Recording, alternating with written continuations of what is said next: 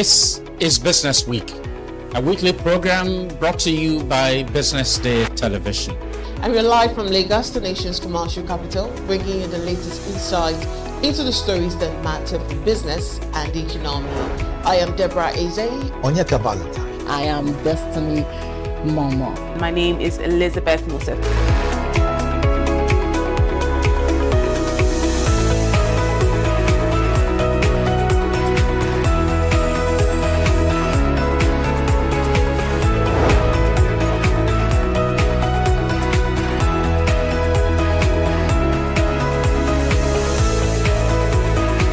When you think of business, think no more, think Business Day. I know that Business Day television will go places. It is the next big thing that will happen to the Nigerian media sector without a shade of doubt.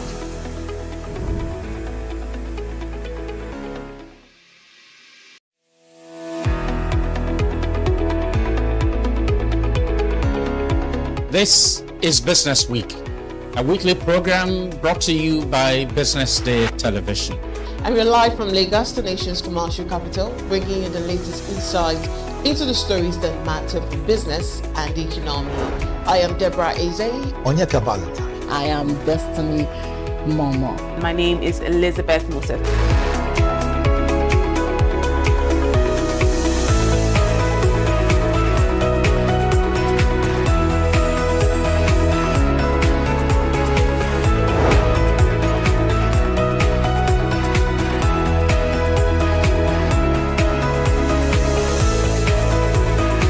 When you think of business, think no more, think Business Day.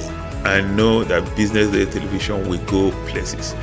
It is the next big thing that will happen to the Nigerian media sector without a shade of doubt.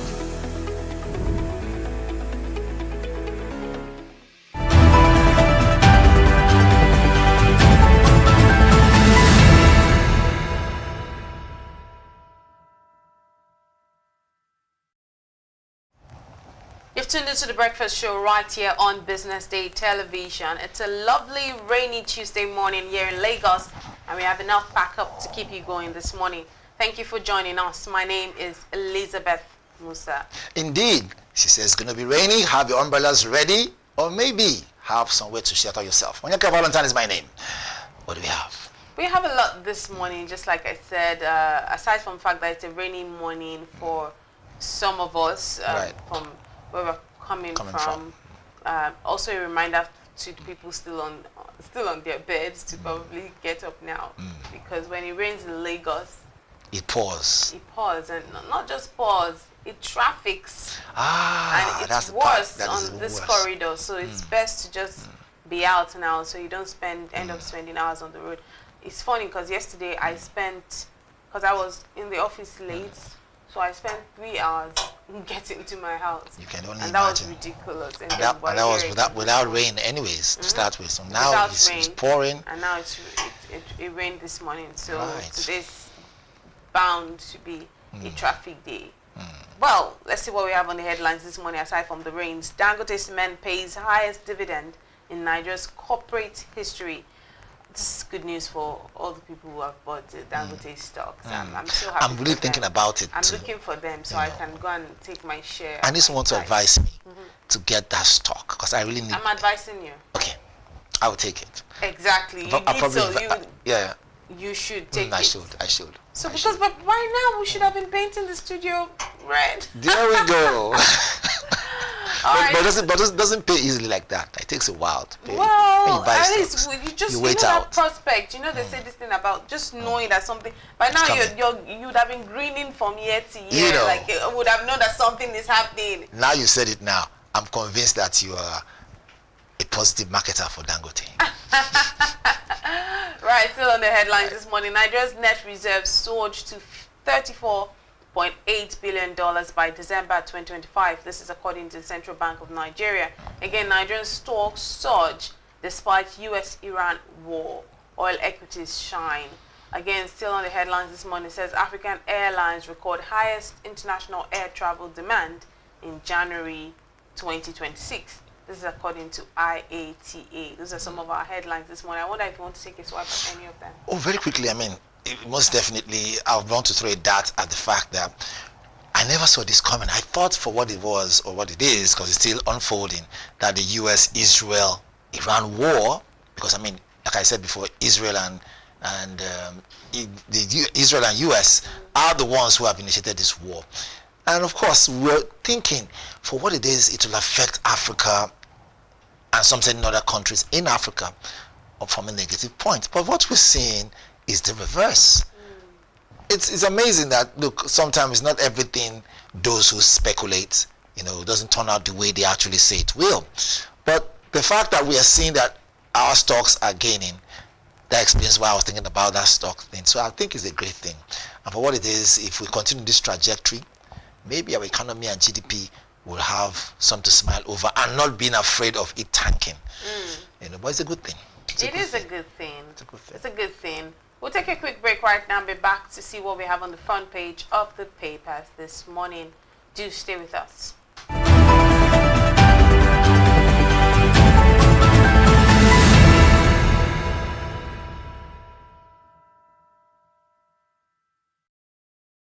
Entrepreneurship is for everybody, but not everybody is for entrepreneurship. They are the dreamers. I remember it was like 3 a.m. by 21st of December 2021. The disruptors. Life is not affordable, let's be real. The doers. BusinessDay Academy has trained over 3,000 event professionals. In a place where the odds don't play fair, they play harder. I would like my business to be remembered as one of the homegrown organizations that has helped with shaping the narrative of this continent positively. From first-time founders to industry giants, this is where serious business meets unexpected turns. I could stay up hours of the night just watching things about space. Welcome to Entrepreneurs Lounge with Norma, where we unravel the buzz and glamorous headshots to bring you the untold. When I went for youth service, where I was sent to, instead of me to go to work, I went to go and learn how to sew. Raw. I'm blown away by the challenges they're facing. And real stories of Nigeria's fearless young entrepreneurs. And it not only yes. Watch Entrepreneurs Lounge with Norma every Tuesday on BusinessDay television.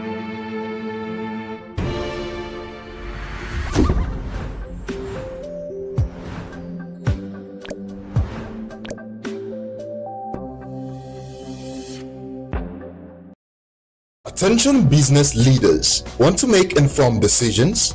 Join the ranks of the best with Premium Business Day.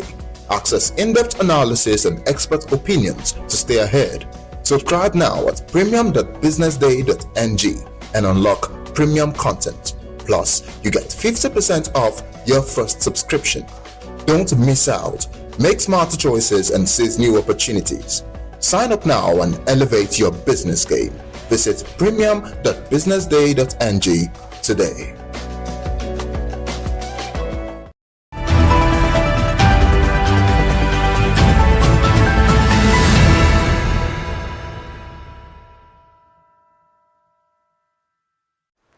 You're still watching the Business Day television breakfast show. I'm Elizabeth, and of course we still have Onyeka Valentine right here in the studio this morning. Let's see what we have on the front page of the papers this morning. As always, we like to start at home. We start off with the Business Day newspaper this morning. On the front spread of the Business Day newspaper, the big story here says Nigeria bleeds $21 million daily as output gap dent oil windfall. That's on page 31 of the papers this morning. Still on page 30 on the papers, Nigerian shippers brace for freight hikes as Middle East conflict rages. We're going to see a little bit of a hike in price when it comes to freight for shippers right now. This is crazy. So this means that we might be seeing prices of imported goods go up in the next couple of months. Not something to look forward to. On page 30 of the paper still, it says Nigeria's Eurobond hit by global sell-off on escalating Middle East tension. That's on the front page of the papers this morning. On page 31 of the papers, President of Botswana appoints Akinwale to Omoboriowo as Vice Chairman of Botswana Power Corporation's Board of Directors.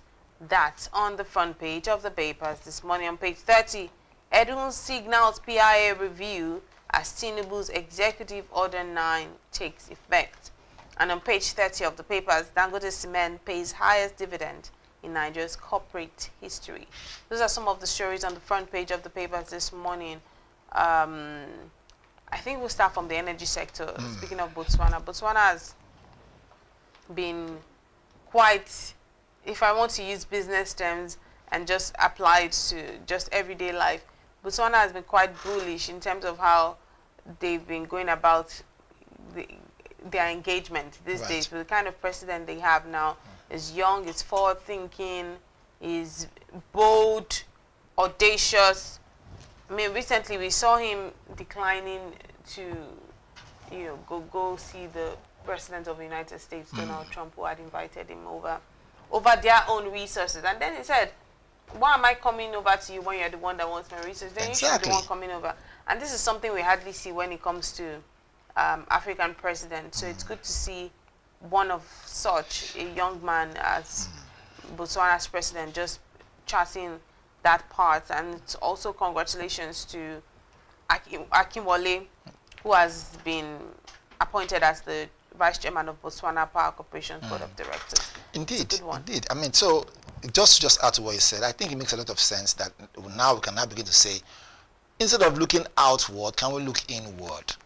And I like the fact that the Botswana president has said, can an African, not necessarily somebody from Botswana, but an African who is qualified, actually come in and head that sector? Makes sense. What this means for us as Nigerians is that some people still believe in us, despite the narrative of some unscrupulous elements and some bad eggs they'll keep giving Nigeria, a bad name, likes of those who are already going through some court cases like Alice Madueke and a whole lot of people we've entrusted before in public offices but have eaten money and embezzled money. A lot of them who we thought they had, integrity, but turned out to be that they were just, deceiving all of us. So people like that who have given us bad names in the past, right? It's kind of demarcates Nigeria. But in this kind of case where we now see someone who Botswana can trust and is a Nigerian come and handle this point, I think it's a good thing. It's that to create the beginning of a turnaround. And you see, they say trust, right, is difficult to build, and it's easy to diminish. So I believe that the opportunity given to this man, he should use it well. He should also try to understand, not even try, he should understand that coming from where he's coming from as a Nigerian, we have no other choice but to brand us well. So let me just be a great example in that field. And then where I see it, the fact that we have a young president there in Botswana making some strong decisions, it makes you understand that Africa has a great future. We are experiencing the boom of a new Africa where we can stand tall and say, even though the United States gives us, aid every now and then, it's not that some countries need it, but because they just want to live better and they collect, it doesn't necessarily mean that you want to mortgage your sovereignty or mortgage your right to speak. And a good example is this gentleman who has said, look, if you want to talk about my resources, you come to me. I don't have to go to you. These are the kind of steadfast presidents who want to see, steadfast leaders that we want to see, people who understand that in politics, in governance, in leadership, right, you must look beyond your personal interest and see that the interest of the people is more important, and they are the ones who you are representing. So if you fall short based on negotiations, come what may, right, you are not only setting a bad example, but you're also going to push the whole country down, because they look down on the whole country. Why do people look up to America? It's not because they have the best when it comes to morals, right, but the narrative they've painted out there in their movies, right, how the media paints 80% of great things about America. They project America as if America is a land of milk and honey. You just get into America and start plucking money from the trees. But it's not true. We know that in the United States also you have beggars on the streets. We know they have their problems. I mean, you don't need me to talk about it. It's all over the news. that is issue of pedophilia going on. There's an issue of, the Epstein files. People who we thought for what it is that they were people of integrity. Now I realize that, wait a minute, what's going on here? What's going on here? These people are actually, I see you laughing over there. So if you really want to be the savior of the world, then set a great example. In this case, I think the rest is the case. So I think Africa were doing well. Let me let you bust out that laughter a little bit. We'd have to take a quick break and then be right back after this to see what we have on the front page of the Punch papers. Definitely. Do stay with us.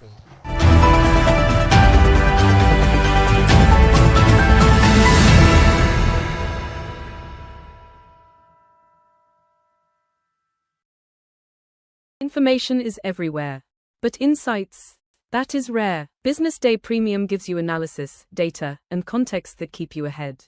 Business Day Premium. Read deeper, decide smarter. They say money never sleeps. Wake up to clarity, insights, and the stories driving business in Nigeria and beyond. From the heartbeat of small and medium enterprises to the pulse of national economic policy, this is where business meets perspective. With expert guests, real-time analysis, and stories that matter to you, we go beyond headlines to bring you the full picture. Join us every morning as we break down the numbers, decode the policies, and spotlight the people shaping our economy. This is Business Money.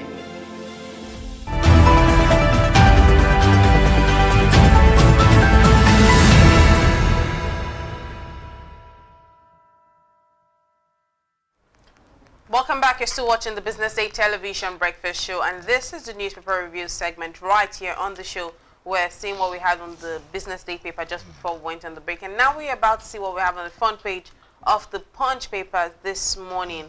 As always, as expected, we're looking to see what comes out of the Israel-Iran tensions, and that's the big story on the front page of the Punch papers this morning. It says U.S. alerts citizens in Nigeria as Shiite protest rocks Lagos. And the writer goes on to say police heighten security after Kano, Bauchi, Gombe, Yobe demonstrations. Still on the front page, protesters condemn strikes, vow peaceful rally amid global tensions. And crisis grounds hundreds of Nigerian passengers.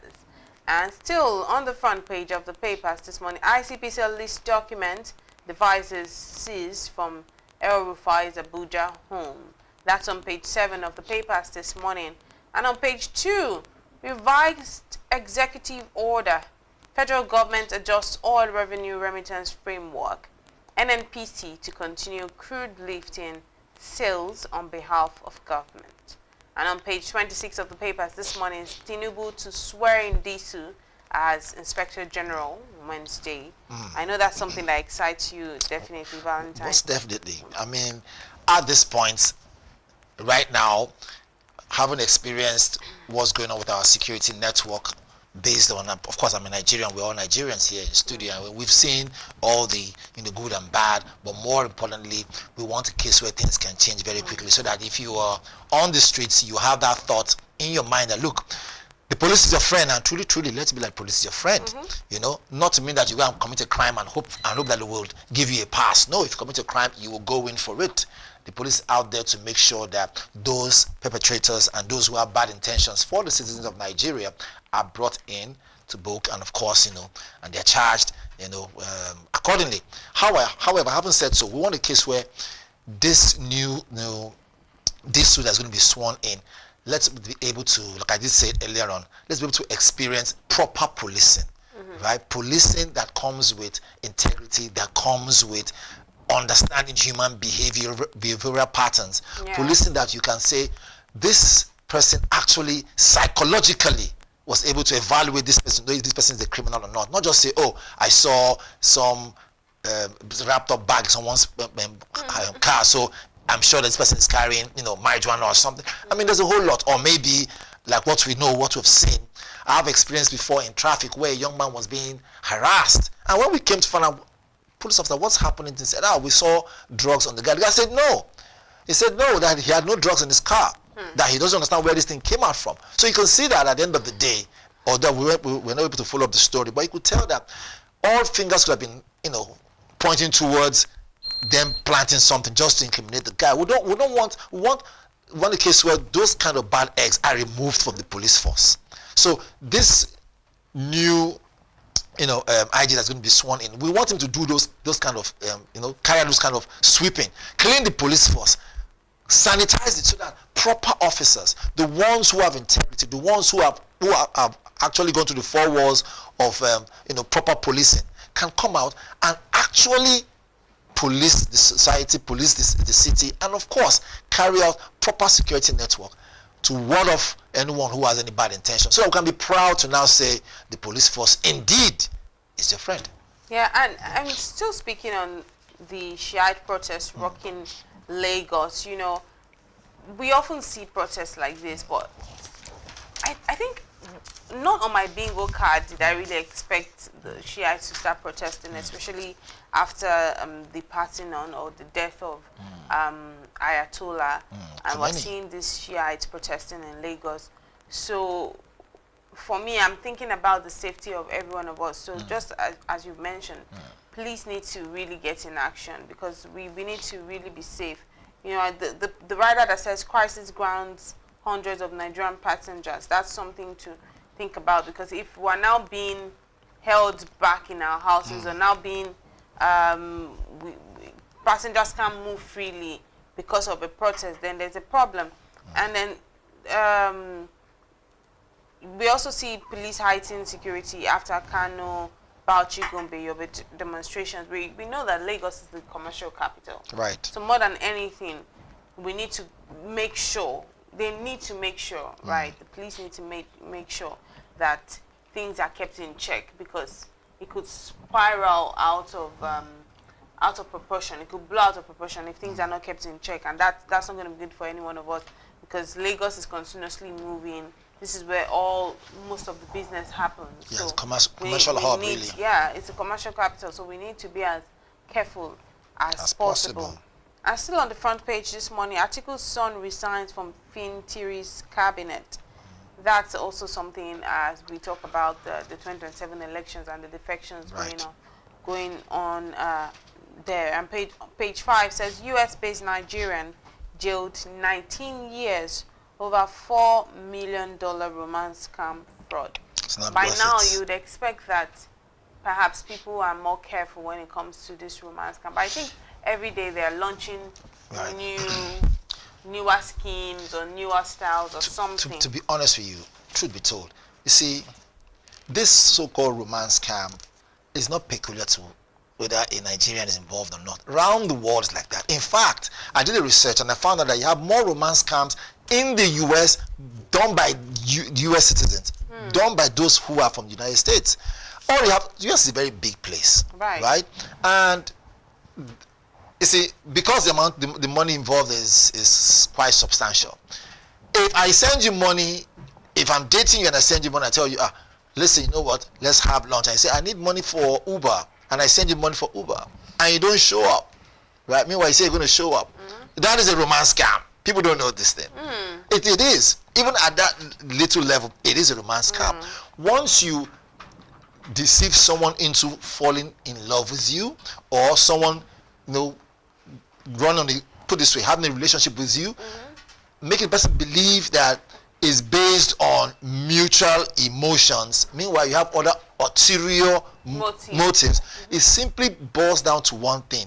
You are setting the person up, right, for emotional destruction. So, give and take. And if finance is involved, most definitely finance is always involved, because like I always say, romance without finance is a nuisance. And so that's the point. So now, someone who's I'm genuinely wanting Elizabeth, right? And Elizabeth now sees an opportunity to now say, okay, for what it is, since he's all over, he's over me. Yes, let me take advantage. That is the point. And so there's a particular clause there. It goes this way: OBT, obtained by tricks, right? And then a lot of people do these things every now and then. It's happening within Nigeria. It's happening outside Nigeria. It's happening cross racial thing. It's happening cross intercontinental. It's happening around the whole world.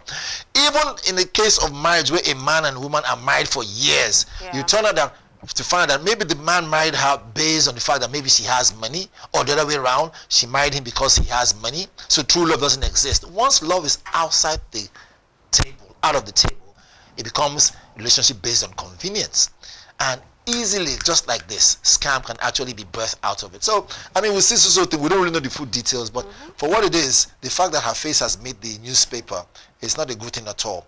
I always say, look, don't tell people's heart. You never know what person is going through and how far they're willing to take it to. As we speak right now, there are people out there who are married, 5, 10 years, have children, and one day the man will just decide to say, let me truly go and find out if these kids are mine. Can we do a DNA test? And you realize, the woman starts losing weight. She's not exercising, but she's losing weight. What's happening? And it turned out to be that maybe the children are not his. That is a romance scam, really. You married him based on convenience. We heard of a story of a gentleman who obviously had children with this woman. After a while, when I realized that, wait a minute, the kids were his, but she had other children outside that he had no idea about. Right. And then she was building a house for her parents, right? Using the man's finance. When he came back to the country, how come our home is looking this way? I thought we said we should remodel it and everything. I said, oh, she had issue with the money and he let it go. That's my wife. So let it go, And turned out later to realize that, wait a minute, she was funding a different apartment for a different family that she has somewhere else. These romance scams we see every now and then, right? There's a special unit based on marital issues right there, and even in Lagos here. And that special unit goes ahead to prosecute people who are either killed their spouse or whatever it is, and it happens in America every now and then. In fact, you have more romance scams done by the United States in the United States by Americans, right, in different states there in America than outside the US. It also happens in Poland. Same with UK. Some people are experiencing it, but they refuse to believe that this is actually a scam. Why? Because emotions are involved. Anyways, so sad for her that she has a face all over the whole thing now. No, she doesn't have a. Does she have a face? Is that not her face over there? This is the face of. Or someone else? Of what's her name? Abike. Oh, okay. Sorry. I thought it was. I thought it was her face. I thought it was. Sorry. And still in the energy world, petrol may hit 1,000 naira per liter. Right. As Dangote hikes price. That's something nobody wants. When we talk about hiking prices, it affects us on different levels. Indeed. Because we don't have electricity. So you also know that even if you're not driving, that means that you have to pay more for buying fuel in your generator. Indeed. Diesel to fuel your generator and all of that. And that just eats deep into your pocket. Pocket which is not deep enough. That becomes, you're eating into it. So, right. Well, let's see how that pans out. Really, let's hope that there's something that can be done to drop the prices for them. And Tinubu to swear in DC as IG Wednesday, which is literally tomorrow. And page 7, ICPC list documents and devices seized from just before you go ahead, I mean, there's something Disu said, I don't know, but I saw in papers when he said there'll be no room for corruption within the police force. That's the kind of statement we want to hear. When you say categorically there will be no room for corruption or wrong policing within the police force, it will build some form of confidence to make you, who is a well-meaning Nigerian or hard-working Nigerian, to now say, for what it is, I can trust the police. If I have an issue, I can run to the police and not be taken advantage of. So that's what I just wanted to add to that. I think it's a good thing. Right, and let's see what we have on the front page of the Vanguard papers this morning. Okay, so Vanguard here says very quickly, because I know we don't have much time, FG begins implementation of executive order on oil, gas revenues. Page 19, FG begins implementation of executive order on oil, gas revenues. 19. Page 14 here says Benin attack. How DSS nabbed suspect over threats to Peter Obi. So Benin attack. How DSS nabbed suspects over threats to Peter Obi. You can see that on 14, page 14. Then alleged secret bank accounts, CCB summons FHC, CG, justice. Page 9. Pardon? So yes, so page 9 you see that one. And then page 8 here it says, governors back Tinubu on direct oil revenue remittance to federal account. Governors back Tinubu on direct oil revenue remittance to federal account, federation account. Then the major one down here says, here we see Tinubu, of course we see his other members of his, those who came for the meeting. We see these two here saluting, most definitely. It says, Middle East war, no distress calls yet from Nigerians in Iran, FG says. Interesting. So maybe Nigerians are now acclimatized and say, go ahead, or something like that. People are safe. People are safe, that's another thing. So no distress calls yet from Nigerians in Iran, or is someone not telling us the truth? Or what does the writer say though? Well, the writer here says Shiites protest attacks on Iran in Lagos. So this writer here focuses more on Lagos than even the major story. Conflict spreads to Lebanon as Iran strikes Saudi Arabia. We see this all over social media already. Qatar energy sites. Kuwait downs US jets. Interesting. War fears deepen as France allies back Gulf states. Polish envoy backs Nigeria's restraint. Urges ceasefire. Dangote refinery increases petrol price to 874 naira per liter. Page 16, you can see that one. Dangote refineries increase petrol price to 874 naira per liter. Some people still have to buy. My worry right now is why they increase. Why is this thing going up now? Right now that I was going to say now that your car is about to arrive, but anyways, you know. So Dangote refinery increases petrol price to 874 naira per liter. Page 16 down here, the very last one, it says Baba Hamed 17 Tinola. No, that's page. The page. That's the page. Sorry. So Baba Hamed 17 and more. So that's what I think we have here. Edun and Cardoso meet. Page of the Vanguard paper this Most morning. Definitely. Do we see what we have on our cartoon of the day real quick before Indeed. Let's see. Move up to see what we have on Business Morning this morning? On the cartoon of the day, there you have it. I come in peace. That's the President of the United States. Trump. And that's a tomb of the, assassinated Supreme leader of Iran. Yeah, Supreme Leader, 1939 to 2026. And then you have, that looks like another president. Yeah. But interestingly, I would say, as much as, cartoon has a way of, giving us that impression from an angle where to lighten up the mood, I would say for what it is, not everybody agrees with the fact that Iran and the United States jointly, carried out this attack. I think Iran has the right to defend itself, just as my own opinion, even though as broadcasters our opinion should not count. We would rather present it so they can be on the fence and allow our viewers, draw their conclusion. But for what it is, if you look at what people are saying globally, you have more people, 85% to 90% of people out there, actually saying Iran has the right to defend itself. But then again, isn't it double standard? If you have nuclear weapons and you don't want other countries to have nuclear weapons, what are you afraid of? Just a question. And again, truth be told, when you now say the country should, that Iran, and I'm talking about the US now and Israel, they're worried about Iran enriching nuclear weapons to a point where they can use it. The question is, truth be told, they've said we are using it for power and other scientific, needs. And so you move ahead to say, not only do you want them to stop enriching nuclear weapons, gadgets or whatever it is, you also want them to reduce their missiles. You're almost asking them to be armless. And see, we've seen, history has shown, there's a list of the amount of countries, and I don't know if I have that time, that we see that America has moved into over the span of 40 years plus. It's crazy, right? And the question now is, if people continue like this, the question now is, are you saying that all countries should become vulnerable? Is the United States looking for a world dominance over other countries? They've always been. And so, is it the right thing? No, it's not the right thing. Every country should have its right to defend itself. No country should bully another country. And that's the problem. Look, just look at this now. Over here, right? It says, based on reports and lists compiled by various people, the amount of countries the United States of America has moved into major military actions, invasions, sustained. Look, 1970, right? You had Vietnam, Laos, Cambodia, right?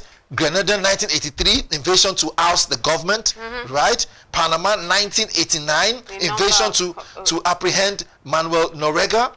Iraq here, 1991, 1998, 2003 to 2012, 2014.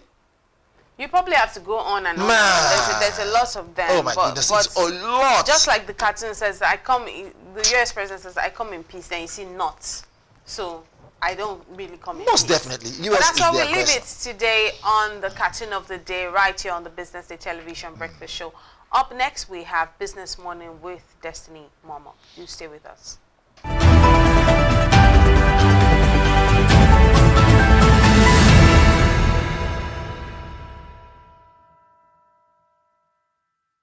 Information is everywhere. But insights, that is rare. Business Day Premium gives you analysis, data, and context that keep you ahead. Business Day Premium. Read deeper, decide smarter. They say money never sleeps. Wake up to clarity, insights, and the stories driving business in Nigeria and beyond. From the heartbeat of small and medium enterprises to the pulse of national economic policy, this is where business meets perspective.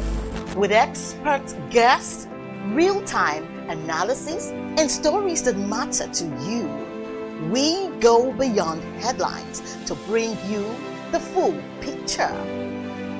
Join us every morning as we break down the numbers, decode the policies, and spotlight the people shaping our economy. This is Business Morning. We are not just showing off businesses, but telling the stories behind them. The hustle, the art, the orders, and the wins. Startup Spotlight, showing every Monday on Business Day Television. Welcome to the Triumph Against Odd podcast. Most people go through their lives without knowing what their superpower is, right? But if you're lucky enough and determined enough to find your superpower before you get to a certain stage of your life, you will be incredibly successful. Look, the first thing is you just decide not to look at the challenges, because if you do, it's going to end you. The closest thing I think is that I had a deeply military background, which is a bit of a never say die background. I saw an opportunity in non-interest banking, and I felt that the demand was there. There was pent-up demand for it. People were yearning for it, and I felt that if we did it properly, if we brought in professionalism into it, and if we brought in our experiences, our various experiences from various backgrounds into it, that it could succeed. Very few people do that because very few people explore their superpowers. They just explore bread and butter issues. I need to eat, and Yes, there will be challenges. This is a very difficult business environment. The government keeps working on how to make business easier. The first problem to overcome is really just starting, right? We thought about this idea for over 2 years before we even took the first step. You cannot ignore this country. No, and to be from here, I think is an incredible privilege. Nigeria will be ascendant in my lifetime. This is Business Week, a weekly program brought to you by Business Day Television.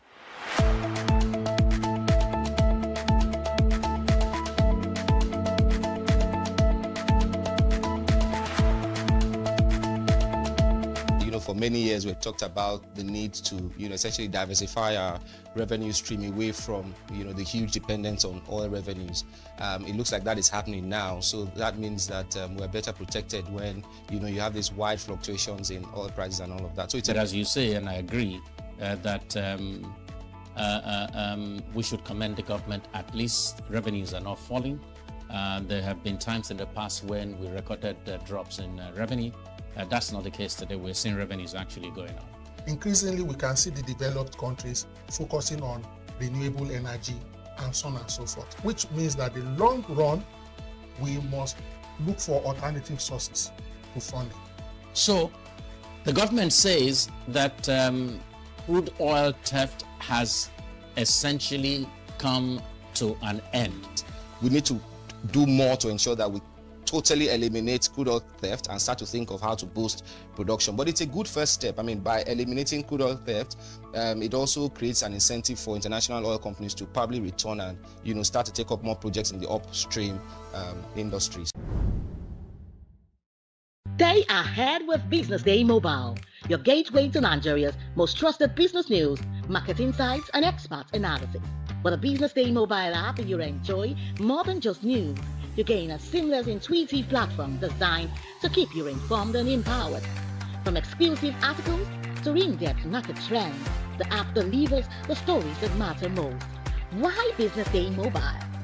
For premium access, for a clean, responsive design, for a smarter navigation, for customizable allow, and for all-in-one business hub. Whether you're a business leader, investor, policymaker, or enthusiast, Business Day Mobile brings you closer to the insights shaping Nigeria's business landscape. Download today and put authoritative business journalism right at your fingertips, anytime, anywhere.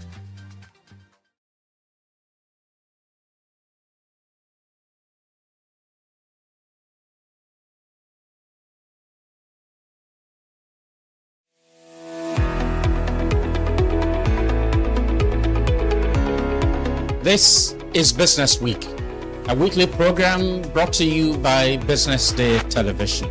And we're live from Lagos, the nation's commercial capital, bringing you the latest insight into the stories that matter for business and the economy. I am Deborah Eze. Onyeka Valentine. I am Destiny Momo. My name is Elizabeth Moses.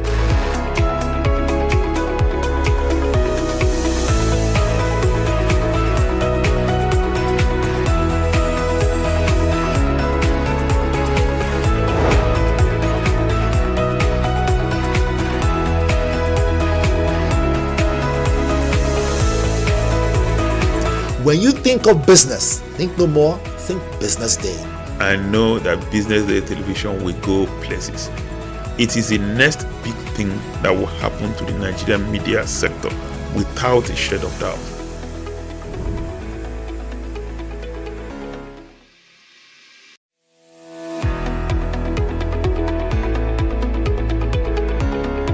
This is Business Week, a weekly program brought to you by BusinessDay Television.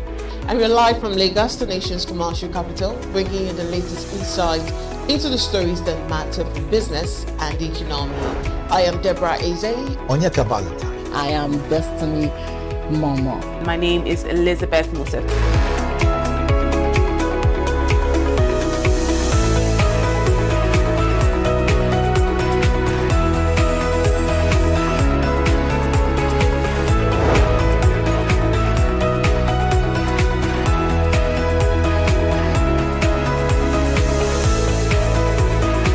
When you think of business, think no more, think Business Day. I know that Business Day television will go places. It is the next big thing that will happen to the Nigerian media sector without a shade of doubt.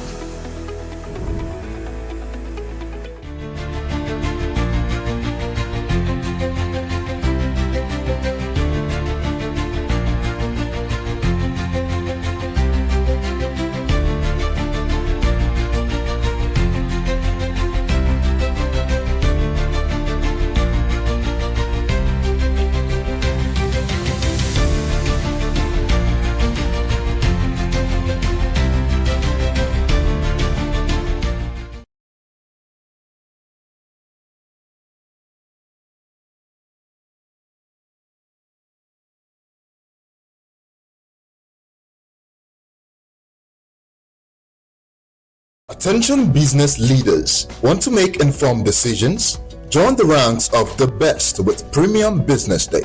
Access in-depth analysis and expert opinions to stay ahead. Subscribe now at premium.businessday.ng and unlock premium content. Plus, you get 50% off your first subscription. Don't miss out. Make smarter choices and seize new opportunities.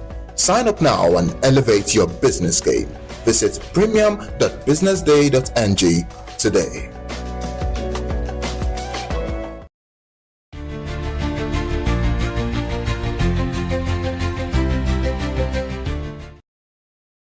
And now you're welcome to Business Morning segment of the Business Day Television Breakfast Show. I am Destiny Momo, and now let's move to the first conversation for today. I'm talking about why Nigerian startups must build for infrastructure failure. And now, in Nigeria's fast-growing tech ecosystem, innovation is actually no longer just about speed or scale. It is about survival from unstable electricity to unreliable internet connectivity and payment downtime. Startups across the country are learning a hard truth. Now, if you don't build for infrastructure failure, a product may fail with it. Now, according to the World Bank, businesses in Nigeria actually lose significant productivity each year due to power shortages alone. And then while digital adoption is accelerating, infrastructure gaps remain a daily reality for millions of users.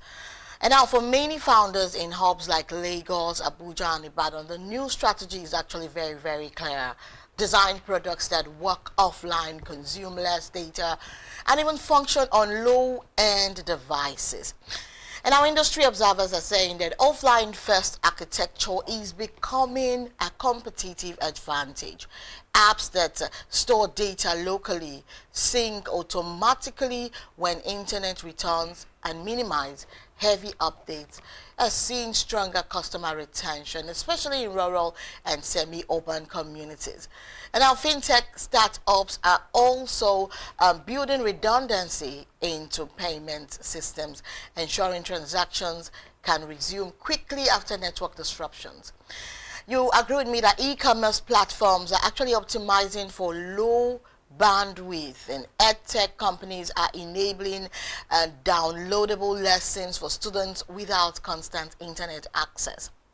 Experts actually argue that resilience and not perfection will define the next wave of Nigerian innovation, because in an environment where power can drop without notice and connectivity even can fluctuate by the hour, reliability becomes the real innovation.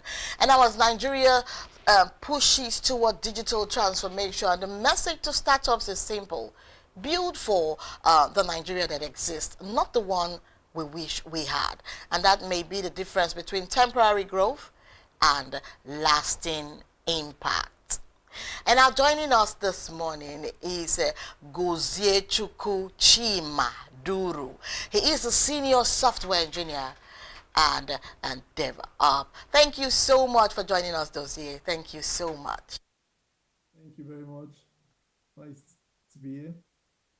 Wow, it's a pleasure having you join us this morning. Right, so very quickly, in regions, okay, with unreliable connectivity, should offline first design be the default standard rather than a special feature for emerging markets? Do you think this should be, coming at this point? That should be the honest yes, and it should actually be the default, because in areas like Nigeria where you have poor connectivity, and that is almost like a norm, where power cuts could happen at any time, where network drops could happen at any time. If your app is not working in the right way, then you definitely you're not building for the right people, and most people will not be able to have the right user experience for the application. So offline feature should not be treated as a premium feature. It should just be like you're actually respecting your users' reality. That should be the way it is. Nice, nice. I like the way you just made it in very, very simple terms, right? So we can actually relate, and I'm sure the viewers out there are actually relating with what you just said right now. All right, then next is how can engineers actually design apps that continue delivering full core value even when internet access drops unexpectedly? You know, these things actually do happen. Yeah. So the key is actually asking what is the core value of this product. That's what the engineers and the team should be asking. What is the core value of this product? For example, if it is a note-taking app, then users could actually write notes and without internet. But if it's something like maybe a POS system, then transactions should actually queue offline and sync later. Because if the design should actually be done in a way that it works locally first, and then the sync would actually happen when connectivity returns. So the design is not, the system is not dependent on connectivity or dependent on power. And then internet should be able to enhance the experience, but it should not be a requirement, a basic requirement feature for these applications to work. So if the design is actually done in this way, then obviously you're actually building for the environments that we are at. You just made it clear that it means that we're building for the environment that we are at. But then again, what architectural decisions and local caching background sync or lightweight APIs truly define a strong offline first product? Okay, so like I mentioned earlier, the design should be done in a way that the data is more local. So the things that should actually stand out in the design should be that there should be, number one, a strong local storage. So most of the data should be first stored locally. So the data lives on the device first, and then there should be a smart backup sync. So users don't actually have to manually refresh. Then the next one should be that the API should be very light. They should be lightweight API. So not everyone actually, because in environments like Nigeria, not everyone has the fast data. So the API should be fast, should be light. So it could be able, the irrespective of the amount of network or irrespective of the connectivity, it could still go through. So a good offline first product should actually assume that cloud is temporarily unavailable and it should still be running without that. Yeah. You've just actually still giving us more insight on this, right? And we can actually relate. Okay, so how do you prevent data conflicts and loss when syncing offline user activity back to the cloud? Okay, so this is where good system design actually matters, because the clear rules should be that which updates should actually win, which updates should we prioritize, and should it be the latest one, or should it be the server version, or should it be the user's version? So the clear rules should actually be clearly stated, and there should be proper timestamps and version tracking. In some cases, you might actually need to even show the user a simple example of conflict options. So if the goal is actually to avoid, you cannot avoid conflict completely, but as much as possible, how can we handle them and predictably go about them safely without any issues? So that should be the kind of way we should have a look at that.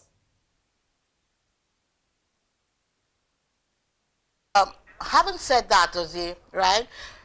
Should performance on low and Android devices actually be a primary benchmark before products launch, especially in African markets? Sure, absolutely. Because many users across Africa use most people use entry level Android devices, which actually has limited RAM and storage.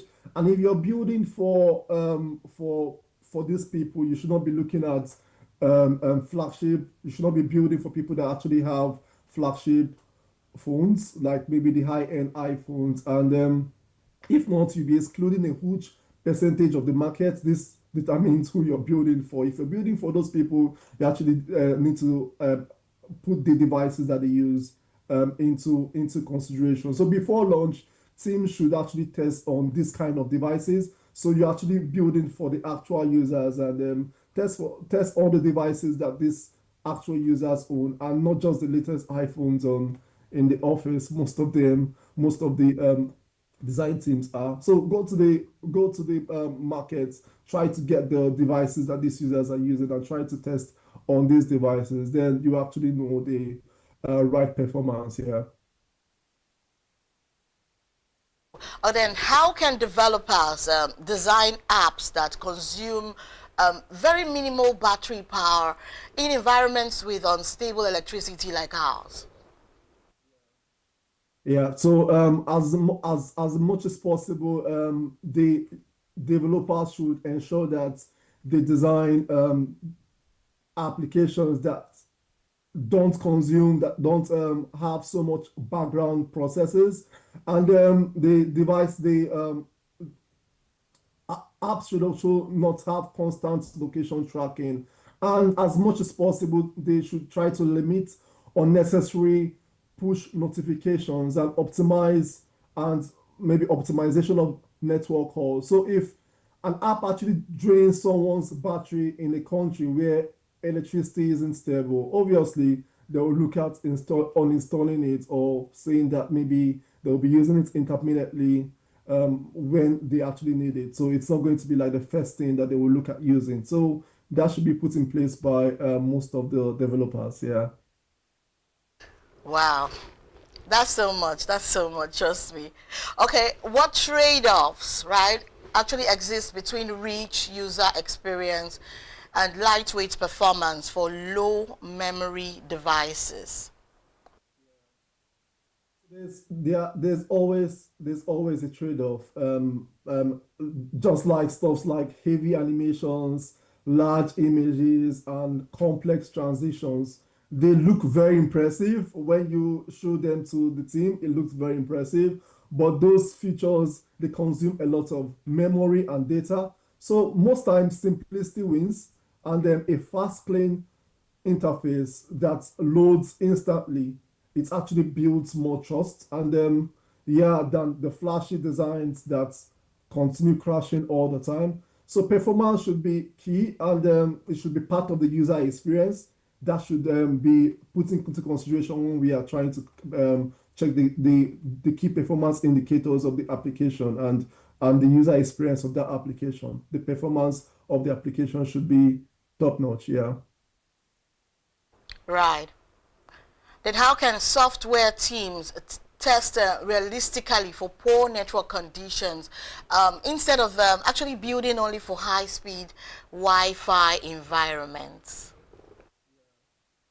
Okay, so teams must, as much as possible, like what I was saying earlier, simulate real-world conditions, like the conditions that the people, the users, the end users are actually going to have. So they should throttle the network speed during testing. They should turn off the Wi-Fi unexpectedly during testing, and they should also test on 3G and introduce packet losses. So when they do this, then the team is actually not only building on the high-speed Wi-Fi in the office, they're actually building for the particular users in that particular environment, that the devices are actually the applications are actually going to be used. Yeah, so that's the key. Trying to simulate the environment. That's the key.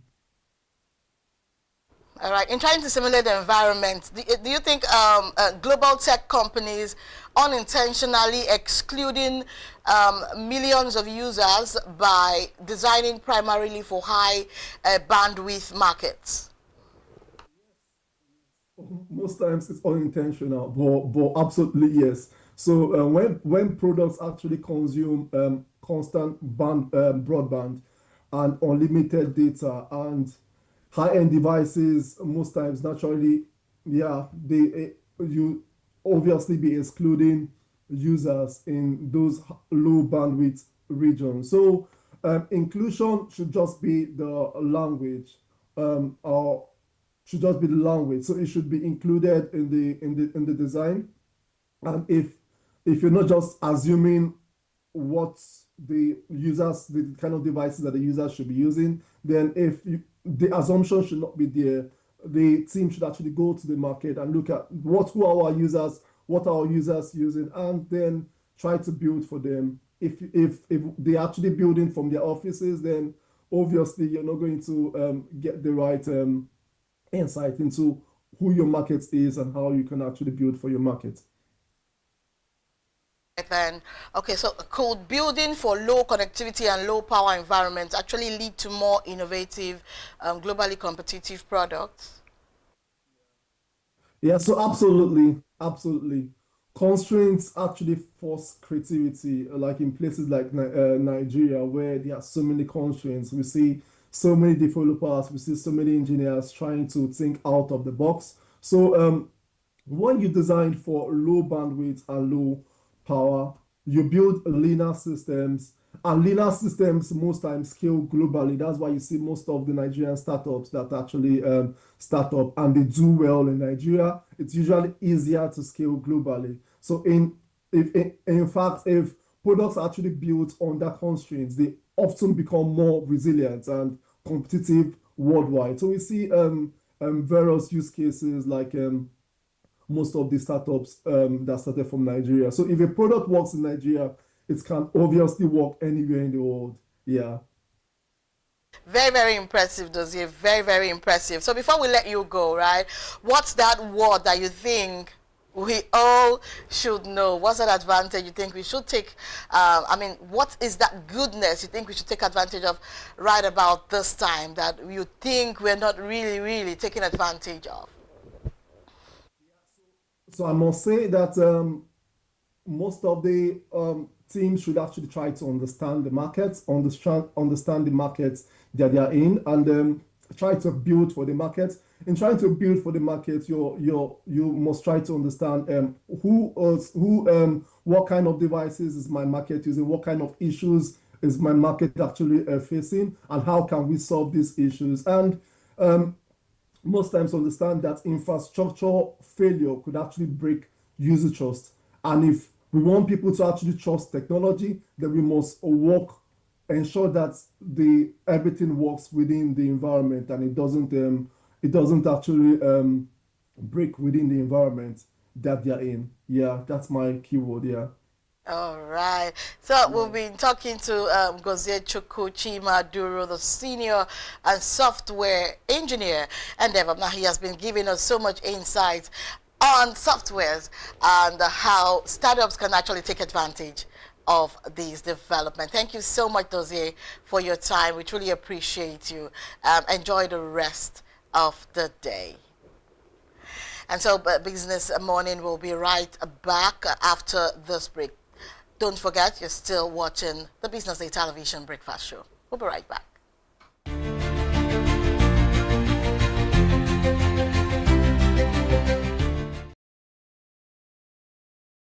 Hi, I'm Abdraman Ali Alafiz, also known as the Climate Bender. I'm 16 and I want to talk to you about something that affects all of us, the air we breathe. Millions of Nigerians wake up and breathe air that slowly damages their lungs, their hearts, and even shortening their lifespans. This isn't a problem in the future. It's happening right now, inside your homes, on the streets, and in our communities. And the sources aren't far away or abstract. They're the generators powering our homes and businesses and the old vehicles in our roads. Nigerians depend on generators like no other country. We have around 60 million petrol and diesel generators in daily use. For many homes, schools, hospitals, and businesses, generators aren't backup, they are survival. At the same time, road transport is a huge problem. Traffic contributes about 30% of line particle pollution in cities like Lagos. Old cars, bad fuel, condensation, and weak environment mean inhaling toxic air every day. All this pollution is deadly. Every year, almost 114,000 Nigerians die because of air pollution. In Lagos alone, pollution costs around 2.1% of the city's GDP in lost health and productivity. And the people who suffer the most are the ones who can least afford it. Low-income communities living closest to these engines. We have to face reality. Nigeria has promised net zero by 2060, but that doesn't save people today. Grid reform will take years, electric vehicles are too expensive and unreliable right now, and charging behavior alone can't replace the power and transport people depend on. The engines on our streets and in our homes will keep running. So the question is, will they keep poisoning the air? Or can we make them burn cleaner now? That's where certified fuel additives come in. These are approved additives that can reduce carbon emissions and make petrol and diesel burn cleaner. They don't need new engines, they don't replace generators or cars, and they can be used right now. Studies show that these additives can cut fine particle emissions by 30 to 50%, reduce carbon monoxide and unburnt hydrocarbons, improve fuel efficiency, and reduce black smoke. That means cleaner air within weeks, not decades. Fuel additives aren't the ultimate solution. They're a bridge while Nigeria builds renewable energy and electric transports. Clean air isn't a luxury, it's a human right. That's why #ZeroCarbonNigeria is calling for mandatory use of certified additives in industrial generators and commercial and public transports. Because good solutions now save more lives than perfect solutions later. If engines must keep running, the air they produce must stop killing us. This is not climate delay. This is climate action right now.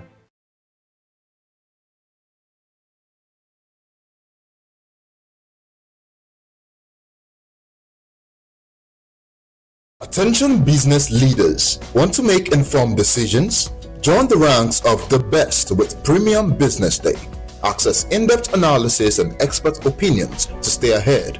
Subscribe now at premium.businessday.ng and unlock premium content. Plus, you get 50% off your first subscription. Don't miss out. Make smarter choices and seize new opportunities. Sign up now and elevate your business game. Visit premium.businessday.ng today.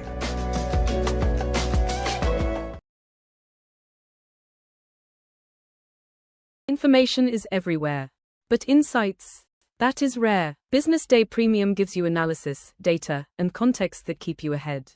Business Day Premium. Read deeper, decide smarter. They say money never sleeps. Wake up to clarity, insights, and the stories driving business in Nigeria and beyond. From the heartbeat of small and medium enterprises to the pulse of national economic policy, this is where business meets perspective. With expert guests, real-time analysis, and stories that matter to you, we go beyond headlines to bring you the full picture. Join us every morning as we break down the numbers, decode the policies, and spotlight the people shaping our economy. This is Business Money. We are not just showing off businesses, but telling the stories behind them. The hustle, the art, the orders, and the wins. Startup Spotlight, showing every Monday on Business Day television. Welcome to the Triumph Against Odd podcast. Most people go through their lives without knowing what their superpower is, right? But if you're lucky enough and determined enough to find your superpower before you get to a certain stage of your life, you will be incredibly successful. Look, the first thing is you just decide not to look at the challenges, because if you do, it's going to end you. The closest thing I think is that I had a deeply military background, which is a bit of a never say die background. I saw an opportunity in non-interest banking, and I felt that the demand was there. There was pent-up demand for it. People were yearning for it, and I felt that if we did it properly, if we brought in professionalism into it, and if we brought in our experiences, our various experiences from various backgrounds into it, that it could succeed. Very few people do that because very few people explore their superpowers. They just explore bread and butter issues. I need to eat, and Yes, there will be challenges. This is a very difficult business environment. The government keeps working on how to make business easier. The first problem to overcome is really just starting, right? We thought about this idea for over 2 years before we even took the first step. You cannot ignore this country. No, and to be from here, I think is an incredible privilege. Nigeria will be ascendant in my lifetime. This is Business Week, a weekly program brought to you by BusinessDay Television.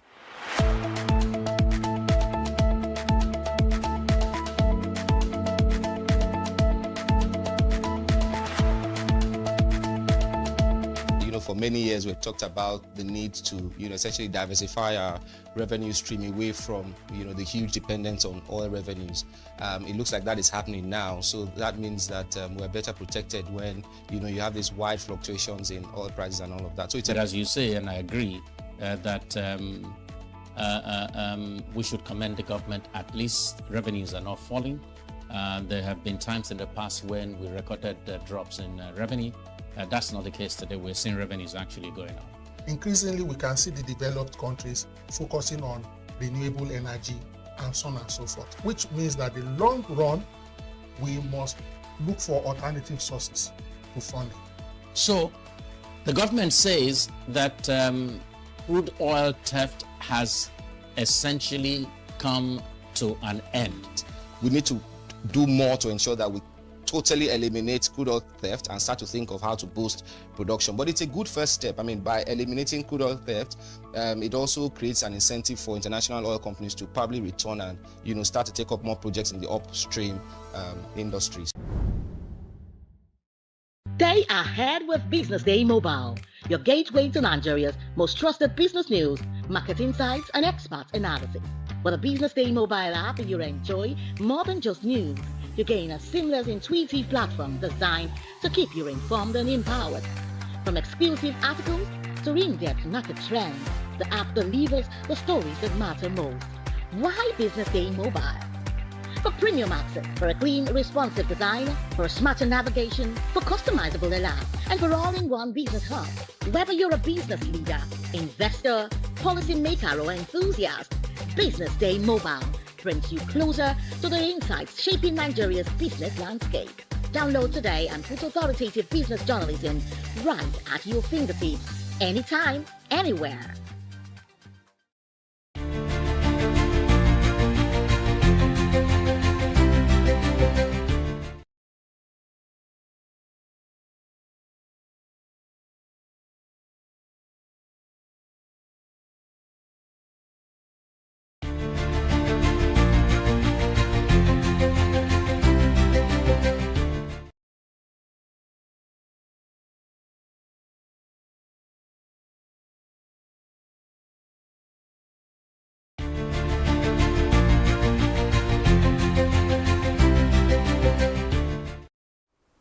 Yeah, welcome back. You're still watching the Business Day Television Breakfast Show, and this is the Business Morning segment. Welcome back to the second discussion for today, which is U.S.-Israel-Iran war and the economic uncertainty hovering around Nigeria, right?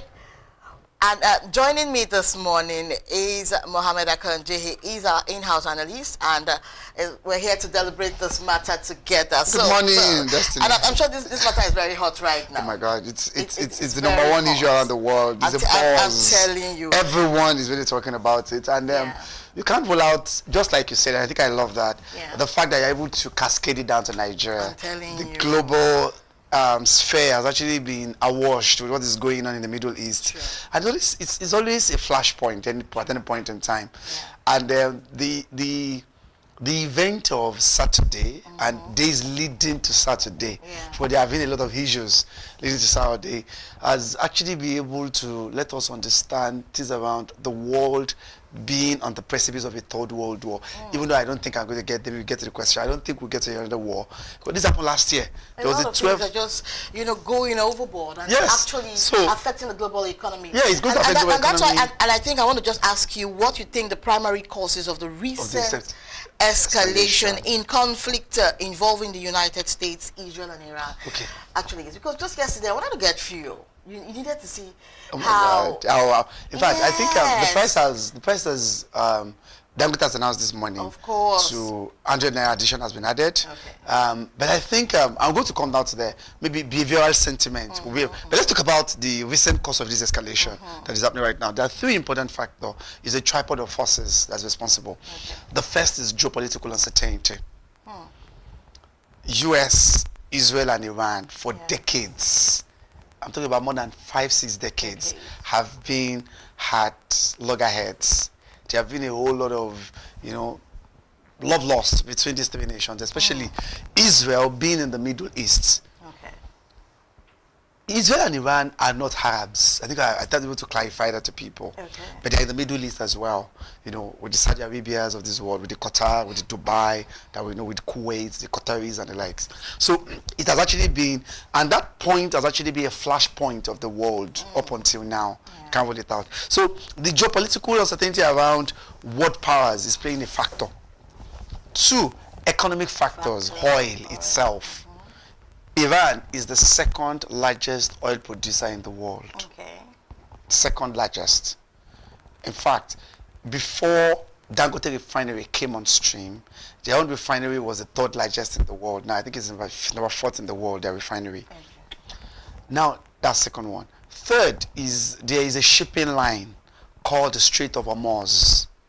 Hormuz is where 20% of the global oil supply pass through. 20%. 20% of the global oil. Close to about 20 million barrels pass through that place every day. Wow. So, and they control that strait. So it's like a water channel. But that water channel passed through them, passed through Oman, Kuwait, Bahrain, Jordan. And US has military bases in all these places. They are military bases. So, and the final thing is that there are internal issues in Iran. In January, there was an economic protest, just like we have in Nigeria. Iranians protested against economic hardship. 2 things went by about 500%. The price of bread and the price of sugar skyrocketed in Iran. It's on the back of economic sanctions that America has imposed on them. US imposed sanctions on them, and that weakened the currency, affected the economic trajectory. So people protested against the government. Okay. So the protest led to 2,000 people killed. Wow. 2,000 Iranian people were killed. The government, tried to be able to forestall order. Now, the final reason is the man that was killed on Saturday, which is actually the bulk of it. The person that was actually killed was Ayatollah Khamenei. Who is he in this he's the supreme leader of Iran. Okay. So he came into power in 1979 when they took over power. Not his elder brother. His elder brother died in 1991. So the supreme leader is like the Queen of England. Oh, okay. Imagine that the Queen of England, you're the Prime Minister. So they are there till forever. He's always there. So he's Ayatollah. What's that? Okay, so it's the Ayatollah that died, that was killed, because he's the supreme leader, that's what they call him, of Iran. He's powerful than the president. All right. So that's what is actually causing the escalation. So America targeted him, but before then, 5 days before then, he too placed a bounty of $30 to $100 million on whosoever can help him kill Donald Trump. Oh wow! He to kill Trump as well. Yes, there's $100 million bounty. gone now. Yes, As a Trump result too. So of maybe that. it's more or less like Trump's hand is actually faster to kill him. He to place a bounty that whosoever killed Donald Trump, they have attempted to kill Donald Trump as well. So Now, it's a this power major point. That's a major point of what's actually going on right now. But then again, how might a prolonged U.S., Israel, Iran war actually affect global oil supplies and even prices, especially through strategic choke points like the Strait of Hormuz? The Hormuz I told you about is a choke point. Don't forget, please. 20% of global oil. That place is a major channel for oil production in the world. Oil movement may not affect us Nigeria directly because our own oil don't pass through. There is through the Black Sea, Russia part, Estonia, Europe. We refine most of our oil. Then before Dangote refinery, Dangote streams came on. Dangote refinery came on stream. We tend to be able to have that. Wow. Sorry. Wow. So I think the challenge we have that we usually be able to have until now, before then, is the fact that with this 20%, with 20%, it was this 20% passing through there, the world is actually suffering. $100, the price of oil, Brent, which is the global benchmark, we call it Brent crude. That is where we sell as well. We sell our own, it's Bonnie Light, okay, because I don't want people to go into some of the technicalities. But Brent is the stand, is like the gold standard of oil prices. Brent this morning is about $92 per barrel. That is unbelievable. So to Nigeria is a plus point. It means our oil will be sold at $92, far and above the budget benchmark. But the problem there is you, my people, we are buying the oil. Today, there's a likelihood by the end of this week, petrol will be like 1,000 naira per liter. We never expected to be able to happen as well. It might it's about 9:37 now this morning. I know if this war is a forever war, if it persisted for long, we might likely. So it's a double-edged sword. On one hand, more revenue to the government of Nigeria, more revenue to oil producing nations. But I think that is very, very little in the scheme of things than the livelihood of people that will be impacted. Exactly. You understand? And given the epileptic power nature now, people are using fuel to be able to power. Good. So I know that's where the effect. If this event, I hope it's not a forever war anyway. If it lasts by today, because they're likely going to negotiation continues today. Oh my God. Negotiation continues today. I just wish that it happens better because of course, and the suffering is already too much. Tension escalates. Tension eases. Once it is today, it's going to be so much more. No, the catastrophic effect, ripple effect will be large, and that's why those are what you said. The choke point of Strait of Hormuz is a ripple effect that will touch base on everywhere in the world. Okay. Now, concerning the Washington Post, right? In what ways does uncertainty from the U.S., Israel, Iran conflict actually influence global financial markets, e.g., stock markets, indices, inflation expectations, and even a risk aversion. Risk aversion of people. So, stock market rallied yesterday. Now, first of all, remember, oil price went to $100 per barrel for some. $100, it doesn't go to $100, but I'm sure by what I'm able to get today, you'll likely get to $100 today per barrel. Stock market reacted. The reaction was investment sentiment. People that invested in oil cashed out. But it's a minor bubble. You understand? It affected a lot of other stocks. The stock price went up. Most of the non-oil producing countries, the stock market was heavily hit. They were in the red yesterday. That is the impact of war. So they were in the red. Investors are now quite skeptical. People are scared to be able to put in the money. But as I said, this morning, tension eases. On the back of a likely negotiation that we continue. The negotiation started in Oman. It was in the middle of that negotiation, US launched the first salvo. They threw the first salvo into Iran. And Iran too, ever since then, have actually been firing back. But the stock market has been risk aversion, of course, just like we agree here. In international finance, we said capital is a coward. It will never go to a place where you feel insecure. Nobody wants to put their money in a place of insecurity. Anyone will never want to do that. You want a safe haven asset to invest in. And that is the question. So investors were very skeptical. There were a lot of profit taking. People want to take in their money quickly out. And don't forget what I've been witnessing in Nigeria. There's been a bubble in Nigeria. Our stock market has been, one of the bubble has been in profit taking. We're asking, I think we're not asking me, when will this bubble burst? We don't know yet. But with what is happening right now, We got to be a bit careful. Investors you too just needed to said be very it. careful. Investors should be careful. At this Everyone should be moment. careful. Every So, business-minded and individual have to be very careful at this should be moment. careful at the moment. Of course, with their to spending. your They should just calm investments. down and just watch. See how things and actually see be how able things to pan unfold. out. So that's all right. the Now, given Nigeria's reliance, right, on oil exports, right? Okay, and how could rising global crude prices resulting from the U.S.-Israel-Iran conflict benefit or harm Nigeria's fiscal position? We know it's a lot. But let's like say we are oil export nation now. Yeah. So we are a net oil export, not oil import. Sure. We now export more. As I said, it's a double-edged sword. Dangote now will be smiling to the bank. I'm telling you. Nigerian government, most of the oil-producing nations, in the last 3 days, the economy of the world, oil-producing nations, mind you, will be smiling to the bank at $90 per barrel, $100. So we need to be able to have more money in reserves. More money, that's the meaning. Remember, the budget was predicated on $70 per barrel. No one ever predicted that it would go to $100 again. Now, it's $100. It's not going to $100, but it's likely to get there. It's not $80. So, but are you saying that even a dollar rate will skyrocket? Might be affected if we are still relying on imports. We're talking about like 1,003 or... I know, that's what we're talking about. Exchange rate. I'm talking about going to exchange rate. I'm talking about oil price itself. Okay, I know, but I'm saying that yes, it will affect that as well, because if we as an oil exporting nation, we are getting more dollar in. All right. Normally. Okay. But if you're a net oil importing nation, if you're importing more oil, it is going to be able to affect exchange rate stability as well, unfortunately. It will. But maybe that's why we should thank Dangote. And just one of your colleague here, Val, used to say, that thing is our saving grace at the moment. Exactly. Would have been feeling the pang more than it is. If not because we're importing, if we also had net oil importing, because the Strait of Hormuz has been blocked, Iran has been bombing it up. So maybe yes, I think it was our own man of the year as well. But that gave us a little bit of a leeway to play around with. You understand?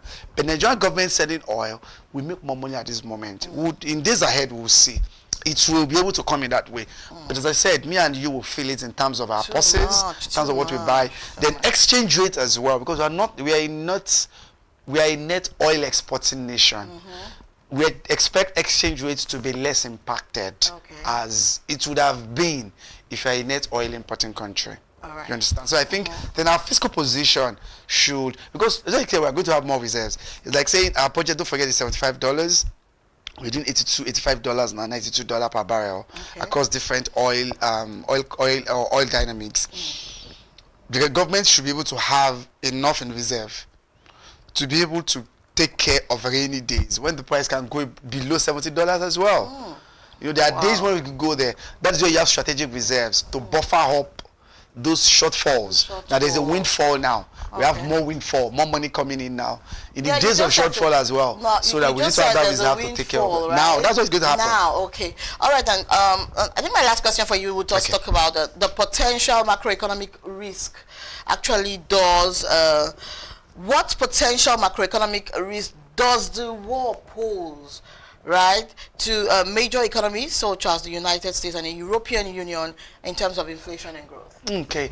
So, can you take that question again? I'm so sorry. Yes, just like what we talked about in Nigeria now. Talking about from... global. Yes, like what potential macroeconomic risk does this war or the impending war pose to major economies such as the United States and the European Union in terms of inflation and growth? Oh, God.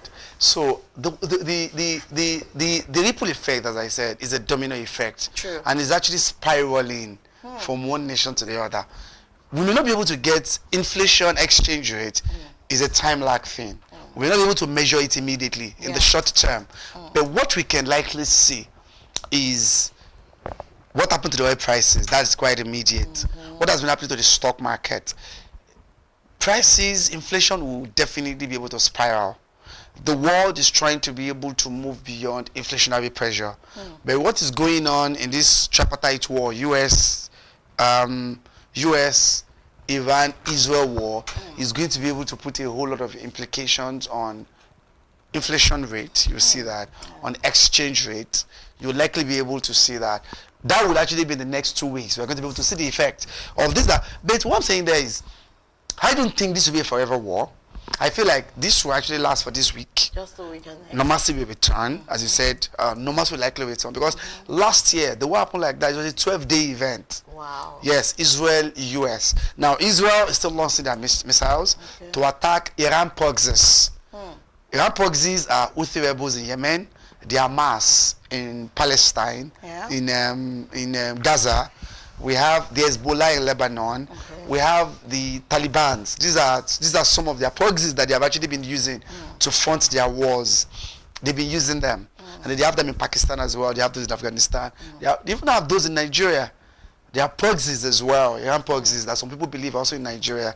The IMN, as they call them, that the government has declared the terrorists. So I know that all these effects, it's going to be able to have a touchdown effect on economic indices. Inflation, just like I said, we've seen impact on stock market. We've seen the impact on oil prices, but I'm sure exchange rate and inflation will likely be able to see those effects in days ahead. But I know it will not be pleasant. I can tell you that. You've just said it, that it will not be pleasant. And you also know that the rising global freight rates and war risk insurance costs is as a result of a conflict that is affecting Nigeria's import-dependent sector. So just conclude on this. So the war itself, as you said, I think is an opportunity for us. You know what I said? This war, let's say for Nigeria, if we cascade it down, if we domesticate it, is a double-edged sword. A double-edged sword. On the one hand, it's an avenue for government to buffer up their economic pulse. Because remember, the oil price has gone up. Maybe before it comes back to the steady state level again, there's a spike now. It has spiked. And that means that if you can be able to ramp up our production, the 2 million barrels that we are targeting, it simply means that whatever we are selling now is $92 times 2 million. So whatever we can produce, you are simply making 92 of that, or $100 when it gets to that particular level, where oil price is actually rallying to. We are looking at $100 or even beyond, the north of $100. So I think that is one angle. You understand? Where we can actually be able to get that in terms of our people that import product, of course, will be impacted. The importers, I mean, there will be an impact on that on exchange rate because most of the shipping lines have been, especially the one that passes through the Black Sea in Russia, the Strait of Hormuz is in the Middle East, and it flows through there. There is a blockage. Iran has been attacking every ship coming through there. So most of the importers will have delays. Shippers have a delay. At the same time, there has been shelter in place in places like Dubai. People are not coming out. Flight has been grounded. Flights can't move in Qatar, in Kuwait, in Bahrain, in Jordan. Shelter in place. People are at home because the missiles are being launched from Iran. It's just everywhere. So they have to be able to do a whole lot of those that we are seeing there. So the salvo, I mean the attack and the counterattack coming from these parties is spiraling beyond what you can imagine. But as I said, I'm really hopeful. I know the war will still be there. They still have their Cold War on the surface. But remember, what America is actually fearful of is what Iran is doing right now. The nuclear armament, their nuclear program. Imagine if they have nuclear program, they will be so careless to launch it, and that can actually be able to kill millions. That is what America and Israel is actually telling them. Even though, yes, they have their own issues to be able to battle with, or they have their own concerns about them. But if you allow Iran to be able to declare nuclear programs, I don't know what that might actually be able to portend for the world. So, but we know that in days ahead, as I said, discussion continues today in Oman. The discussions that at least they will actually be able to come to some sensible, to be sensible, and because bring the tension down. The year is just starting. It's just the end of the end of the first quarter. So yes, exactly. So we've been speaking with Mohammed Akanji, our in-house analyst, and he has been able to successfully analyze, the U.S.-Israel-Iran war and its effects on the economic uncertainty hovering around Nigeria and also the rest of the world. Thank you so much, Mohammed. Thank you very much, for Destiny, joining for us having and me. giving us Thank this you. much insight. Thank you, Destiny. So much. Thank you so much. Now that's it for Business Money today. Now, thank you for staying with us as we tracked the latest trends shaping markets and the economy. Remember, business decisions are stronger when backed by the right information. I am Destiny Mama. Do stay tuned for more updates on Big Story with Elizabeth Musa, and join us again tomorrow for another edition of Business Money on The Breakfast Show. Stay blessed.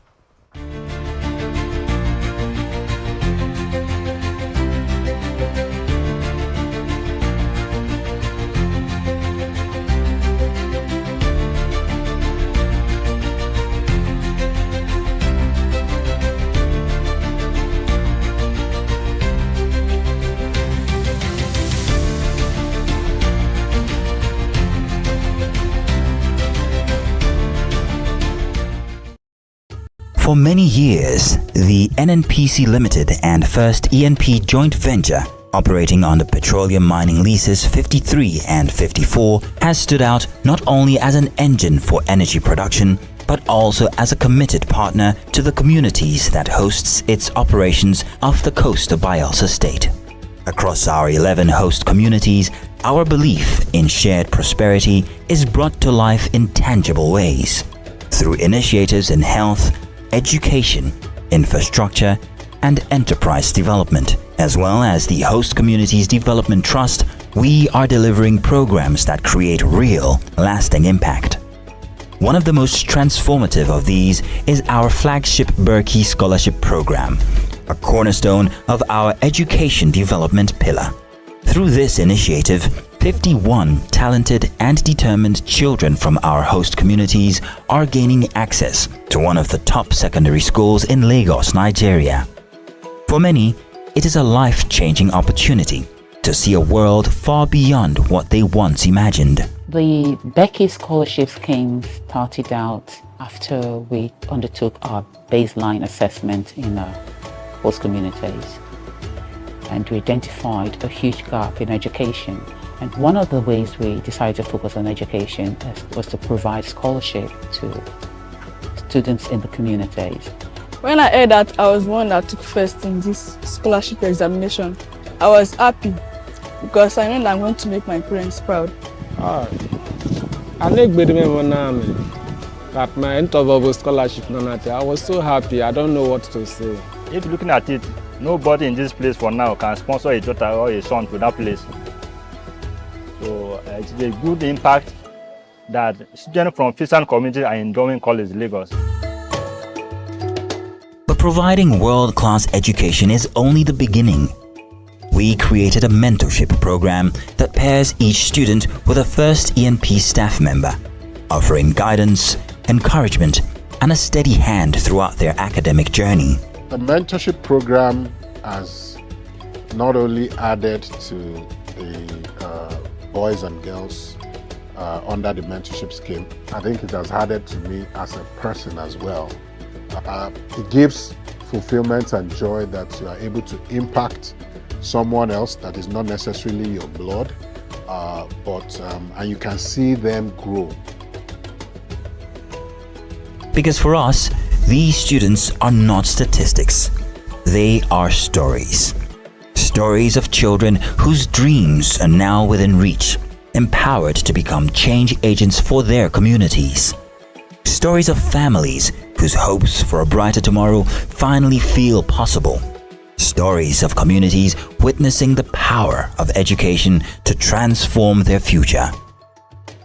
I can remember when the first set came. Very timid, shy, unsure of what will happen, but have seen a lot of transformation.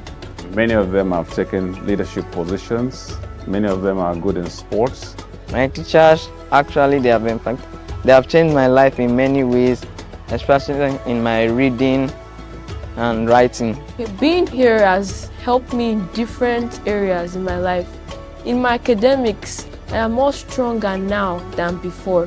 I want to thank First ENP for this bright opportunity because it's a very big one. It has changed so many lives. Each child represents a spark of potential, of hope, of what tomorrow could be. And through Berkey's scholarship program, that spark is being nurtured into a flame that can one day light up the world. We believe energy is more than natural resources. It is the drive to create opportunities. It is the power to uplift. It is the courage to build a better future. One child, one family, one community at a time.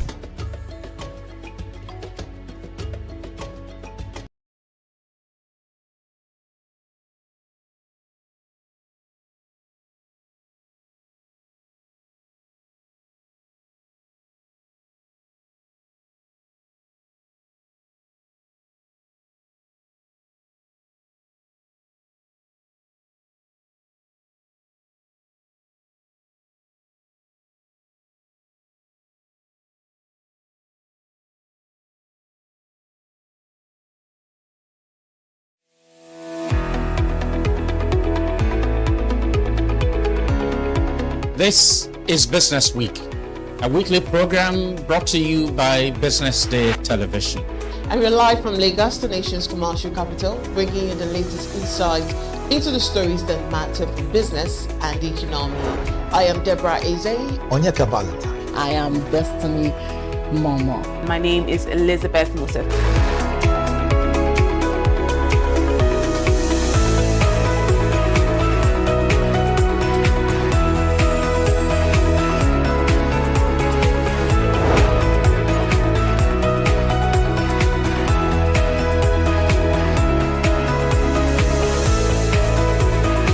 When you think of business, think no more, think Business Day.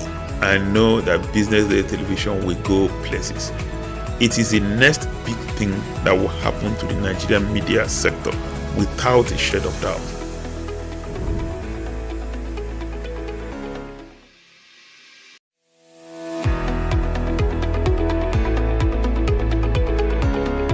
This is Business Week, a weekly program brought to you by BusinessDay Television. And we're live from Lagos, the nation's commercial capital, bringing you the latest insight into the stories that matter for business and the economy. I am Deborah Eze. Onyeka Valentine. I am Destiny Momo. My name is Elizabeth Musa.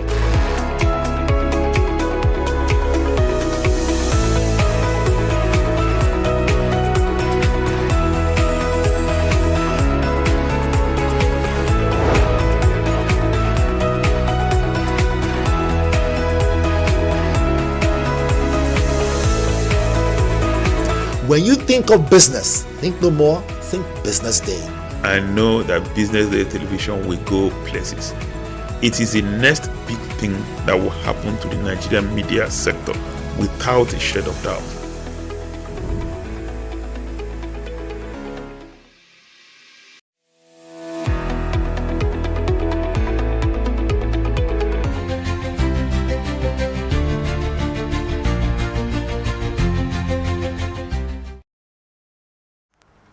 Good morning and welcome to the big story right here on the Business Day Television Breakfast Show. My name is Elizabeth Musa. Today we're looking at a conversation that affects millions of Lagosians before sunrise and long after sunset: transportation. The recent Lagos BLT fare hike has triggered strong reactions across the city. For many commuters, it feels like yet another squeeze in an economy already stretched by inflation and rising costs. For operators, it is being described as an unavoidable adjustment driven by economic realities. But beyond the emotions, this is a deeper conversation about the economics of mobility and logistics in Lagos. Transportation in Lagos is not just about getting from Ojodu to CMS. It is about access to jobs, access to markets, workforce productivity, supply chain efficiency, and ultimately the cost of living.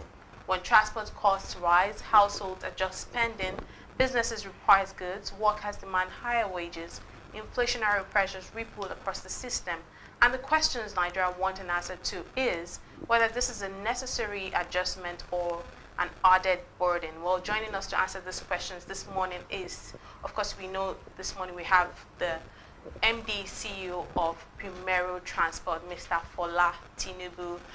Primero Transport happens to be operators of the Lagos BRT scheme. Thank you for joining the show this morning, Mr. Tinubu. Thank you for having me. It's very great to have you this morning. Now, when you sat with the numbers, at what point did it become clear that maintaining the previous fare was simply no longer a workable option? In fact, that has been the case for the last 4 or 5 years, because everybody's complaining about this 13% increase, but the cost of operation has gone up over 1,000% in the last, I think the last increase was about 3 years ago. And then, if you remember, when that happened, diesel was about 600 naira a liter. It went all the way to 1,500 before it came down. Now it's about 1,000 naira. So, and that's our number one cost center. That almost every penny we make now goes to buy diesel. That we barely have enough money to pay our staff, not to talk of fixing the buses.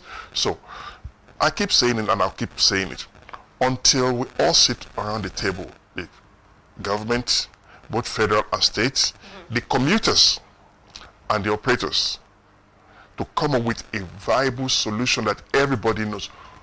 Right now, the operators are struggling. And I don't think there's any operator in Lagos State that can tell you they're making money. I don't think so. Really? Yes. They're struggling. And this 13%, it's a sucker. It's not a panacea. It's not the solution to our problems. So look, transportation is the backbone of any economy. Like you rightly said, people have to move from point A to point B, and they have to move for business, they have to move for, leisure, they have to move. And we need a world-class service in Lagos State. If you're going to get it, the question is who pays for it? But you do not dump everything on the operator if you want a world-class service.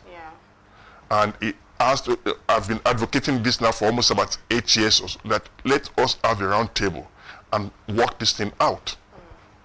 Mr. Tinubu, can you help us understand, just break it down to us, because I'm sure Nigerians are still very curious to know what the real cost of running a BRT system in Lagos is. Where exactly would you say the biggest financial pressures are coming from?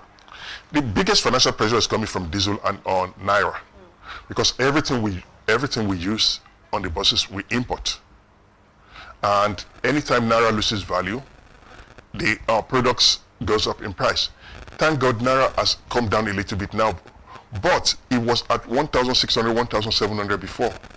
A tire that we're buying at about 40,000 or before, we're now buying about 250,000 Naira. In fact, that's the Chinese made. The premium, the European and American made, we're buying at 45,000. We don't even go near it right now because they're selling for about 500,000. Diesel, when we started, was about 115 Naira a liter. It went to about 1,600 before it settled at around 1,000 now. And those are our two biggest cost centers. So, as long as diesel keeps, price of diesel keeps going up, and the Naira, keeps going up, our cost keeps jumping up.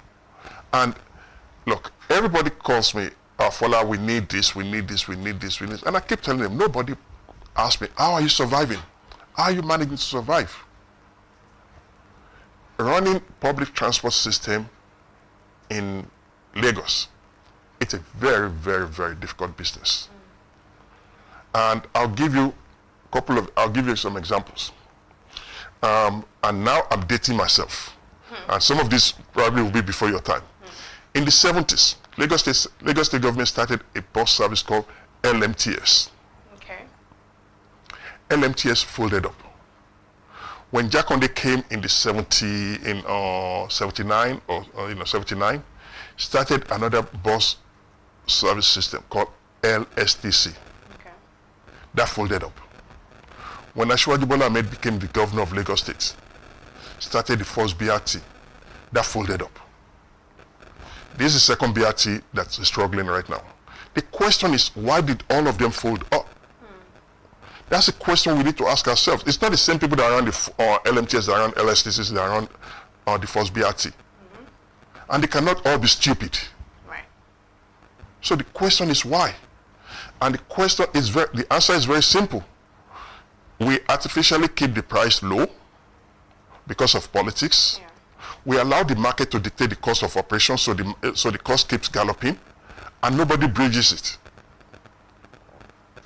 Until either the federal government, the state government, the local government comes and said, okay, let's sit down. What's your cost of operation?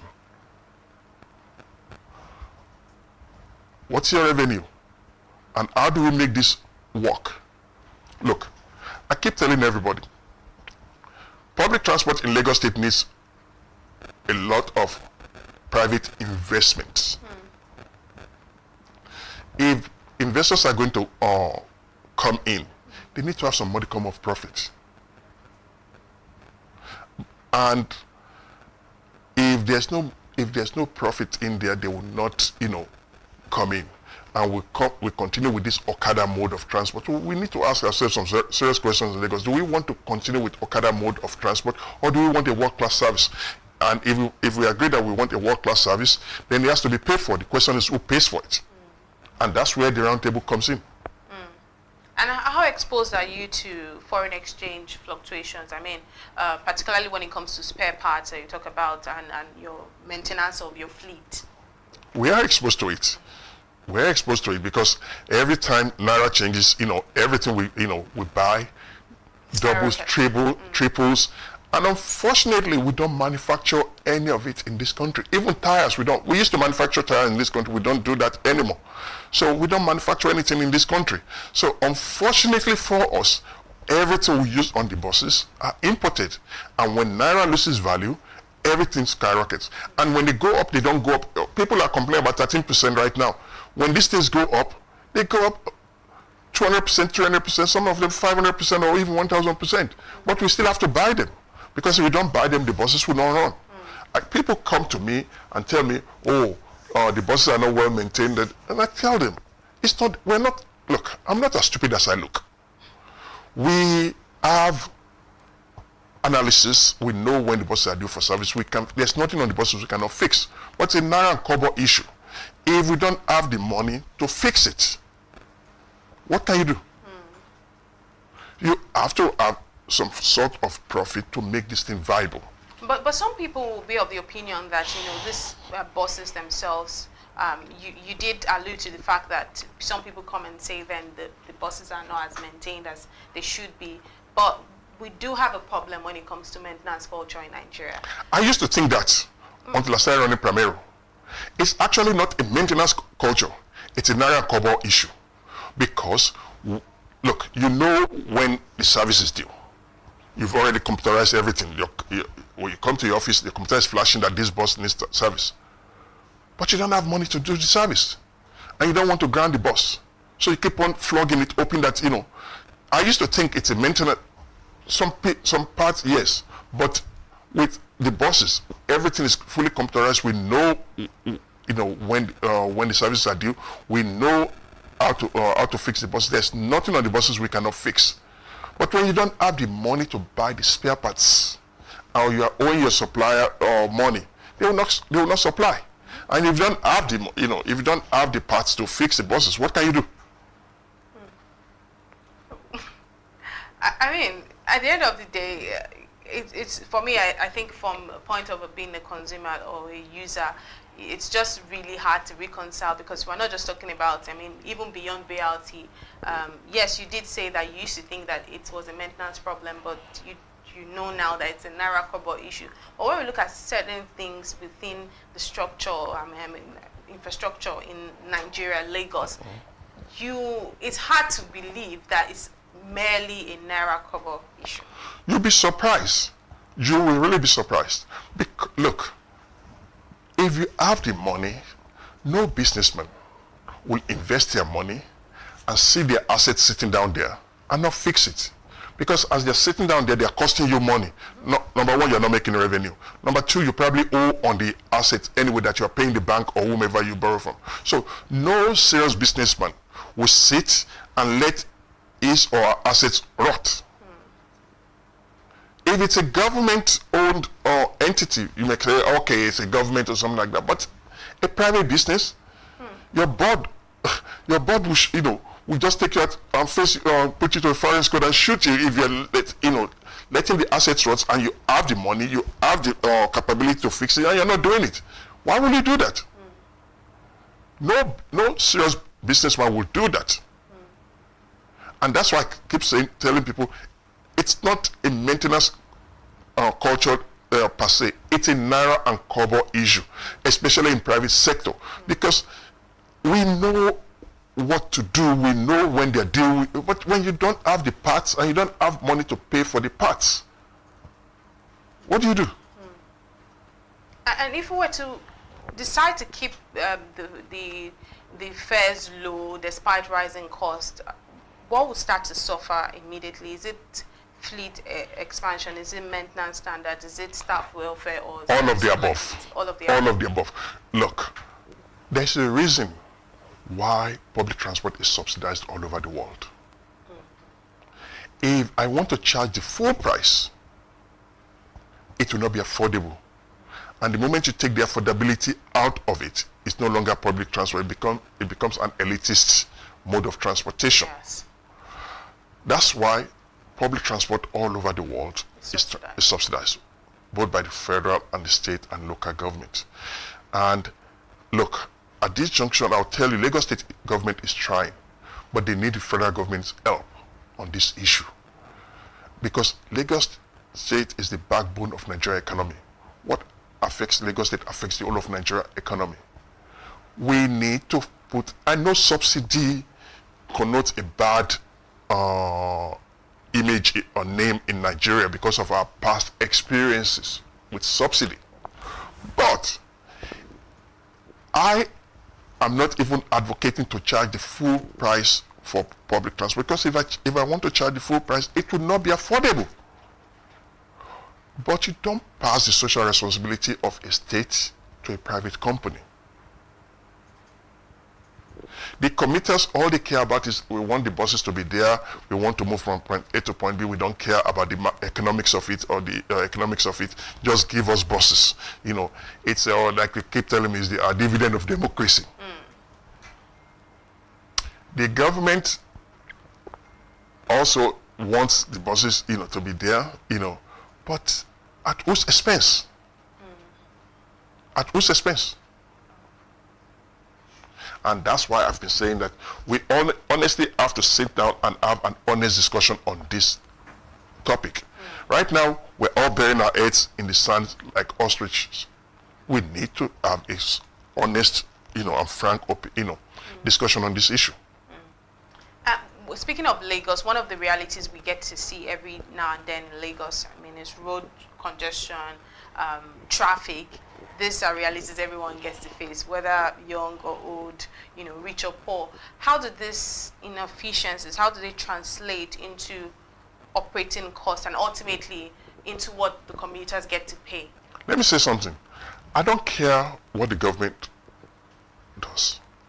Lagos State cannot build enough roads to accommodate all the people in, because the number of people coming in is just mind-boggling. And that's why I keep saying Lagos State government is trying in their own, they're trying very much. They've started the train, they've started the ferries, or the buses or something like that, and it's an integrated model. But we need to do more. We need to do more to discourage people from putting their cars on the road. If I know that, look, when I'm in London, I seldom use, I'm always on the bus, on the tube or something like that, because it's convenient, it's clean, and it's easy, and I get to where I'm going fast.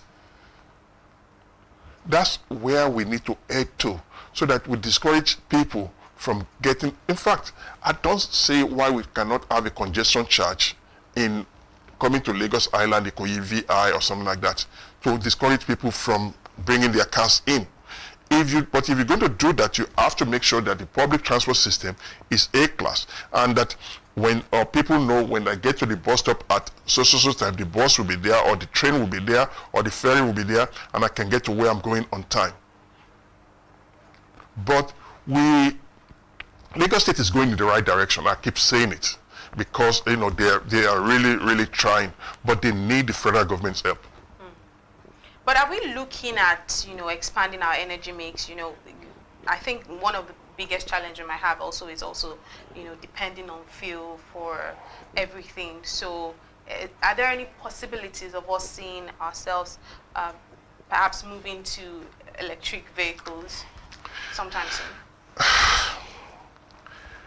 It's a double-edged sword. Okay. Because electric buses cost almost 3 times what the diesel engine bus costs. Your cost of operation is very, very low, but your capex is very, very high. Because if the electric bus costs almost 3 times, and you're going to make the same revenue that you're making with the diesel engine bus, now you start looking at the maths. But then the maintenance, won't it be? Precisely, the maintenance reduces dramatically, significantly. But then you still have to pay for the electricity to charge it. So it's not like you bring electric bus and you're going up and down. You still have to pay for and God help you if they put you in band A. And they put you in band A. It will be better than the diesel engine, But we are working with the federal government right now to convert about 200 of our buses from diesel engine to CNG engine, and the federal government has been very, very gracious working with us, and hopefully we'll make the announcement soon about when it's going to start. So what that does is that our cost of energy probably will go down by almost about 50-60%, which will, but the conversion is not free. So if the federal government is not stepping in to help us, we wouldn't have been able to do it. It's because the federal government is actually stepping in to help us. That's why we are even contemplating. Because to change one engine from diesel engine to another one costs money. It's not so. And if you are running and if you're running at a loss before anyway, it's going to be tough for a bank to say, okay, I'll lend you money for conversion when you're already owing them money. So, but the federal government has been very, very gracious, and they're helping us with that on that issue. And let's talk about the minimum wage earners. For many minimum wage earners, you talk about people who come to work 9 to 5 hours every day. Already, transportation takes a significant portion of your income. So do you worry that this adjustment could reduce access to jobs or even deepen the inequality that we are facing? I totally agree that, look, statistically, all over the world, people spend between 15 and 25% of their income on transportation. In Nigeria, it's between 50 and 75%. So I know that the window for most people is very, very tight. I know that, and I'm aware of it, But we need a viable system. We need a system that 10 years from now, 15 years from now, 20 years from now will still be running. If we allow the system to collapse, and the same people that we're trying to protect right now are the ones that's going to suffer more. Every time there's an issue with a BRT, the downforce and the Okadas double, triple their prices. Yes, we see that. And whether they like it or not, they still have to use it. So the key is to make sure that this regulated system works, and works well. Because if we allow the regulated system to go down the tube, because we're trying to protect the average person, in the long run, they are the ones that will suffer. Because the Okada and the downforce, the moment they realize that they're going to jack up their prices and they're going to triple it. So it's a political question. I'm not a politician. It's a political question. Is it? It's a political question, and the politicians will have to answer. Right. So, but from your understanding of urban economics, how closely linked would you say transport fares and inflation, how closely linked are they with a city like Lagos? Look, they're closely linked. If I tell you otherwise, I'll either be naive or lying. They're closely linked because once prices go up, everybody wants to compensate. But look, the price we're talking about right now is only 10%. It's not a dramatic, I think it's 13% or something like that. It's not a dramatic increase or something like that. And therein lies the problem. See, in Nigeria, we have this tendency. Look, in England that everybody talks about, almost every year, they increase the price of bus and tubes by maybe 5% or 3%, so something. It's an annual increase. So people don't feel the effect that much. But we don't do that in Nigeria. We wait for about 2, 3, 4, 5 years, then we slam an increase in, and everybody starts complaining. If we've been doing 5% or something, or something like, and you're facing it in like that, people would probably not feel it as much as, when you come in with 20%, 30% or 40% or something like that. So, look, there's nowhere in the world where there's not a gradual increase in price of transportation. Although, I know some European countries are just, you know what, we're not going to charge anything at all, but then the government has to pay for it. So, and that's why I keep saying it's a political decision. We, the politicians, will have to make a decision. What do we want to do? What do we want to do? Can we afford it? So those are all the kinds of questions that's above my pay grade that the politicians will have to answer. Look, it's a matter of priorities. If they decide to do it, something else may have to suffer. But it depends on the priorities. That is this as important to us as this one? Look, there's nothing that cannot be afforded. But the question is, what is a priority? So each government will have to decide what they feel is a priority, and I cannot sit here pontificating and telling them this is what you have to do, this is what you have to do. They have to make that decision. Absolutely. But looking ahead now, 5 years from now, do you see fares stabilizing as the systems improve, or do you see us entering a new cost reality for urban mobility in Lagos? Do I know what Naira will do 5 years from now? Do I know what diesel price will do 5 years from now? I don't know.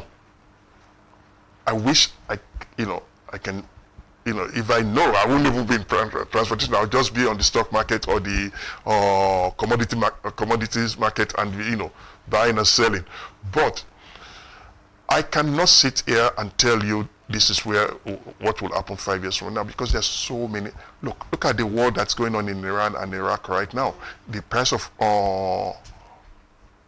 crude oil has just jumped up because of that. There's so many things that is out of our control that you cannot sit here and just say this is what will happen or something like that, unless you just want to talk just for talking sake. Thank you very much, Mr. Fola Tinubu, MD CEO, Primero Transport Services. Thank you so much for your time this morning on The Big Story. Thank you for having me. It was really great having you. That's been The Big Story right here on Business Day Breakfast Show. Up next, social listening. Do stay with us.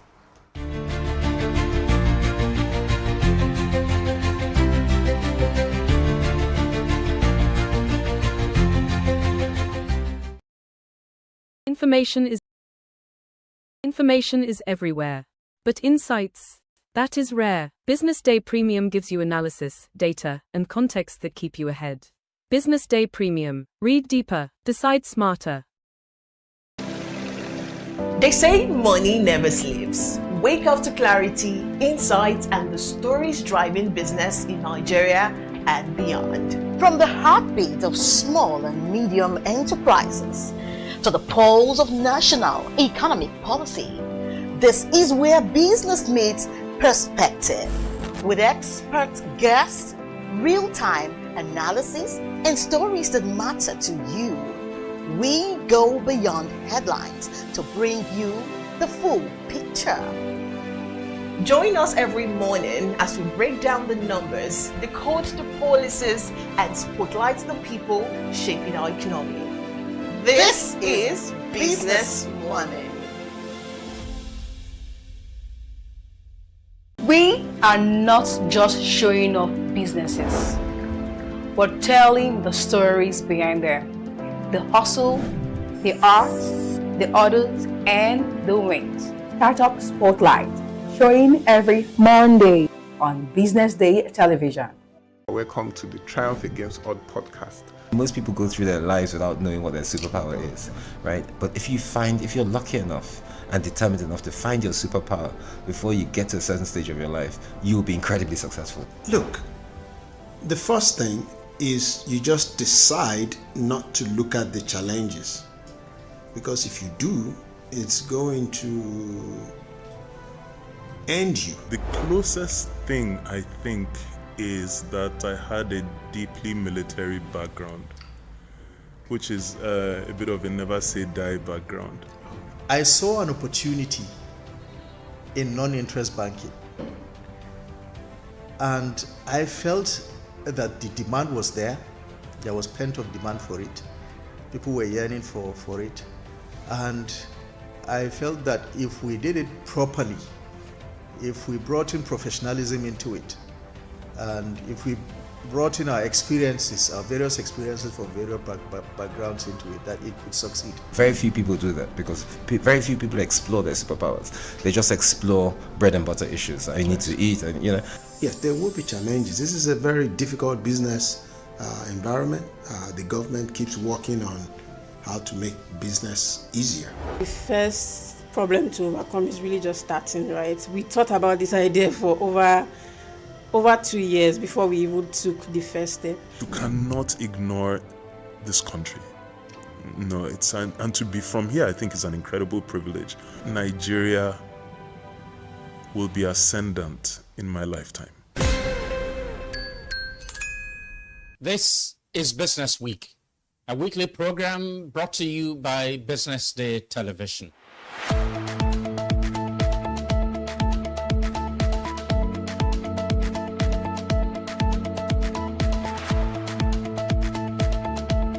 For many years, we've talked about the need to, essentially diversify our revenue stream away from, the huge dependence on oil revenues. It looks like that is happening now. So that means that we're better protected when, you have these wide fluctuations in oil prices and all of that. So it's as you say, and I agree, that we should commend the government. At least revenues are not falling. There have been times in the past when we recorded drops in revenue. That's not the case today. We're seeing revenues actually going up. Increasingly, we can see the developed countries focusing on renewable energy and so on and so forth, which means that in the long run, we must look for alternative sources to funding. So, the government says that crude oil theft has essentially come to an end. We need to do more to ensure that we totally eliminate crude oil theft and start to think of how to boost production. But it's a good first step. By eliminating crude oil theft, it also creates an incentive for international oil companies to probably return and start to take up more projects in the upstream industries. Stay ahead with Business Day Mobile, your gateway to Nigeria's most trusted business news, market insights, and expert analysis. With a Business Day Mobile app, you enjoy more than just news. You gain a seamless, intuitive platform designed to keep you informed and empowered. From exclusive articles to in-depth market trends, the app delivers the stories that matter most. Why Business Day Mobile? For premium access, for a clean, responsive design, for smarter navigation, for customizable alarm, and for all-in-one business hub. Whether you're a business leader, investor, policymaker, or enthusiast, Business Day Mobile brings you closer to the insights shaping Nigeria's business landscape. Download today and put authoritative business journalism right at your fingertips, anytime, anywhere.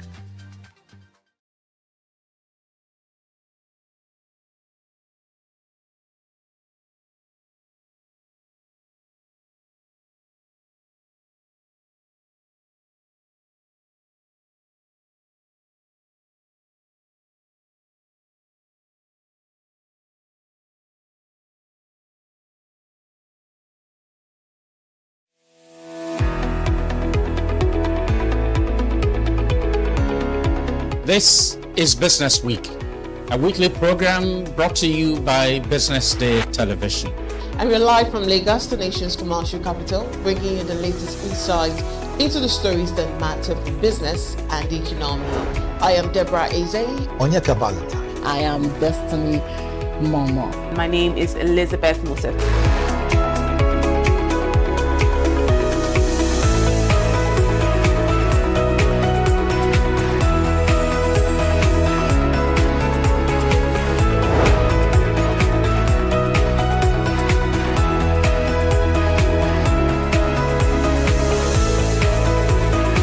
When you think of business, think no more, think Business Day. I know that Business Day television will go places. It is the next big thing that will happen to the Nigerian media sector without a shred of doubt.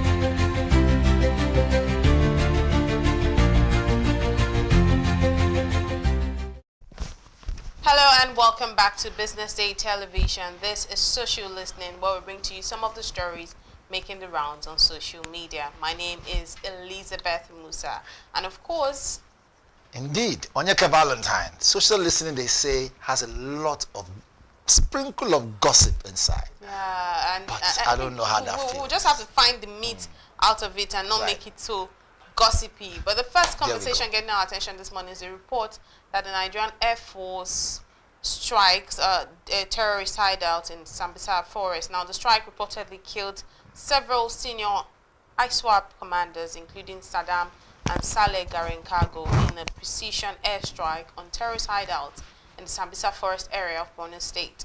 According to reports, the operation carried out by the air component of Operation Adinkai targeted structures in the UA axis, confirmed through intelligence, surveillance, and reconnaissance as command hideout and logistics warehouses.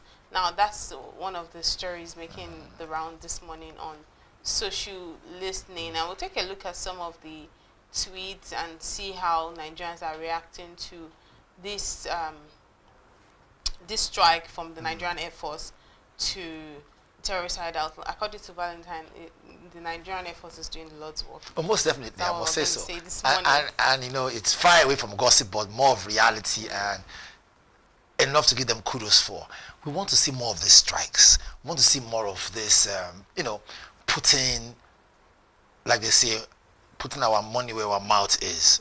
For too long, these so-called bandits have been playing and toying with our emotions, making us think that they are just invincible, you know, and then, you know, giving us run for our money. But now we see that taxpayers' money is being used and used very well.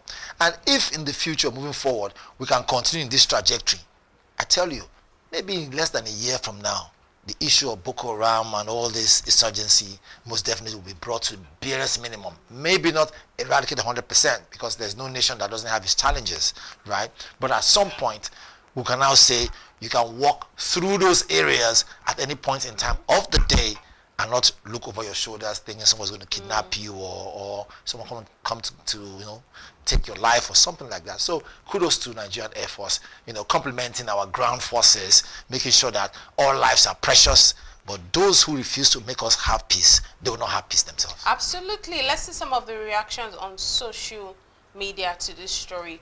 Slow Review says these are the type of news we hear in Nigeria. It's either something evil is about to happen and the government covers it up, or something evil happened and the government tries to fabricate lies to mitigate its effects. Don't forget, this is the same government that negotiates with terrorists, bandits, and all whatnot, then rehabilitates them into our society and the Nigeria Defense Academy. Alpha Reason says at this stage... So before you go ahead with Alpha, that person, is it not saying on the contrary what we're talking about? I mean, we're talking about... Yeah. I mean, look, Nigerian Air Force is engaging and killing bandit. What's he talking about? What he's saying is totally off of what it is. I think we should even look at that tweet again. And let's look at it and make see. sense of what he's actually saying Right. on that slow reviews. What exactly slow reviews is saying? Is he saying that it says these are the type of news we hear in Nigeria? First of all, that's wrong English. To start it says with. either something evil is about to happen and the government covers it up, or something evil happens. Then the government tries to fabricate lies to mitigate its effect. Don't forget, this is the same government that negotiates with terrorists, bandits, and all whatnot. Then rehabilitate them into our society and the Nigeria Defense Academy. So, I think what he's basically saying, I think he just does not trust.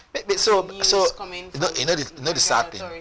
When there has been too much bad news for a long time, most people now become very complacent. They think it's not the order of the day. So when there is any atom of good news or progress, they find it difficult to believe it. You see, this thing they call trust is a very, very big issue.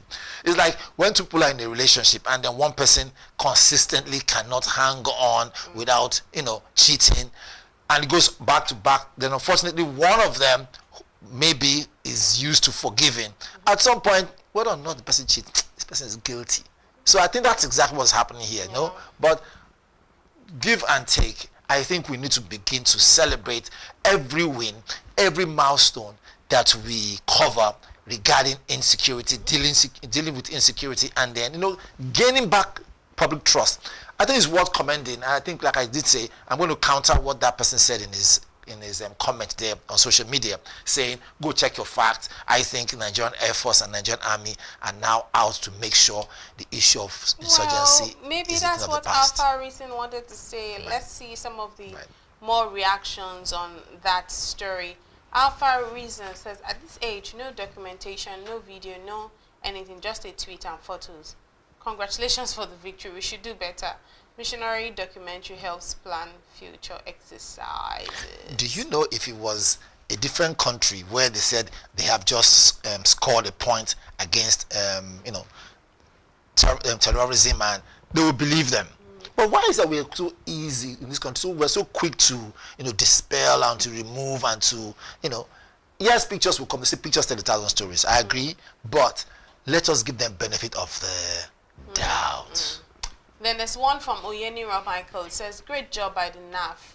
Precision strikes like this are exactly what we need to keep pushing these terrorists back. Hoping this brings real relief to communities in Borno.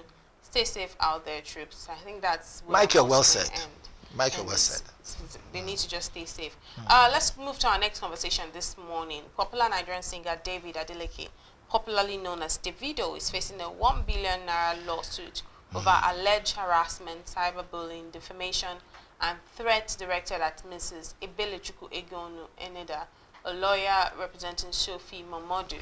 In the pre-action notice dated February 24, 2026, and issued by Punuka attorneys and solicitors, who are the counsel to Mrs. Eneda, they accused the music star of orchestrating a sustained campaign of abuse following court proceedings at the High Court of Lagos State. The letter addressed to Adeleke is titled Harassment, Threats to Life, Cyberbullying and Defamation of Mrs. Ebelechukwu Eneda by Mr. David Adedeji Adeleke and his court pre-action notice. And we've been seeing so much. Look, David, if I were David, to be honest, and his sister, I would say, I don't like to use curse word, but I was going to say, like, cause be the day he met Sophie Momodu, because there's just been so much. Like, if I was his sister, I'm just going to be so exhausted on his behalf, because look, we all know you make mistakes. You can be one, especially it's as a celebrity. I empathize with them, and this is not me trying to. I have a moral responsibility to speak for what is morally right, but I understand celebrities. They have these ladies here and there. Even the ladies have these men. They have attention. From both men and women, and then transgender, whatnot. Right. But the thing is, now he's had a child with Sophie Momodu, but he's married. He has other baby mamas, but she seems to be the one that He's making the most noise. Constantly, there's always something. It's either she's saying he did this, he did that, he didn't do this, he didn't do that. His fans are after her, and I'm like, no. There seems to be a disconnect here because there are other baby mamas if you think about it. So you kind of wonder, no, because if you want to look at it and say, okay, maybe truly, but I think about that. He also has other baby mamas. So what is the problem?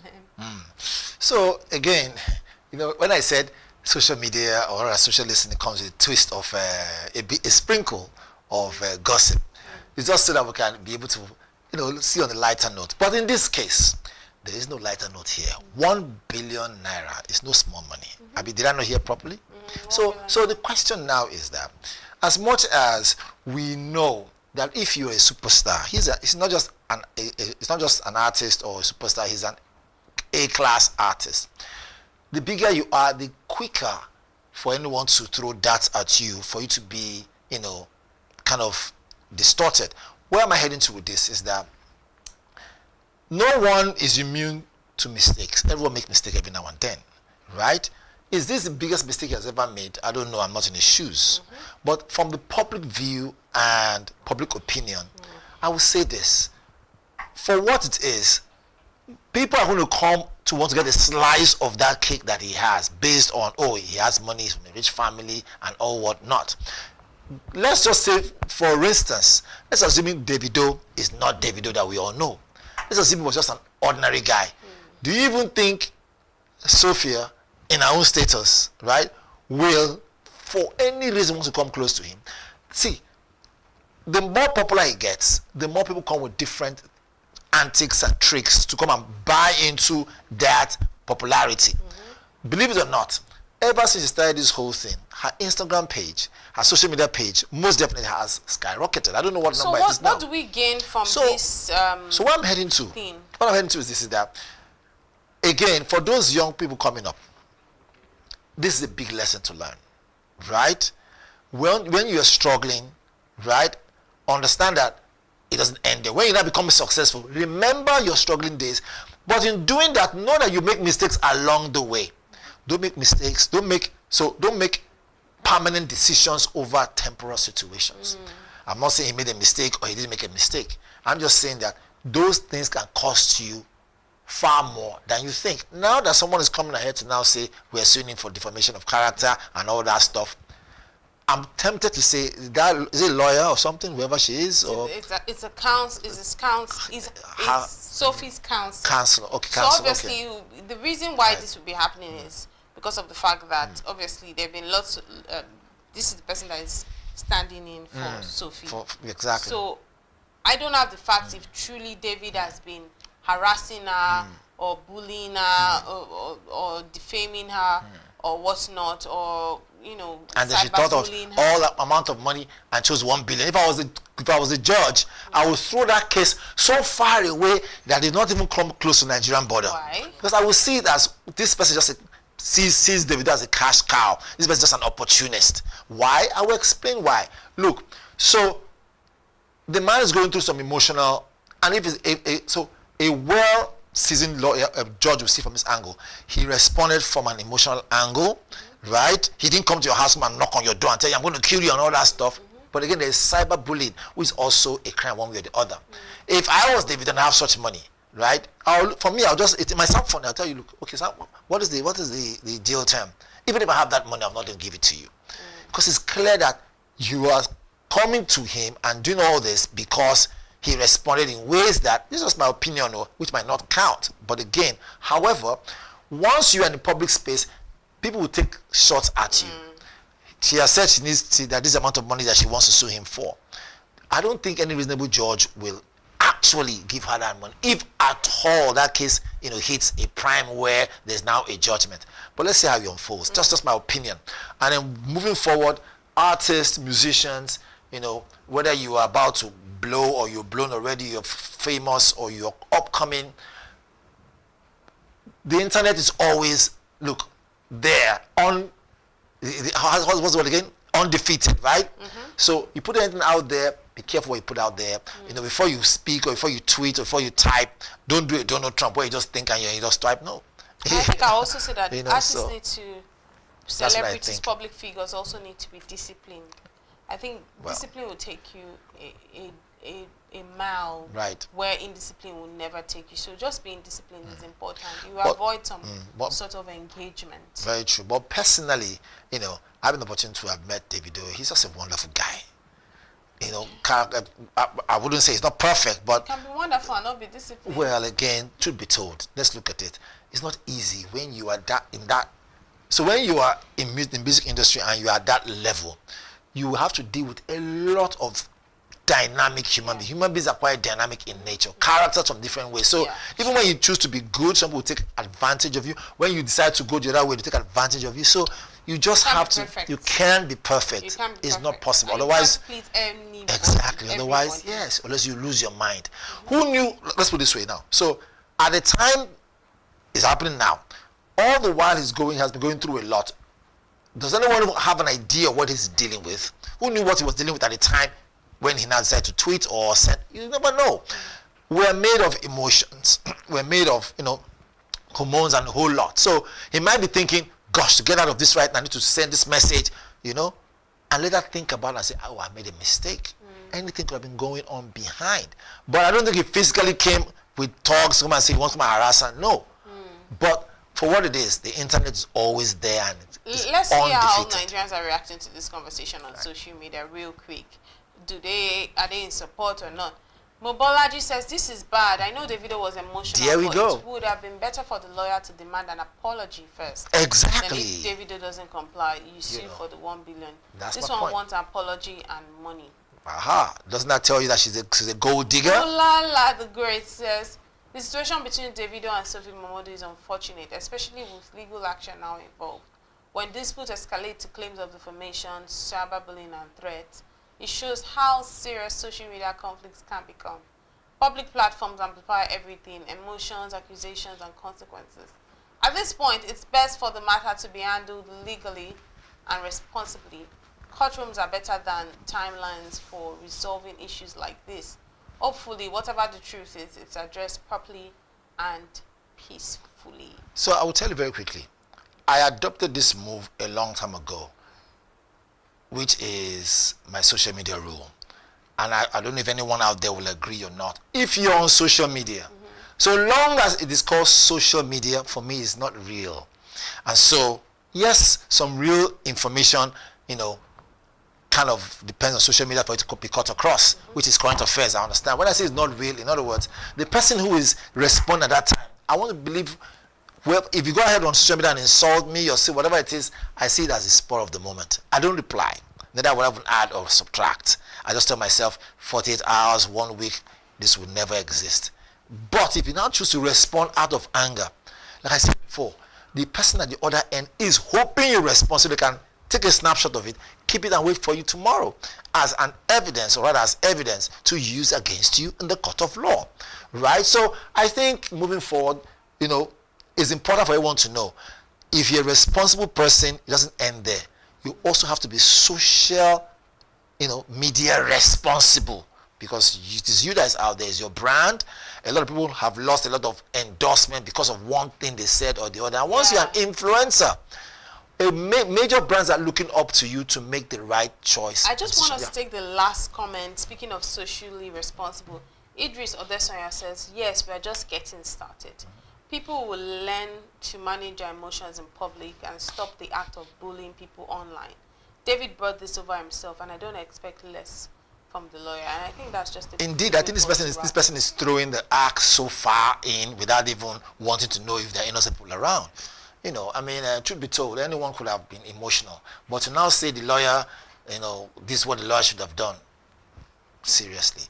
Let's wait and see how it unfolds, really. Right. We'll see how that unfolds, but that's where we leave it this morning on the Business Day television breakfast show. Thank you for sticking with us from the start up until the very end. My name is Elizabeth Musa. I am Onyeka Valentine. Until tomorrow, stay safe.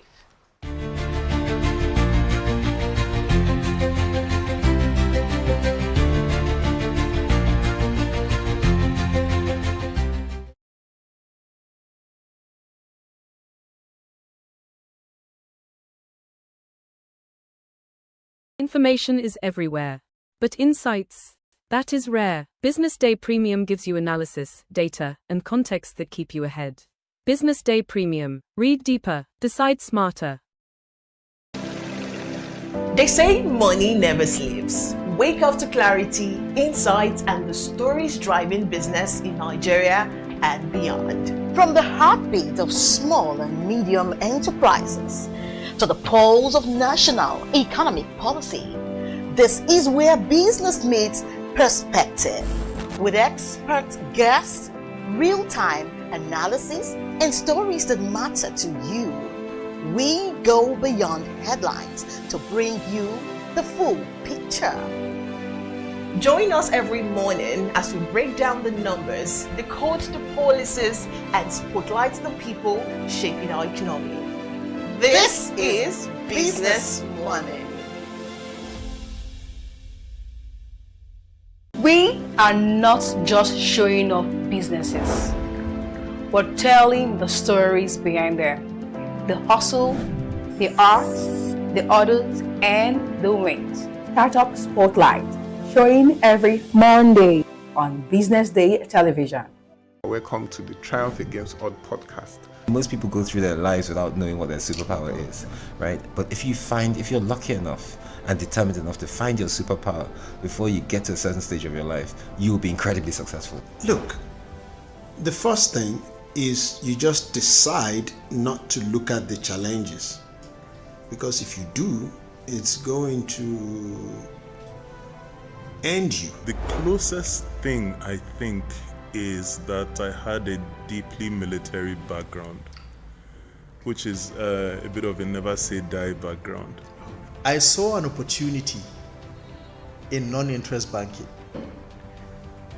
and I felt that the demand was there. There was pent-up demand for it. People were yearning for it, and I felt that if we did it properly, if we brought in professionalism into it, and if we brought in our experiences, our various experiences from various backgrounds into it, that it could succeed. Very few people do that because very few people explore their superpowers. They just explore bread and butter issues. I need to eat, and Yes, there will be challenges. This is a very difficult business environment.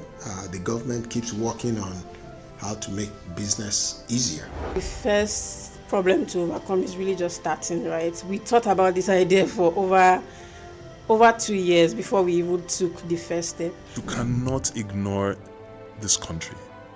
No, and to be from here, I think is an incredible privilege.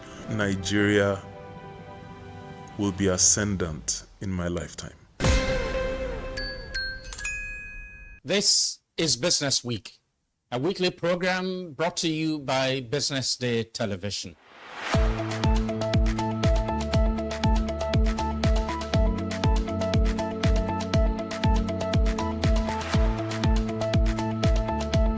For many years, we've talked about the need to, essentially diversify our revenue stream away from, the huge dependence on oil revenues.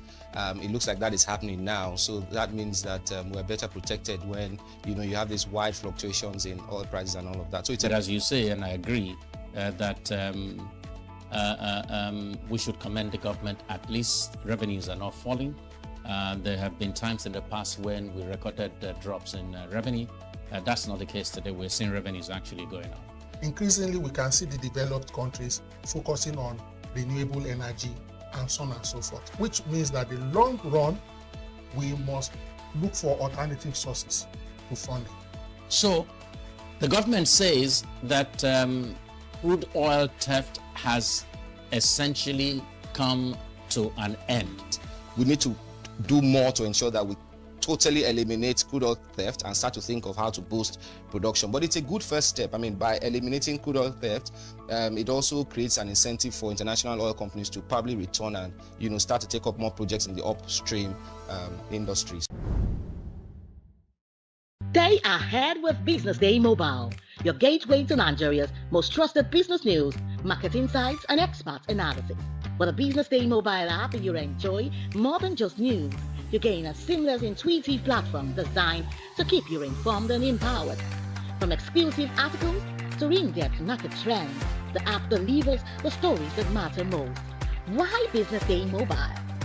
for premium access, for a clean, responsive design, for smarter navigation, for customizable layout, and for all-in-one business hub. Whether you're a business leader, investor, policymaker, or enthusiast, BusinessDay Mobile brings you closer to the insights shaping Nigeria's business landscape. Download today and put authoritative business journalism right at your fingertips, anytime, anywhere.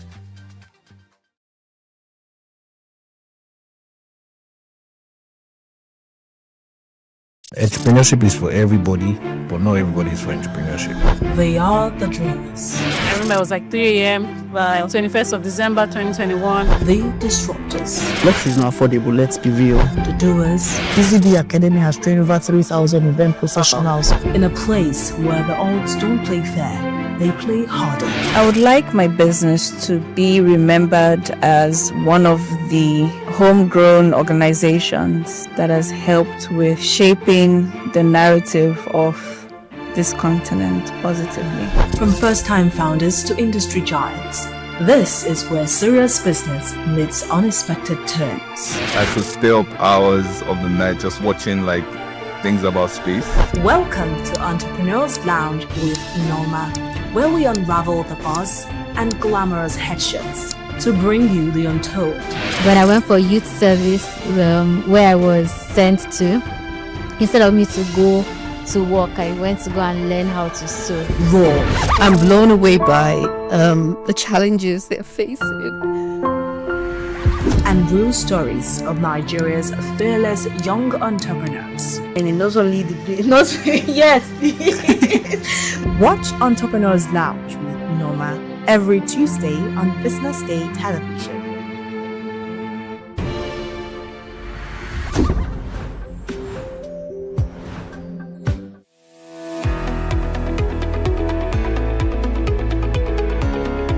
This is Business Week, a weekly program brought to you by BusinessDay Television.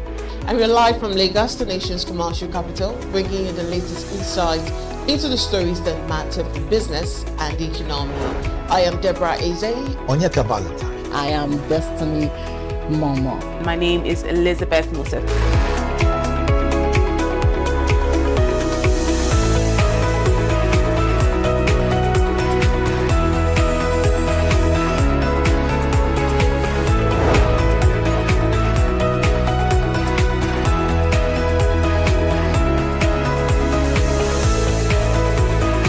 When you think of business, think no more, think BusinessDay. I know that BusinessDay television will go places. It is the next big thing that will happen to the Nigerian media sector without a shade of doubt.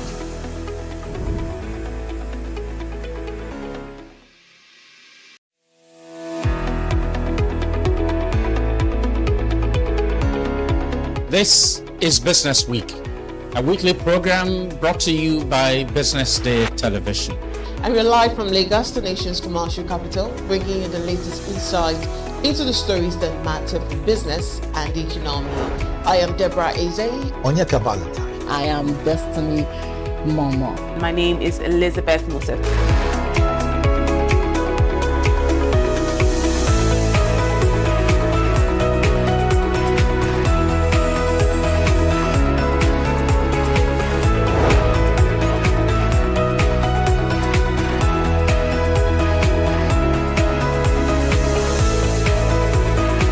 When you think of business, think no more, think BusinessDay. I know that BusinessDay television will go places. It is the next big thing that will happen to the Nigerian media sector without a shade of doubt.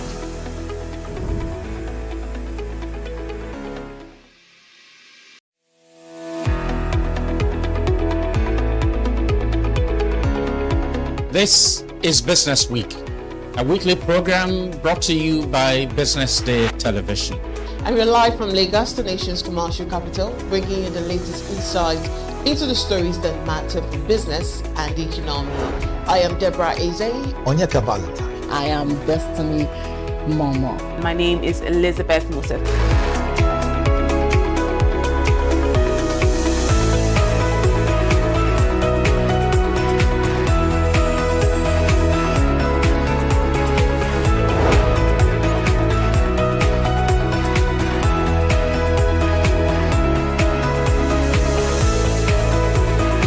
When you think of business, think no more, think Business Day. I know that Business Day television will go places. It is the next big thing that will happen to the Nigerian media sector without a shade of doubt.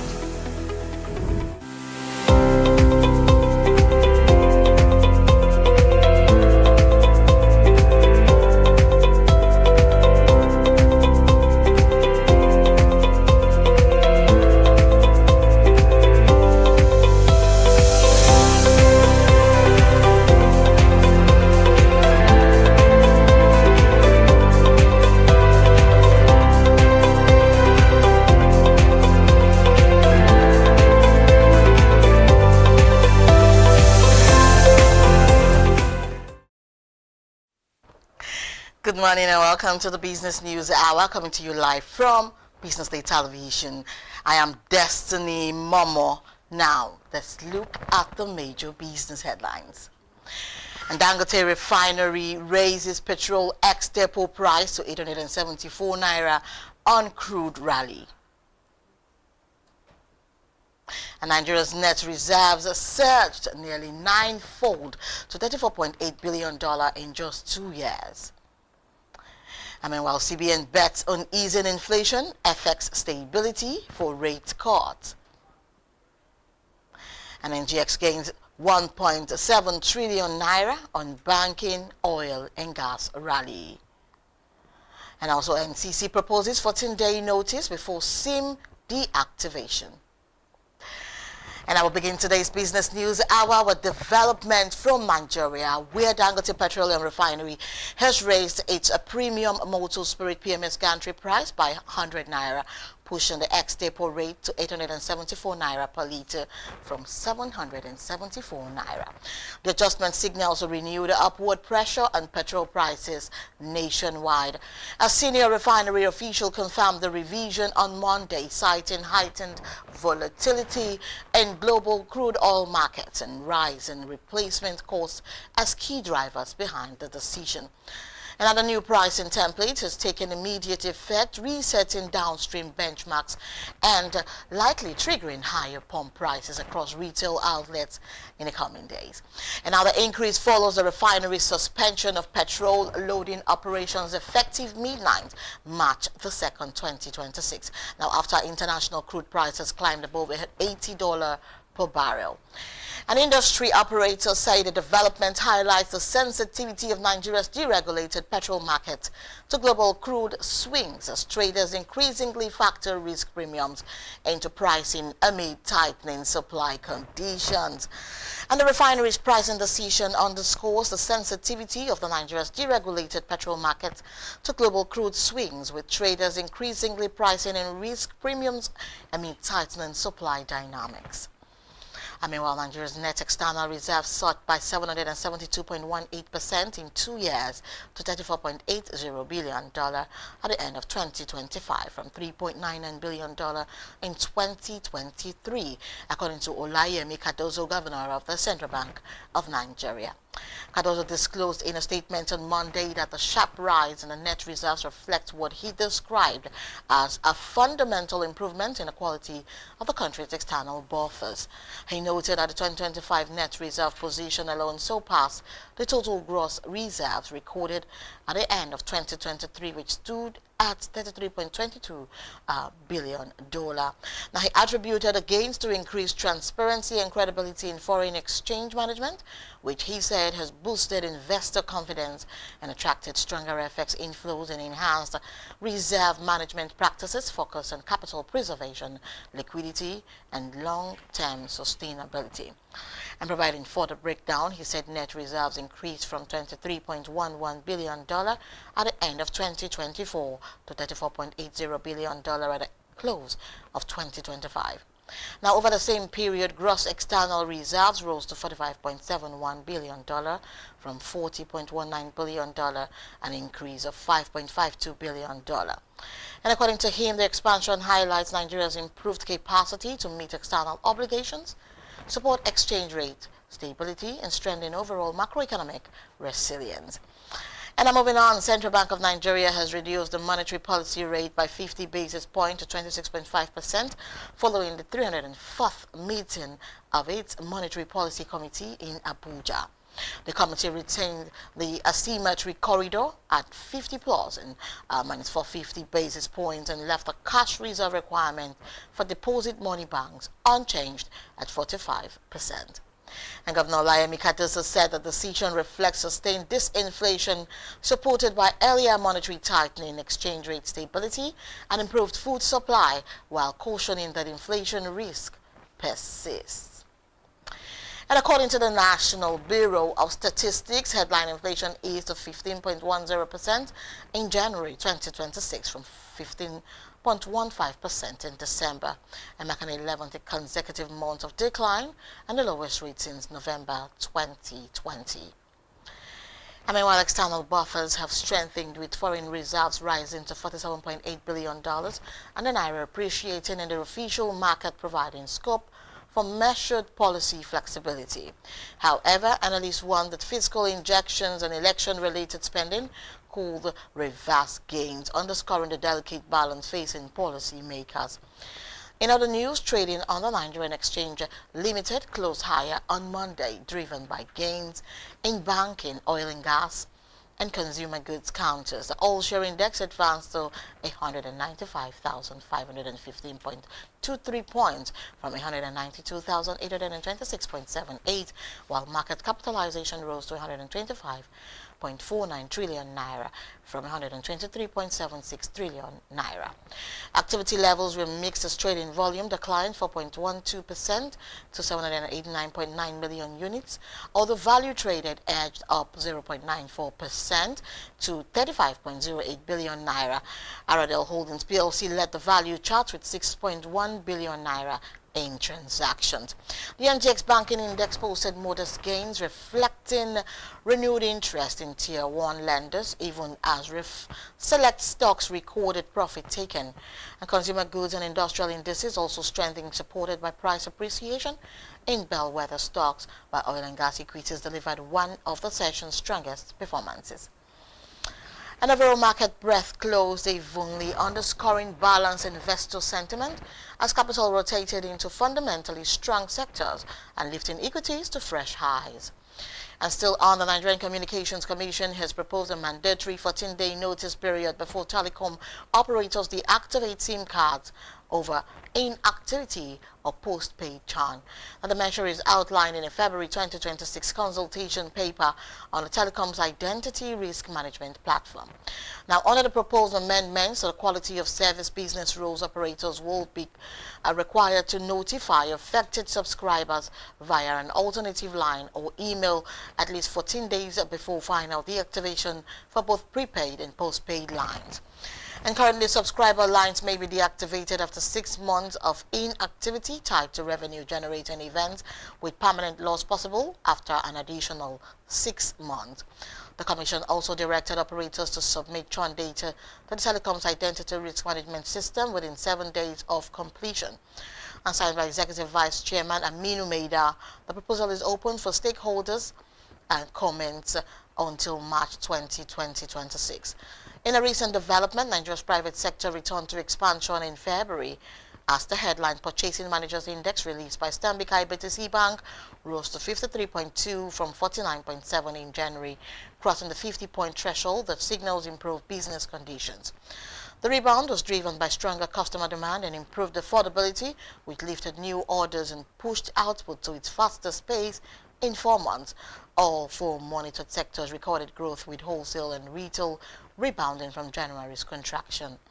Unemployment increased for the 9th consecutive month, although backlogs expanded sharply amid delayed payments, supply constraints, and power challenges. Firms also raised purchasing activity and inventories to meet demand. Inflationary pressures eased, with input cost inflation showing to a 6-year low, supported by naira appreciation and improved foreign exchange liquidity. And head of equity research West Africa, Muyiwa Oni, said the economy remains on track for stronger growth in 2026, underpinned by stabilizing macroeconomic conditions and sectoral reforms. And after this break, we'll be right back for more updates from the business world. Stay with us.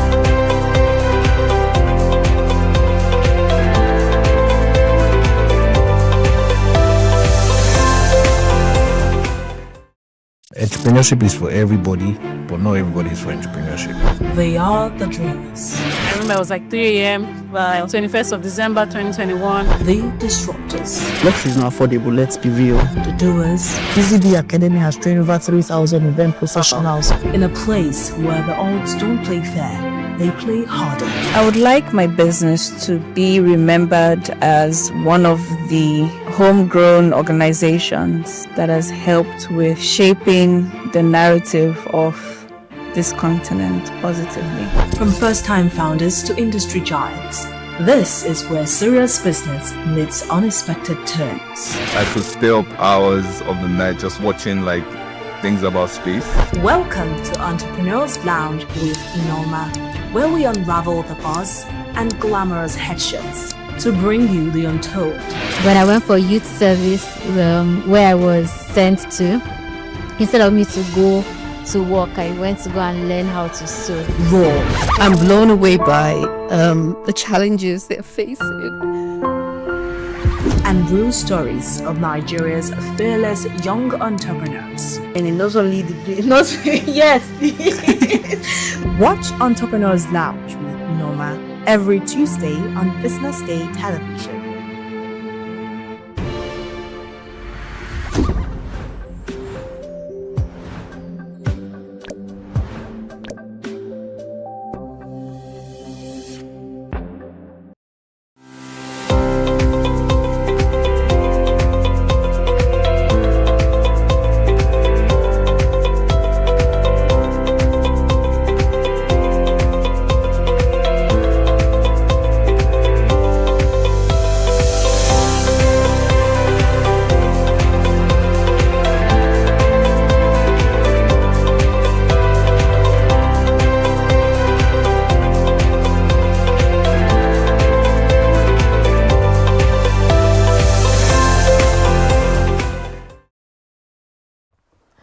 Welcome back to the Business World here on BusinessDay television.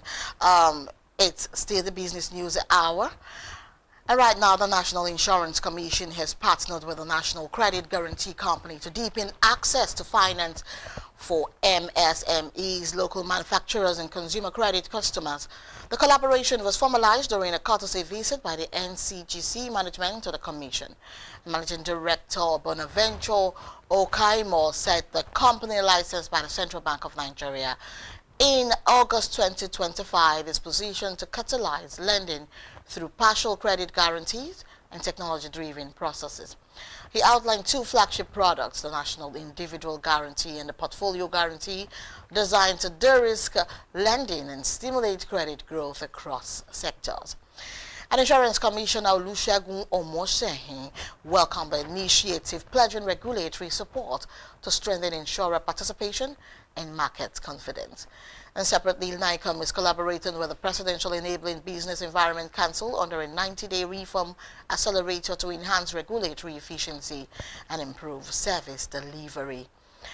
And moving on, the Nigerian Deposit Money Banks extended 36.39 trillion naira in credit to the trade and general commerce sector between January and September 2025, reflecting sustained support for business activities despite a high interest rate environment.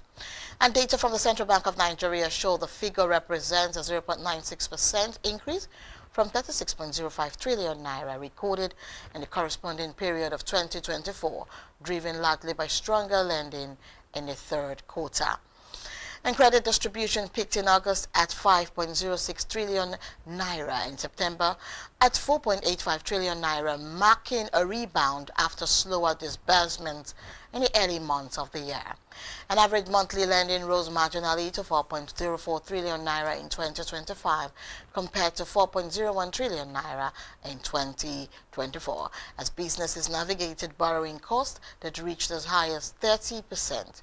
Analysts, including former Chartered Institute of Bankers of Nigeria Chairman Segun Ajibola, urged stronger credit flows to productive sectors and noting that lower benchmark rates signal improved prospects for private sector expansion.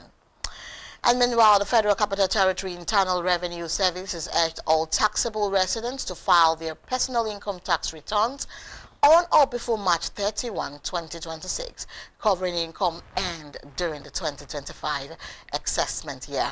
Now, in a statement issued by Head of Corporate Communications, Mustafa Sumaila, the agency said the directive applies to employees under payee and self-employed persons under owners, professionals, and public office holders.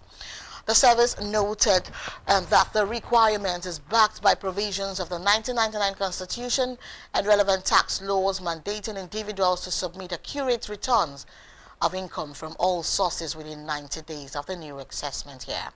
And taxpayers are encouraged to utilize the FCTI IRS online self-service portal, with authorities warning that non-compliance may attract penalties, interest, and possible civil or criminal sanctions. An acting executive chairman, Michael Ango, said improved compliance will strengthen revenue mobilization and support infrastructure and social development across the FCT. And also the Independent Media and Policy Initiatives has praised President Bola Tinubu for engineering a significant turnaround in Nigeria's economy through a deliberate policy of economic progressiveness since May 2023. Now, in a statement signed by Chairman Omoni Akinsiju, the group said the reforms have helped the country move away from decades of fiscal mismanagement, patronage networks, and structural distortions, which had left 63% of Nigerians living in multidimensional poverty as of 2022. An IMPI highlighted the provision economy's oligarchic structure with a small circle of elites dominating the oil sector, exploiting fuel subsidies and benefiting from multiple exchange rate windows, while debt servicing consumed nearly 97% of government revenue. And the group credited the Tinubu administration's fiscal and tax reforms, distributive spending, estate and wealth taxes, labor and wealth protection, monetary reforms, infrastructure development, and public investment for restoring economic stability. An IMPI noted improvements in federation account and distributions, a decline in headline inflation to 15.1%, food inflation falling to 8.89%, and a narrowed foreign exchange gap, signaling strengthening subnational revenues and sustained growth prospects. In a major development, Nigeria faces a growing risk of protein shortages as population growth, climate change, and rising cost of conventional animal protein strain the nation's food system, experts have warned. And a caution was raised during a two-day national summit on building Nigeria's sustainable protein future, an ecosystem alignment and next generation food innovation hosted by the Raw Materials Research and Development Council in Abuja. Speaking at the event, Vice Chancellor of Modibo Adama University, Yola, Professor Ibrahim Umar, represented by Professor Caleb Fili, highlighted that Nigeria's estimated 220 million population and over 60% on the 24 places enormous pressure on food supply. He noted that the average daily protein intake falls well before the 64 grams recommended by the FAO and WHO. And Umar cited high production costs for poultry and beef, climate disruptions, and rural insecurity as key factors widening the supply-demand gap, emphasizing that conventional protein remains unaffordable for most citizens. He stressed that without investment in innovative and alternative protein solutions, Nigeria risks failing to meet the nutritional needs of its growing population, urging stronger research and capacity building in the sector. And to wrap up the business news hour, VFD Group PLC has successfully raised 27.2 billion naira through its Series 1 commercial paper following strong investor demand that led to 100% oversubscription of the original offer.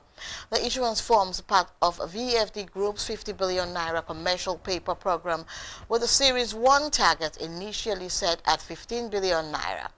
And our robust participation from institutional and eligible investors prompted the company to upsize the raise to 22.2 billion naira.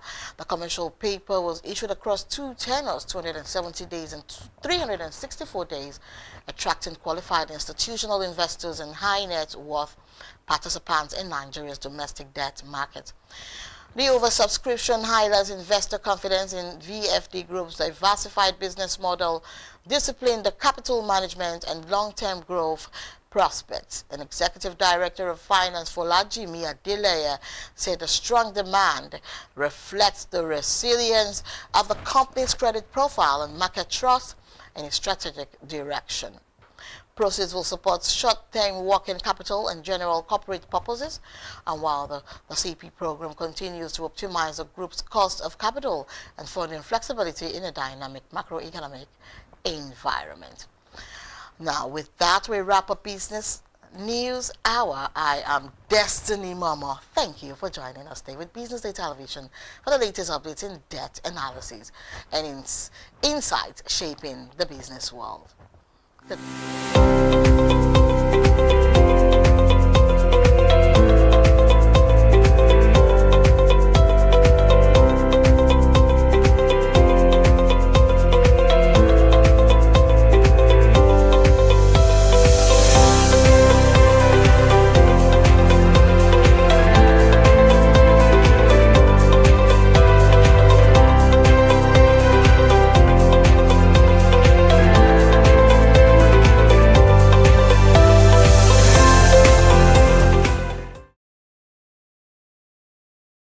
Information is everywhere, but insights, that is rare. Business Day Premium gives you analysis, data, and context that keep you ahead. Business Day Premium. Read deeper, decide smarter. They say money never sleeps. Wake up to clarity, insights, and the stories driving business in Nigeria and beyond. From the heartbeat of small and medium enterprises to the pulse of national economic policy, this is where business meets perspective. With expert guests, real-time analysis, and stories that matter to you, we go beyond headlines to bring you the full picture. Join us every morning as we break down the numbers, decode the policies, and spotlight the people shaping our economy. This is Business Morning. We are not just showing off businesses, but telling the stories behind them. The hustle, the art, the orders, and the wins. Startup Spotlight, showing every Monday on Business Day Television. Welcome to the Triumph Against Odd podcast. Most people go through their lives without knowing what their superpower is, right? But if you're lucky enough and determined enough to find your superpower before you get to a certain stage of your life, you will be incredibly successful. Look, the first thing is you just decide not to look at the challenges, because if you do, it's going to end you. The closest thing I think is that I had a deeply military background, which is a bit of a never say die background. I saw an opportunity in non-interest banking, and I felt that the demand was there. There was pent-up demand for it. People were yearning for it, and I felt that if we did it properly, if we brought in professionalism into it, and if we brought in our experiences, our various experiences from various backgrounds into it, that it could succeed. Very few people do that because very few people explore their superpowers. They just explore bread and butter issues. I need to eat, and Yes, there will be challenges. This is a very difficult business environment. The government keeps working on how to make business easier. The first problem to overcome is really just starting, right? We thought about this idea for over 2 years before we even took the first step. You cannot ignore this country. No, and to be from here, I think is an incredible privilege. Nigeria will be ascendant in my lifetime. This is Business Week, a weekly program brought to you by Business Day Television.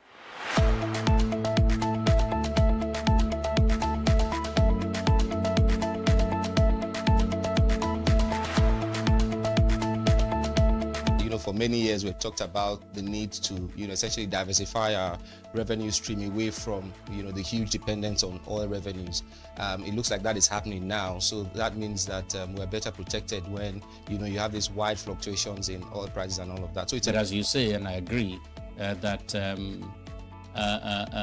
we should commend the government. At least revenues are not falling. There have been times in the past when we recorded drops in revenue. That's not the case today. We're seeing revenues actually going up. Increasingly, we can see the developed countries focusing on renewable energy and so on and so forth, which means that in the long run, we must look for alternative sources to funding. So, the government says that crude oil theft has essentially come to an end. We need to do more to ensure that we totally eliminate crude oil theft and start to think of how to boost production. But it's a good first step. I mean, by eliminating crude oil theft, it also creates an incentive for international oil companies to probably return and, start to take up more projects in the upstream industries. Stay ahead with Business Day Mobile, your gateway to Nigeria's most trusted business news, market insights, and expert analysis. With a Business Day Mobile app, you enjoy more than just news. You gain a seamless, intuitive platform designed to keep you informed and empowered. From exclusive articles to in-depth market trends, the app delivers the stories that matter most. Why Business Day Mobile? For premium access, for a clean, responsive design, for a smarter navigation, for customizable alerts, and for all-in-one business hub. Whether you're a business leader, investor, policymaker, or enthusiast, Business Day Mobile brings you closer to the insights shaping Nigeria's business landscape. Download today and put authoritative business journalism right at your fingertips, anytime, anywhere.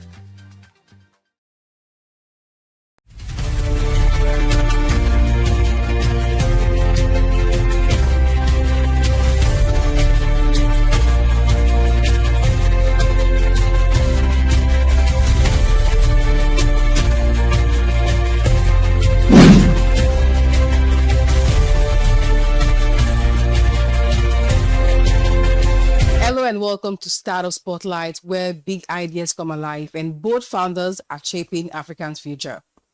My name is Glory Brown Odibo, and I'm thrilled to have you join us today. Our spotlight is on bridging gaps in earth business, HIGC's inspiring startup story. The big question is this: how do we deliver healthcare that truly serves people while building businesses that can scale and last? Today, we're shining the light on a startup answering that challenge boldly and brightly. Joining me is Dr. Owen Omojo, a Nigerian medical doctor, public health consultant, and social entrepreneur who is redefining how healthcare and business intersect across Africa. Dr. Owen Omojo, you're welcome to Startup Spotlight. Thank you so much. It's my much pleasure and our pleasure to have you here right now. Thank you. Same here. Thank you for having me. You're welcome. Quick question. Let's jump right into this. What does HIGC stands for? Like, what does it really mean? What inspired the name? Okay. Thank you once again for having me, and thank you for that question. HIGC, it's not funny, it's an interesting one. HIGC stands for Health Issues Global Consultant. People always ask, why do you work with the name HIGC? Why not just say HIGC, Health Issues Global Consultant? It was a company that was established by my mom, who is a PhD nurse, in 2014. And the whole idea was she wanted to carry out wellness programs that tied into her work. And she made me a director in the company, right? And she just never did anything with it. She remained in paid employment. And so when I decided to to leave paid employment and go into business in 2018, I just thought, okay, you know what? There's already Health Issues Global Consultants. There's really no reason per se to go register another company. I didn't really have any great ideas about name. I wasn't focused on the name, right? And then when I mentioned it to my MD at the time, when I was working at Anchor HMO at the time before I started HIGCM, it was like, oh, Health Issues Global Consultant. It sounds really long. Why don't you, why don't you maybe work with the brand name of HIGC? Oh, okay, that's a good idea. And so we just started working with the brand HIGC. But I mean, a couple of years down the line now, we are registered as HIGC Health Consultants. And I mean, I didn't want to just go have a completely different name, because HIGC had already somewhat become a household name. And so, so that's the story behind the name. Nothing grand, really. Okay, let's talk about how you started, like the capital, the starting process. How was it like for your brand? Okay, so when I started HIGC in 2018, I had just left the paid employment. I was in the health insurance space. I was working with Anchor HMO, and I saw a gap in the fact that corporate organizations were not optimizing their corporate healthcare benefits, right? With HMOs, there was a palpable dissatisfaction that corporate organizations had with their HMO providers, right? And I thought, you know what? Let me come in and fill in this gap and launch with a niche product, HMO called HMO Advisory Service. So it was fully bootstrapped, threw in all my savings. My parents told me I was crazy when I wanted to start this, because it's like, even though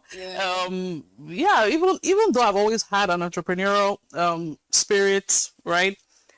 They just felt like, come on, first you decided that you were not going to practice clinical medicine anymore. Okay, we heard that. You gave your reasons. Now you're saying you want to go start business. Like, the business terrain is crazy in Nigeria, but I mean, against all odds, I did it, and here we are. Yeah, that brings me to my next question. I like the fact that you already popped it from what I asked this question. So, starting out, sometimes it's very difficult to lock in on that belief that I think in the next 5 years, everything is going to turn out nice. Was there any disbelief, doubt, fears? If yes, how did you overcome them? I'm a very dogged person. I'm also a very stubborn person. Wow. You never give up? I have a diehard spirit, right? I've been through some experiences that very few people would have survived, and we won't get into this interview, but I'm just saying that I have I'm very strong-willed. Let me put it that way. I'm very strong-willed. I didn't have it all figured out when I started. I wouldn't say I started scared, even though it's okay to start scared. I was just excited that I have an effervescent personality, and I have a very positive outlook on life. And when I'm like a dog with a bone. When I get an idea, I run with it, right? So when I got that idea of, this niche service, HMO Advisory, nobody is doing it. Let me start it. Nothing was going to hold me back, right? Not even failure was going to hold me back. I didn't start with fear. That's the truth. I didn't start it scared. I didn't have it all figured out, even though I thought I had it all figured out. So mind made up regardless of the challenges that come along the way. Yes, I didn't, to be very honest, I didn't even envisage any challenges. I didn't envisage. Of course, now, after, going through business, going to 8 years now? No, my math is not mathing. Yeah, going to almost 8 years now. I mean, obviously, in hindsight, there were a lot of challenges, that I just didn't foresee. And I think maybe that was largely because I didn't have a mentor, right? I didn't have mentorship. I didn't have anybody want to really guide me, and let me know what to expect along the way and all of that. But I went in excited and maybe a little delusional as well. So, yeah. As a founder, you've been doing this for like 8 years now, since 2018. What's one biggest misconception that people have about healthcare business in Africa? I'm not sure I really know what the biggest misconception is. I haven't really queried that. But I'd say in business in general, just business. I hear people say to me, you're CEO now, so you determine your time. Like you have time to flex, you have time to. I'm like, I work the hardest out of everybody in my team. I'm the hardest worker, and trust me, I have a solid team, right? But I am the hardest worker because guess what? If I don't work, mouths don't get fed, right? So a lot is dependent on me. I mean, I am the driver of this vision.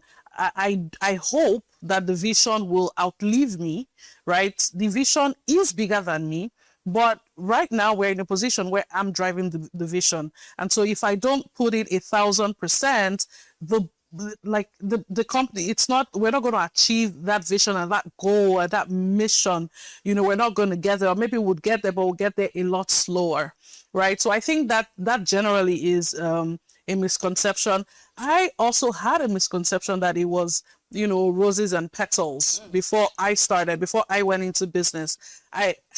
Nothing in this world could have in front of yes, nothing in this world could have prepared me for what I was going into, right? So I think generally I'd say that's one of the misconceptions that comes to mind right now. Talking about your team now, how do you keep them motivated? That's one. Then, choosing the right team for a business as healthcare is different from other businesses. Right. How do you ensure you get the right team? There are people that come to your team with the spirit of, I want to be here. Whether there are other people that come to your team because month end is coming, I need to make money. So how do you pick the right people for your team, and how do you keep them motivated as well in the job? First of all, I think one of my biggest flexes is that I am blessed with people. I am blessed with I couldn't have asked for a better team. I am blessed with the best hands, the best people, right? So that is not a struggle for me. I understand what your question is driving at, because where we are now in Nigeria specifically, with brain drain, with the poor quality of education, with the abysmal level of graduates that we're churning out from our universities, from our educational system every year, the quality of workforce continues to deplete, right? So as much as we talk about we have an unemployment problem, I beg to differ and say that we have a bigger unemployability problem, because the level of workforce is so poor out there. And I know this, and I can speak to this authoritatively, because I have been doing recruitment since I went into business, because again, I had to somehow pivot and keep the lights on, basically. And, that was a skill that I had, because when I was a manager in the HMOs I had worked in, I used to sit in on a lot of recruitments. And so somehow I just fell into recruitment. And with my other company, Regal Business Hub, that's one of our major service offerings, recruitment. And so I know the level of, thoroughness that goes into it, and frustration, the level of unskilled workforce is really crazy. But somehow, I don't know if that's what they call grace, HIGC and my other endeavors, we've just somehow been blessed to have the best hands and the best people. So I can't relate. Yeah. Oh, that's good. And as a female founder in the healthcare business field, definitely there are a lot of distractions, People tend to say it like it's mailing for the other gender. What principles have guided you through these businesses? What principles have you held so strong that have helped you get to where you are now? Thank you for that question. You know what? We can't deny that we're living in a patriarchal, right, society. And it cuts across pretty much every single sector that you can think about, maybe with the exception of beauty, the beauty sector, maybe, at least in Nigeria, right? But I also recognize that in recent years, there's been a lot more opportunities for women, with the advocacy for equity and equality, there, a lot more opportunities for women. For me, I mean, I don't know if you can't tell, I have coconut head, right? So there's very little that you can do to bring me down, or I'm a very self-aware person. And so I know that just being a woman in business, talk less of a woman in the business of healthcare, right? I already know that I have to show up 10,000 times better than I will show up on my best day. Just to be taken seriously. Just for you to know that I actually know what I'm talking about. I actually know my onions. I'm not here to waste your time. I am the best person for the job. If you give me this, I will see it to a logical conclusion.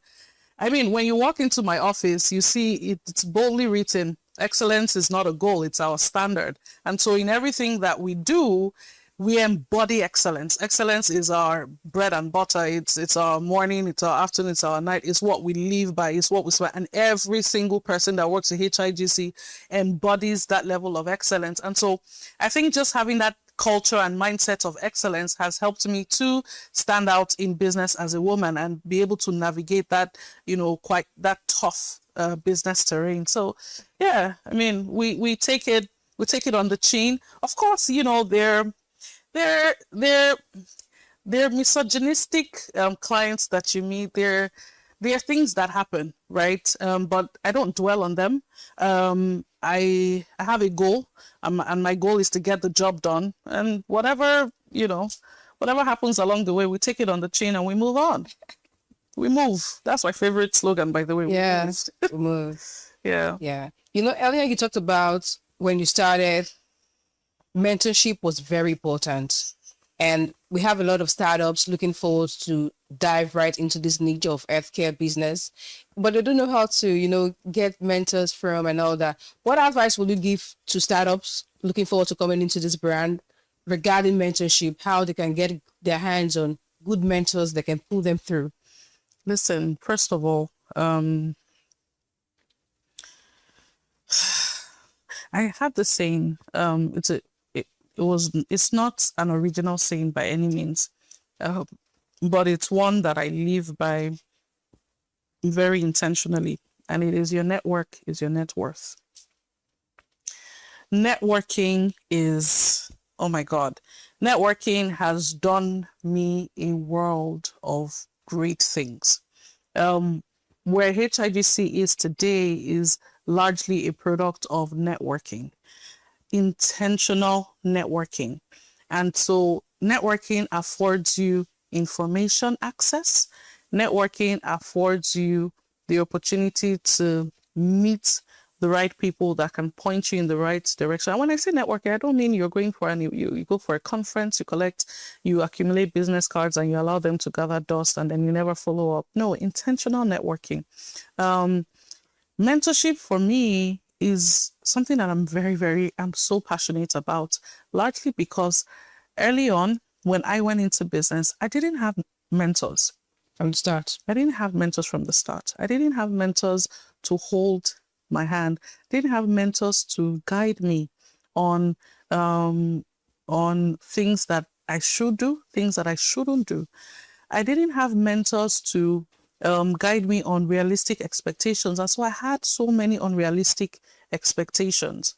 And along the way, I made some costly mistakes, right? I mean, I'm glad that it didn't end us. but it would have been great to have a mentor tell me, do it this way, do it that way, right? So mentorship cannot be overemphasized.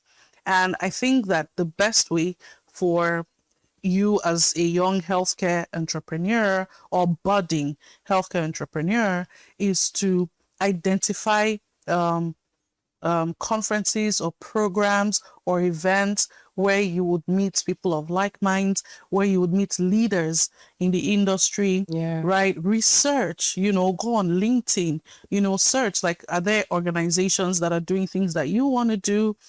And mentorship should be a symbiotic relationship. Don't come into a mentor-mentee relationship with a parasitic mindset that it's only you that anywhere you are, and in every relationship, always think about how you can add value as well, and be ready to serve and work without even getting paid. Be ready to be ready to volunteer, because that's how you learn.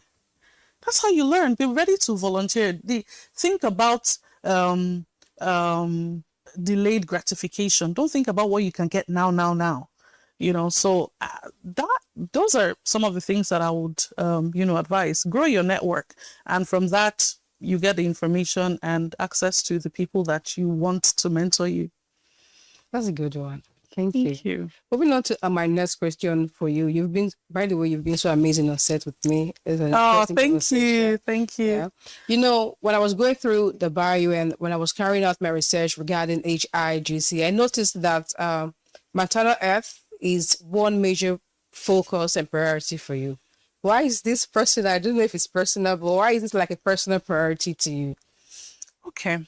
Yes, thank you so much, Glory, for asking that, because maternal health does tug at my heartstring, largely because I'm a woman and I have those lived experiences, right? I understand what the female body goes through.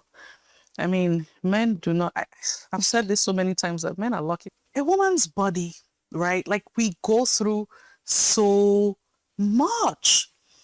And so with every other thing that we have to deal with in society, who is speaking for us? Who is advocating for us? We already have the shorter end of the stick in terms of disparity and access to services, access to healthcare, affordability of healthcare services and all of that. We know that 70 to 80% of healthcare spending is done out of pocket, right? And women who do not earn as much as men obviously have less access to these services. And so that's why I honestly feel a sense of responsibility almost to be a voice. Obviously, I can't be the only voice, but be a voice for women and, use my expertise to be that voice and create platforms and create solutions that will help them. But more so, I don't know if you saw the BBC article that came out shortly after National Safe Motherhood Day in 2025 that said, it was so indicting. It said Nigeria is the most dangerous place for a woman to give birth. Oh. That's so indicting. We have a maternal health crisis. We need to crush maternal mortality. Nigeria has one of the highest, I dare say the highest maternal mortality ratio in the world at 512 to 1,000, depending on the study you're looking at, but between 512 to 1,000 deaths per 100,000 live births. That is crazy. That is wild. And so for me, it's like, why are women dying bringing life? Why is a woman bringing life into this world and she's losing her life? It's unacceptable. And so yes, maternal health is so dear to my heart, and it is something that I have pursued assiduously and continue to pursue, and we have programs that are currently ongoing to address that. So yes, very important to me, and it should be important to everybody because every single person in this world came from a woman. Yeah. Every single person in this world came from a woman. So it should be important to every single person, man or woman. Yeah. And right now we're currently in the age where AI is trending, technology is moving forward so fast, if I must say. How do you see technology reshaping the healthcare business and in the aspects of decision making as well? Looking ahead. So, health tech is, I think it's going to be a significant game changer in how healthcare services are delivered in coming years.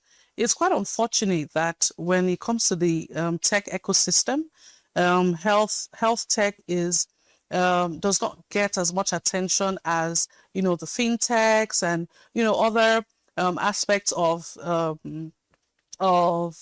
tech, right?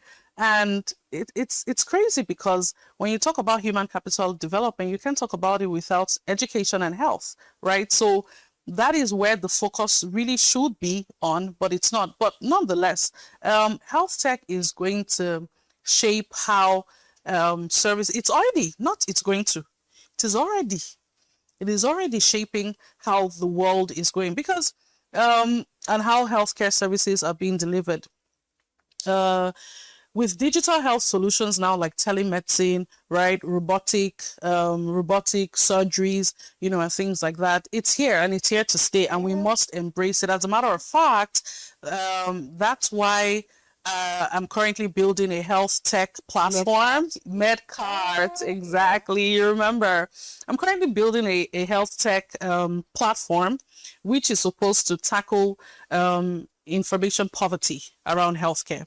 In not so many words, essentially, it's supposed to be a platform that centralizes all the fragmented health data, right? Because that's a problem.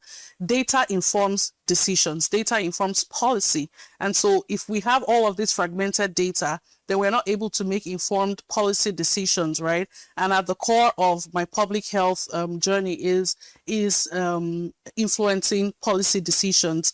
And so the platform is essentially supposed to centralize healthcare provider information, healthcare professional information, where to source for healthcare items, rating on, medical professionals, things like that, morbidity and mortality data and statistics and things like that. It's supposed to just address that problem of information fragmentation and information poverty. So yes, tech is here. We must embrace it, and we need more people to go into health tech and close the numerous gaps that we have in healthcare. Yeah. So with tech coming to play and coming to stay, what's the long-term vision for HIGC and how do you see it reshaping the healthcare business in Africa? Yeah, so for HIGC, we're already embracing technology, right, in our business, and again, we can't do without technology. And as an organization that has continued to evolve, as an organization that has continued to, we're giving baths and then we return with both, right? So we're an organization that is very big on innovation, that is very big on incorporating, tech into. If you go on our social media handles, you'd see how we have been able to incorporate technology into, what we do as a public health and a healthcare social enterprise. And we're using tech currently to help with public health advocacy, because like we say in public health, prevention is always going to be cheaper than cure. Always. Yeah. Prevention is always cheaper than cure. Always. Right? So yes, tech is, our business is definitely integrated with tech, or tech is integrated into our business, and definitely going forward and in other endeavors, we'll be integrating tech even more so in our business to help close these gaps that we're trying to close. Finally, before I let you go, what advice would you give to young entrepreneurs, most especially women looking forward to build purpose-driven businesses? From your experiences as a founder over the years, what advice would you say they are non-negotiable when starting the business? Number one is passion. Business comes with so many, again, boosts, right? Passion. When the chips are down, when the crazy policies come and shake you, passion is what keeps you going. If you don't have passion, you will not last, right? So passion is the first thing. 2, resilience. Understanding that it's a marathon. It's not a sprint. It's a marathon. Understanding what your purpose is, right? Because when you're doing work that is bigger than you, like what we're doing with HIGC, the social impact work that is addressing SDG 3, which is good health and well-being, you understand that the vision is bigger than you. So that keeps you going as well. Again, start small and scale, regardless. Start small and scale, right? You have to crawl before you walk, before you run. And again, I would say leverage or stand on the backs of giants. There are giants who have come before you, who have walked so that you can fly. So stand on their backs, right? And that's obviously through mentorship again, because I cannot overemphasize how important mentorship is. And finally, have a we die here mentality. When I say we die here, I don't mean don't be open to learning and changing. But just understand that I had a vision for this, I have a purpose for this, and I'm going to see it through. So when you have that we die here mentality, you don't quit, even when the things get tough. You don't quit. So stay resilient. Have your mentors, very important, network intentionally, and study, research. Be so involved and engrossed in that area of specialty that you become a master of that trade, right? That you become the absolute best. You become a leader in that field. So do a lot of research, reach out to people. Don't be scared to ask for help, collaborate. You don't always have to reinvent the wheel. There are people that are already doing things that you can collaborate with. And I think that with these, they'll set themselves up for success. So, yeah. Oh, yes, you've heard it from Dr. Owen Omojo that the keys for you to have a non-negotiable startups, if you're looking to dive into any business, is passion, resilience, purpose, don't give up, get a good mentor, scale up, start small and scale up, and that's how you get to the top. Thank you so much, Dr. Owen Omojo. Thank you very much, Glory. Amazing episode with you. Same here. Thank you for your time and also sharing such a powerful insight. Thank you for having me. I really appreciate it. I appreciate the time and for talking to me. Thank you so much. Thank you. And that's a wrap for today's Startup Spotlight. I'm Glory Brown Odibo. Thank you so much for watching.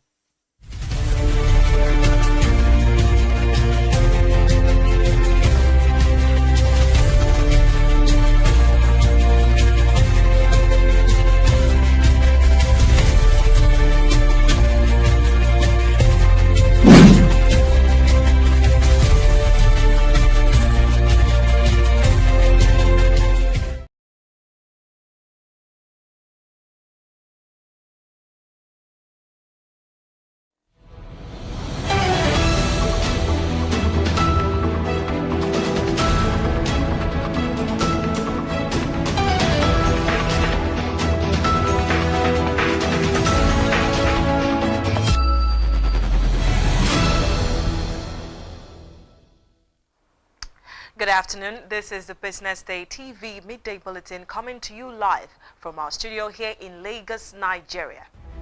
And coming up, Naira slips to 1,376 Naira per dollar amid dollar safe haven rally.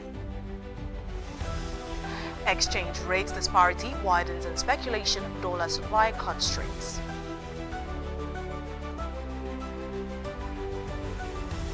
CBN auctions 1.05 trillion Naira in treasury bills on Thursday.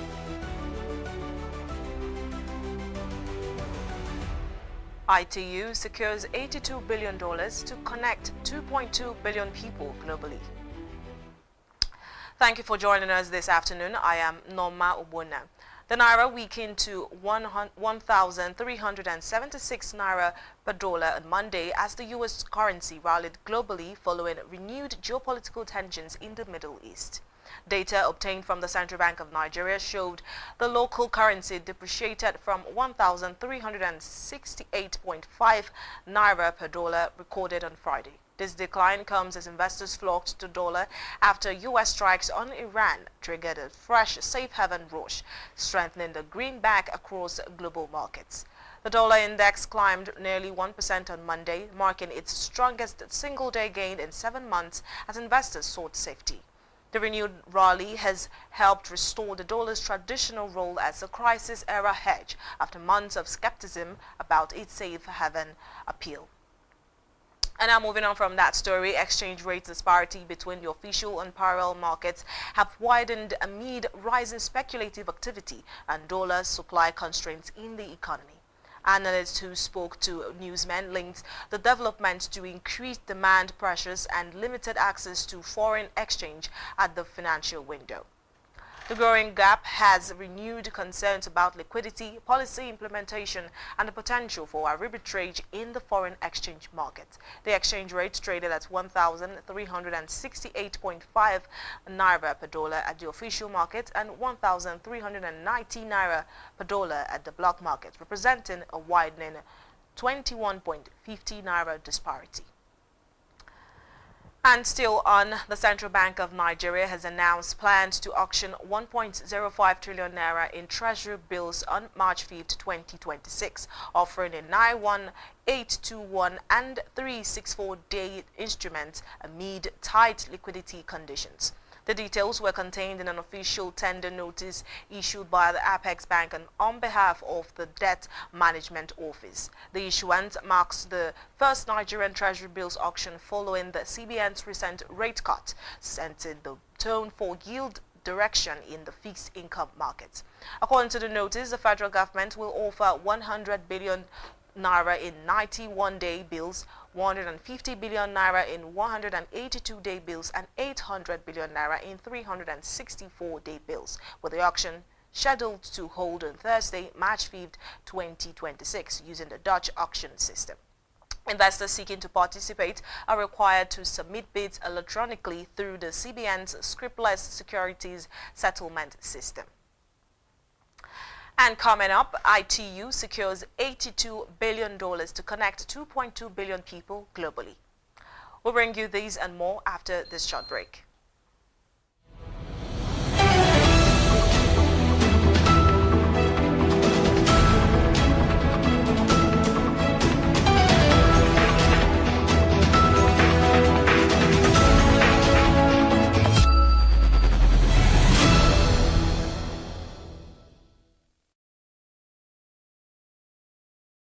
Attention business leaders, want to make informed decisions? Join the ranks of the best with Premium Business Day. Access in-depth analysis and expert opinions to stay ahead. Subscribe now at premium.businessday.ng and unlock premium content. Plus, you get 50% off your first subscription. Don't miss out. Make smarter choices and seize new opportunities. Sign up now and elevate your business game. Visit premium.businessday.ng today.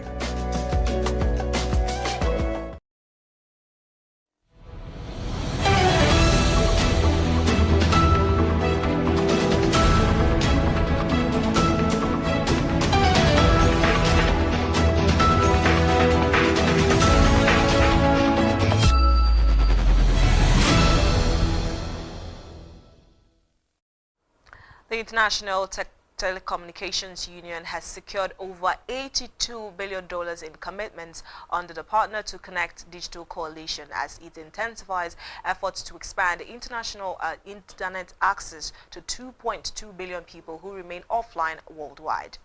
The ITU Secretary General Dorin Bodigdan Martin announced the milestone on Monday at a Mobile World Congress 2026, launched in 2021. Partner to Connect serves as a mobilization platform that brings together government, private sector players, and civil society to fund projects aimed at expanding digital infrastructure and promoting inclusion, particularly in remote and underserved communities. With total pledges now exceeding $82 billion, Bodgan Martin says the initiative is on course to meet its $100 billion target by the end of 2026. And now moving away from that story, Nigeria's startup ecosystem started the year 2026 at a slower but resilient pace as funding activity slowed compared to Egypt and in comparison to the performance of the corresponding period in 2025. Nigerian startups raised $45.9 million across 8 disclosed deals, with figure accounting for 22.17% of the $207.1 million raised by 29 startups across Africa during the month, compared to $85.7 million raised by Egypt, which contributed 41 to 37% to the total amount raised by Africa startups. In January 2025, Nigerian startups raised $82.2 million across 7 deals, signifying funding dropped to 43.47% year-on-year, despite the fact that the number of disclosed deals increased slightly from 7 to 8. Reports reveal that the change, however, suggests a tightening funding environment. And also, the Nigerian Communications Commission has proposed a new requirement compelling telecom operators to issue a minimum 14-day notice to subscribers before deactivating their SIM cards due to inactivity or postpaid churn. According to reports, this is a part of broader reforms tied to the rollout of the telecom's identity risk management system. The proposal is contained in a consultation paper titled Stakeholders Consultation Process for the Telecom's Identity Risk Management Platforms, dated February 2026. Under the proposed amendment to the Quality of Service Business Rules, the Commission stated that prior to churning off a postpaid line, the operator shall send a notification to the affected subscriber through an alternative line or an email on the pending churning of his line. And now to end the local news, the federal government has announced plans to reform its livestock export framework, a market estimated at $3.2 billion. The head press and public relations of the Ministry of Livestock Development, Ogenekewe Uchechukwu, revealed this following recent recommendation by the United States Congress to block Nigeria's beef and cattle exports to Ivory Coast, Ghana, South Africa and Senegal as part of measures to disarm Fulani militias allegedly involved in violence against Christians. Uchechukwu says Nigeria's livestock sector is currently undergoing a structured transformation aimed at developing a modern, quality-assured and export-oriented red meat industry. And coming up, the U.S. on Monday imposed sanctions on Rwanda Defense Force and top military officials over East Congo fighting.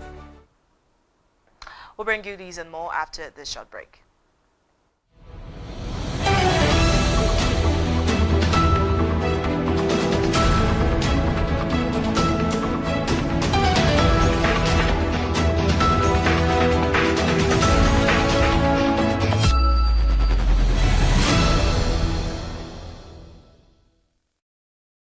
Entrepreneurship is for everybody, but not everybody is for entrepreneurship.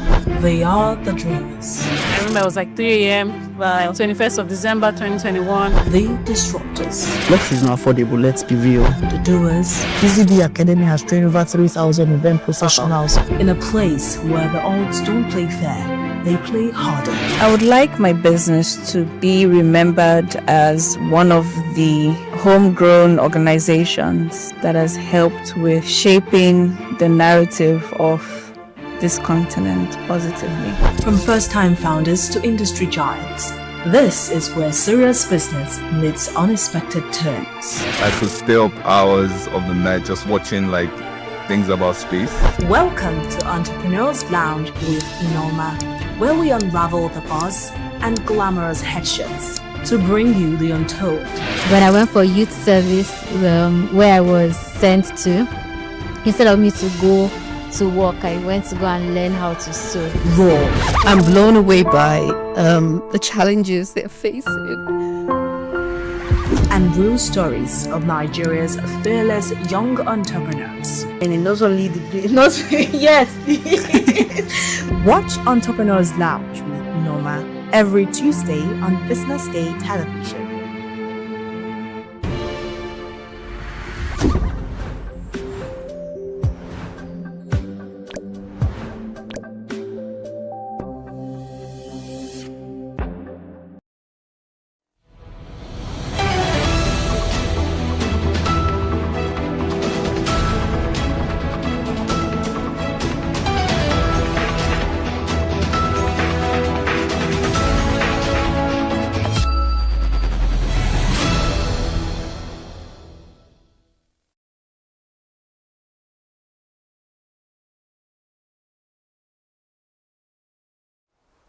The U.S. on Monday imposed sanctions on the Rwandan Defense Force and top military officials over their role in ongoing fighting in Eastern Democratic Republic of Congo, calling for their immediate withdrawal from the mineral-rich region. Rwanda has long rejected allegations from Congo, the United Nations and Western powers, that it supports the AFC M23 rebel group, which staged a lightning offensive last year and now holds more territory in Eastern Democratic Republic of Congo than ever before. But the U.S. Treasury Department revealed on Monday that the rebels' gains would have been impossible without Rwandan backing, while the State Department said separately that Rwanda's support had enabled horrific human rights abuses. And also, ShopRite Holdings, South Africa's biggest grocer, reported a 7.7% rise in first-half profit on Tuesday, highlighted by strong festive season demand.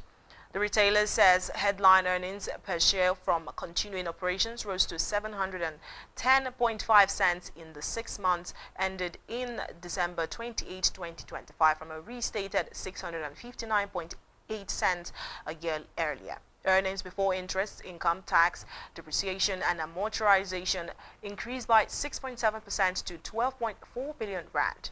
Gross margin decreased by 10 basis points to 23.8%, reflecting low selling price inflation moving to deflation during the current trading period. And on to the foreign scene, global oil and gas shipping rates surged to record levels as tensions escalated between the U.S. and Iran, with supertanker costs in the Middle East hitting all-time highs. According to shipping data and industry sources, the spike comes after Tehran targeted vessels transiting the strategic Strait of Hormuz, a key choke point carrying roughly one-fifth of the world's oil and significant quantities of liquefied natural gas. Shipping through the Strait of Hormuz, which connects Iran and Oman, has slowed to a near halt following retaliatory strikes by Iran in response to U.S. and Israeli attacks. This disruption, combined with fears of a prolonged closure, has driven oil and the European natural gas prices higher, with Brent crude futures jumping nearly 10% this week amid multiple shutdowns of oil and gas facilities across the Middle East. And still on, UNICEF has opened applications for early-stage startups that are deploying blockchain-based solutions with real-world impact for children and other communities, offering equity-free funding of up to $100,000. According to UNICEF, the venture fund supports early-stage technology innovators whose solutions address major challenges affecting children, including health, education, protection, inclusion, and economic opportunity. The fund prioritizes technologies with the potential for wide reach and measurable impact by backing emerging startups. UNICEF aims to strengthen how governments, NGOs, and communities deliver essential services to children and young people worldwide. And we'll bring you the sports news after this break.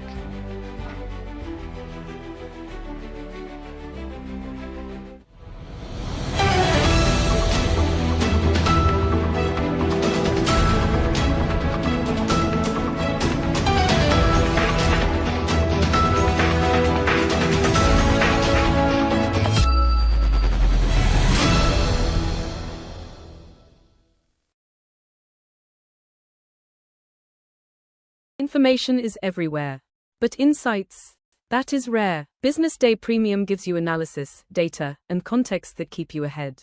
Business Day Premium. Read deeper, decide smarter.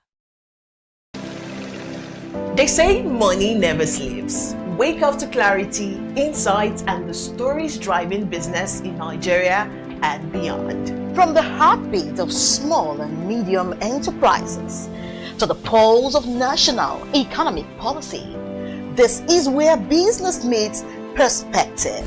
With expert guests, real-time analysis, and stories that matter to you, we go beyond headlines to bring you the full picture. Join us every morning as we break down the numbers, decode the policies, and spotlight the people shaping our economy. This is Business Money. We are not just showing off businesses, but telling the stories behind them. The hustle, the art, the orders, and the wins. Startup Spotlight, showing every Monday on Business Day television. Welcome to the Triumph Against Odd podcast. Most people go through their lives without knowing what their superpower is, right? But if you're lucky enough and determined enough to find your superpower before you get to a certain stage of your life, you will be incredible.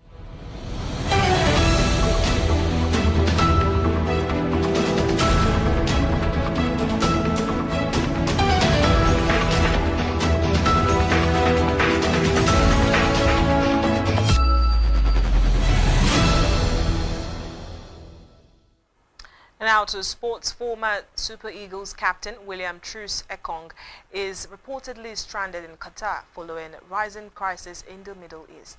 The 32-year-old defender, who recently signed for Al Hilal after leaving Al Khulud in January 2026, is currently unable to leave the country amid heightened security concerns that have led to the suspension of flights and football activities. Truce Ekong is understood to be grounded following the closure of key air routes and suspension of commercial flights. Developments linked to rising military tensions involving Iran, Israel, and the United States. The Qatari authorities have introduced precautionary restrictions that have disrupted international travel and forced an indefinite pause in several sporting competitions, including the Qatar Stars League.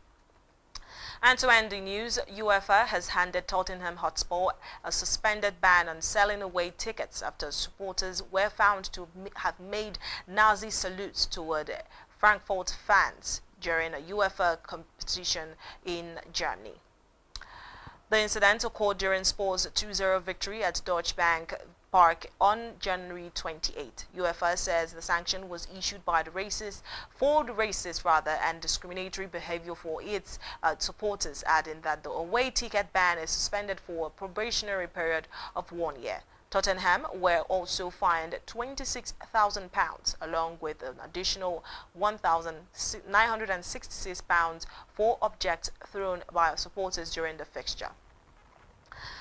And this is where we wrap up the Business Day TV Media Bulletin this afternoon. Remember to follow us across all our platforms and subscribe to our YouTube channel for more. My name is Norma Obonna. Many thanks for watching.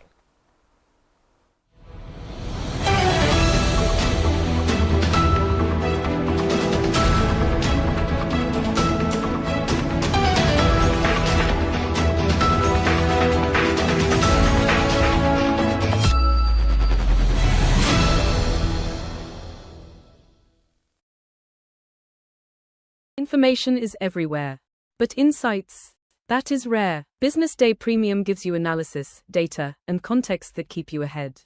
Business Day Premium. Read deeper, decide smarter. They say money never sleeps. Wake up to clarity, insights, and the stories driving business in Nigeria and beyond. From the heartbeat of small and medium enterprises to the pulse of national economic policy, this is where business meets perspective. With expert guests, real-time analysis, and stories that matter to you, we go beyond headlines to bring you the full picture. Join us every morning as we break down the numbers, decode the policies, and spotlight the people shaping our economy. This is Business Money. We are not just showing off businesses. We're telling the stories behind them. The hustle, the art, the orders, and the wins. Startup Spotlight, showing every Monday on Business Day television.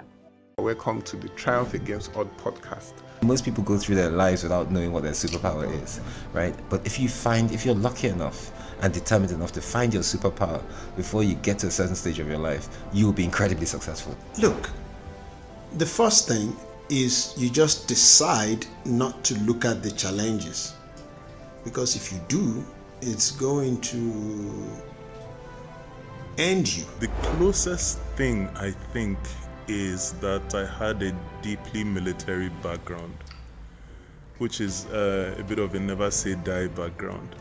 I saw an opportunity in non-interest banking,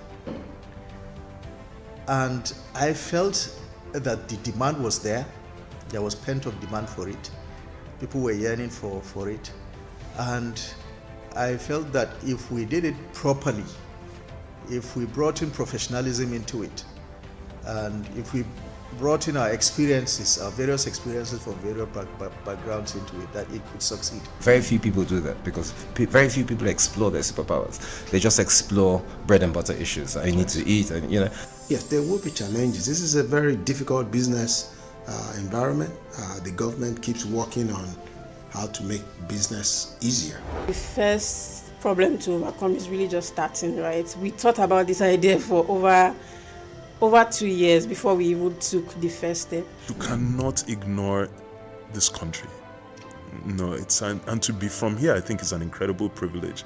Nigeria will be ascendant in my lifetime. This is Business Week, a weekly program brought to you by BusinessDay Television.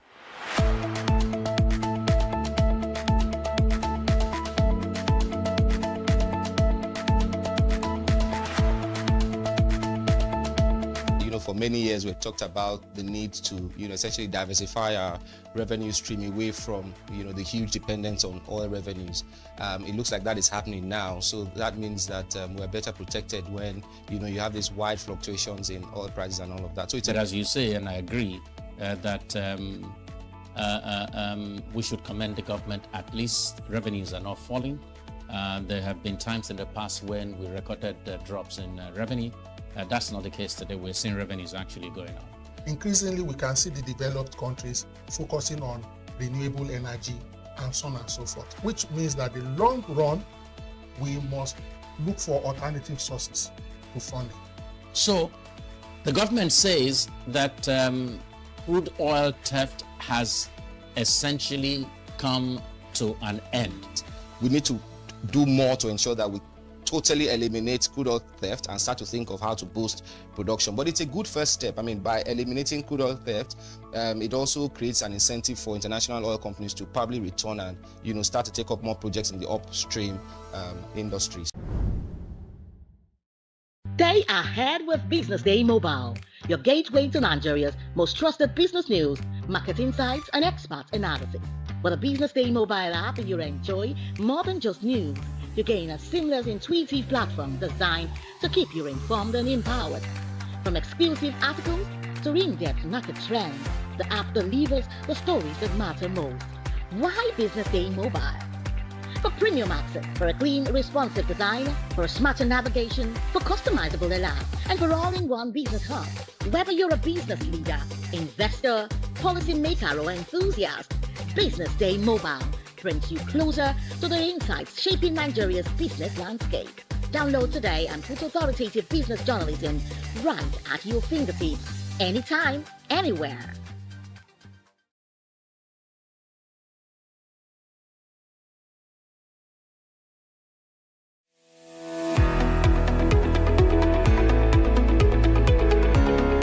This is Business Week, a weekly program brought to you by BusinessDay Television. And we're live from Lagos, the nation's commercial capital, bringing you the latest insight into the stories that matter for business and the economy. I am Deborah Eze.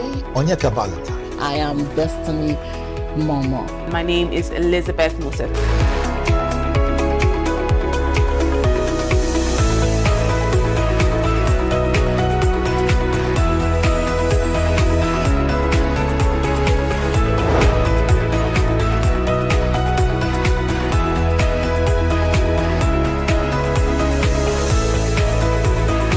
When you think of business, think no more, think Business Day. I know that Business Day television will go places. It is the next big thing that will happen to the Nigerian media sector without a shade of doubt.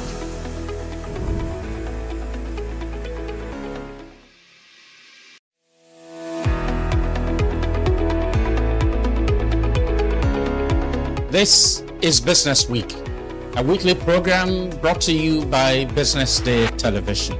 And we're live from Lagos, the nation's commercial capital, bringing you the latest insight into the stories that matter for business and the economy. I am Deborah Eze. Onyeka Valentine. I am Destiny Momo. My name is Elizabeth Musef.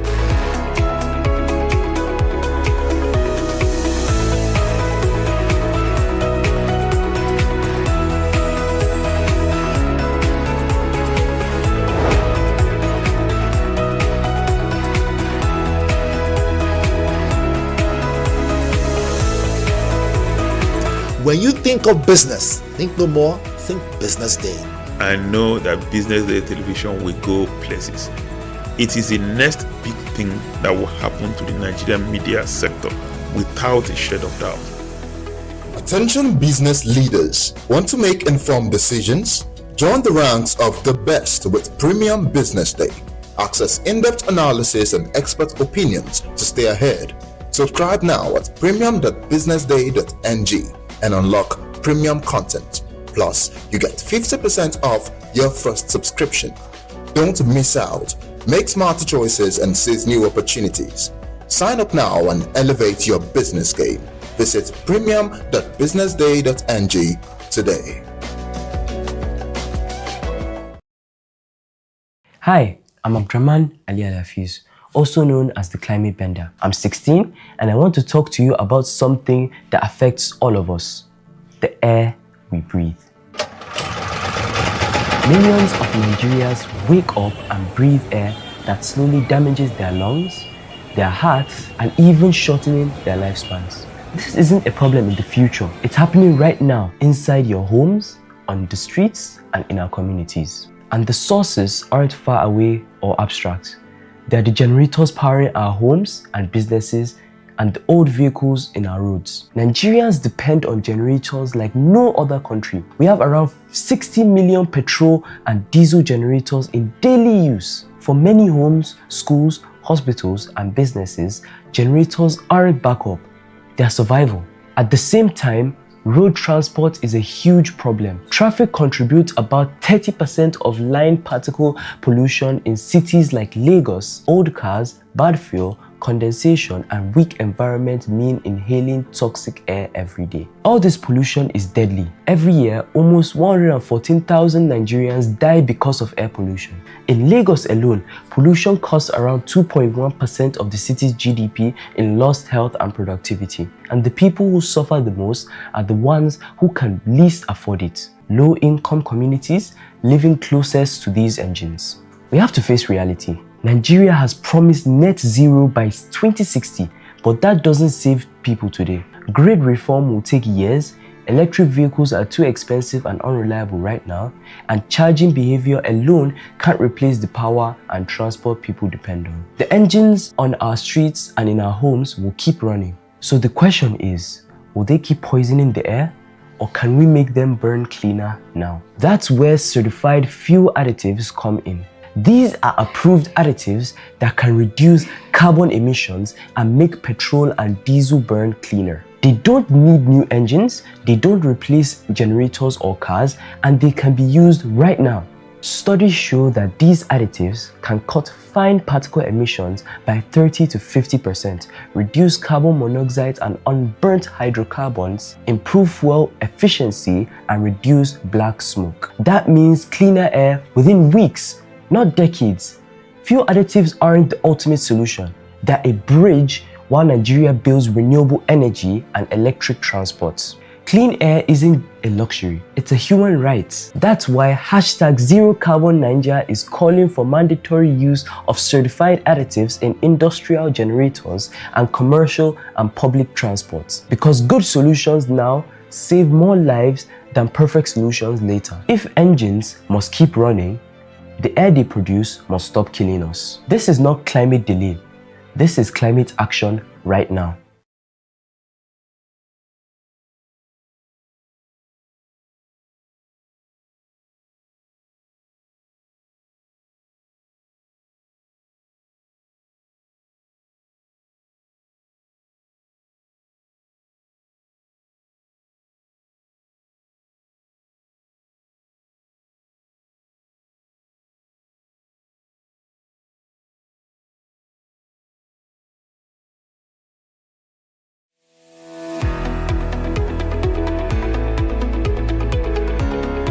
This is Business Week, a weekly program brought to you by BusinessDay Television. And we're live from Lagos, the nation's commercial capital, bringing you the latest insight into the stories that matter for business and the economy. I am Deborah Eze. Onyeka Valentine. I am Destiny Momo. My name is Elizabeth Moses.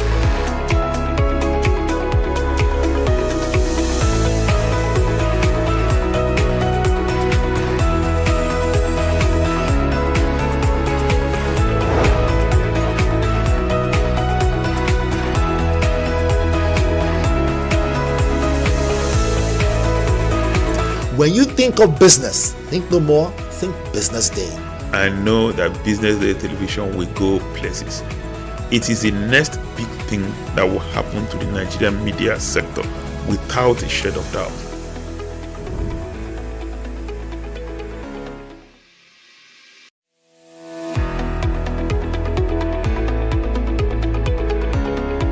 This is Business Week, a weekly program brought to you by BusinessDay Television. And we're live from Lagos, the nation's commercial capital, bringing you the latest insight into the stories that matter for business and the economy. I am Deborah Eze. Onyeka Valentine. I am Destiny Momo. My name is Elizabeth Moses.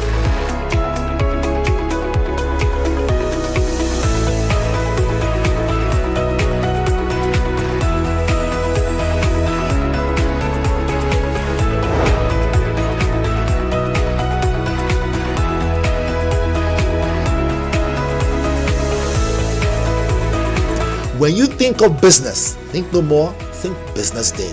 I know that Business Day television will go places. It is the next big thing that will happen to the Nigerian media sector without a shade of doubt.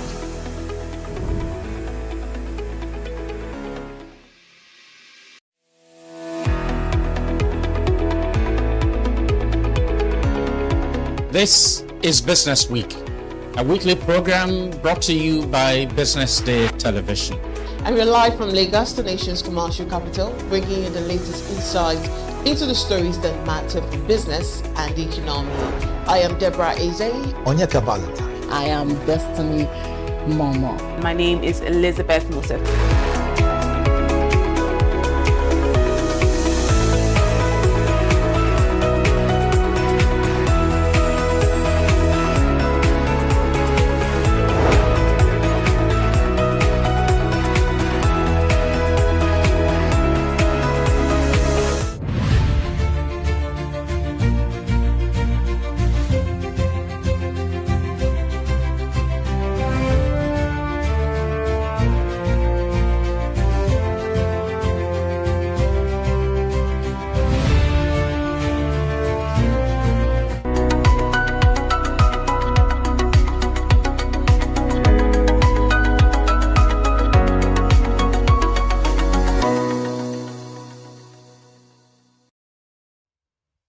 Give your undivided attention to the disease that comes without any symptoms. This is Health Matters, your number one guide to health and wellness. I am Amanda Emosibuwe. In 2018, the World Health Organization estimated that about 31% of Nigerian adults were living with hypertension. More recent studies suggest that over 1 in 3 adults today suffer from hypertension. Clearly, hypertension is a growing public health concern in Nigeria. Digging with me into this silent but deadly illness, looking at the preventive and managerial ways for hypertension, is a medical professional, Dr. Habib Moshood. Welcome, Dr. Habib. Nice to have you here. It's nice to have you here. So let's get into the heart of the matter now. Okay. Starting with the basics, in simple terms, what is hypertension? So, simply put, is elevated blood pressure. However, you don't just check once and then you determine that, oh, this person is hypertensive, right? It's sustained elevated blood pressure that you check over a period of time. So you check at separate occasions once or twice. So you don't just see a patient once or anybody once and you check their blood pressure and just tell them that, oh, you are hypertensive. Okay, thank you. From your point of view, how common is hypertension and at what age is it really? So, yeah, I mean, during your introduction, you rightly said that we are one of the hypertension capitals of the world. Fortunately, it's commoner in black race, right? And then secondly, you see it most often in people that are above the age of 40. However, there are cases of people that are below 40 years of age that are also coming down with hypertension. It's very good that we make that very known to the public. But it's commoner in people that are above the age of 40, and over 31% of the people in the country have hypertension. So you said it's more common in the black race. Is there a particular reason why it's more common in black race? So genetics is one of them, okay, right? And there are many other factors actually, but majorly genetics will be one of them. Okay, so everybody says hypertension is a silent killer, but personally I believe that there must be 1 or 2 signs. Yeah, it's a silent killer because, I mean, from our own experience, you go to public outreaches that we do where we check people's blood pressure and you see someone walking and you check their blood pressure, you are seeing 200, 180, right? It's not like malaria. If you have malaria, you definitely be having fever, you'll be tired, can be vomiting. So hypertension doesn't really present like that. But there are some signs that you would see. One of them is you get tired easily. You walk certain distances from here to the front door, and then you discover that you're finding it difficult to breathe, right? You're having chest pain. So those chest pains should not be overlooked. So these are some of the signs that you would see to know that, oh, there's something ongoing, you understand? And it's very good that we check our blood pressure regularly to pick this. So it's a silent killer because complications can come in before you actually even know that this person has been hypertensive for a very long time and we have not been able to pick it up. But if you have to look for silent things or signs that you will see, one of them most importantly is you walk the stairs and you're just panting, you're finding it difficult to breathe, your chest is paining you, your legs are swollen. So those are some of the things that you can see that you will know that, oh, something is definitely ongoing in the heart. Okay, so you mentioned it's very easy for people to misdiagnose. Like I could be having chest pain and it's fatigue. Yeah. I like so long. Maybe I've been standing for so long. So apart from like these things, is there really any significant thing that you can hold on to and be like, okay, this is? Yes, so the most significant is to check your blood pressure, right? That's the most significant. But however, the others that I've mentioned are things that you would see. You wake up at night, you suddenly find it difficult to breathe. You understand? So those are some of the things you would see, right? But the most significant is checking your blood pressure and noticing that it is above the upper limit. So as a chronic disease, is there a cure? So I mean, from the name, chronic disease. Yes. So there's no cure, right? It's something that we manage over time. Right, so there are lifestyle modifications that you need to adhere to. There are medications that we are going to give you to, right? Ensure that these medications are prescribed by healthcare professionals, and if you have to change them, right, you have to also consult your doctor. So the fact that one person is hypertensive does not mean the same drug we are giving the person can be given to the same drug we are giving to patient A might not be applicable to patient B. So you do not look at what other people are taking. Well, and you decide why do the drugs differ? Yeah, thank you very much for that. So people have underlying conditions that they are dealing with. They have different category that they belong to. There is the kind of drug I will give a pregnant woman that has elevated blood pressure that I will not give someone that is not pregnant. So when we say people differ, that's what we mean. So from my little knowledge of medicine, you know, every disease has a genetic factor. That's every disease, right? Yeah. So apart from like the genetic factor of hypertension, what other factors? So there are what we call modifiable and non-modifiable factors. So modifiable factors are basically factors that are within your control. Do you understand? So modifiable factors, I mean, if you are drinking alcohol, you smoke, that's modifiable. It's within your control. You can definitely stop it, right? So your diet is within your control. So it's something you can really work on. So those are example of modifiable factors. Non-modifiable, race is one of them. You're a black person. There's nothing you can do. Even if you bleach your skin, you're still black. It doesn't change anything. Family history. Unfortunately, they are first degree relative, father, mother, they have history of hypertension. So you really can't do anything about that. You understand? So those are examples of non-modifiable factors. So beyond genetics, I'm able to mention some other factors that we look at. Diet, lifestyle change. Yeah. So is I don't know if it's just me, but growing up, you know, people used to say salt. Check your salt. Let's talk about that salt thing. How true is it? It's very important. You understand? So as part of the dietary restrictions, is to look at your salt intake. So to give you an understanding of this, like where salt goes, water follows. And what happened in hypertension is that the heart is doing a lot of work to pump blood around the entire body. So that increases our blood pressure. So if there's a lot of salt intake in the body, right, there's a lot of fluids coming into the heart. So the heart is doing more work to pump blood around the entire body. So that's what happens. That's why we usually advise them to reduce salt intake as much as possible. Okay. It's not just salt anyway. There are other things you definitely reduce. Like? Okay, so to explain them, so the cardiovascular system or the heart among other systems that works to make up the cardiovascular system, compare it to a pumping machine that's pumping water around the entire body. So there's the work the pumping machine has to do, but there's the work of the pipes. So sometimes if there's anything clogging the pipes, you notice that water will not be getting to places that water should get to, or the pressure in the pipes definitely go up, which is what you see in hypertension.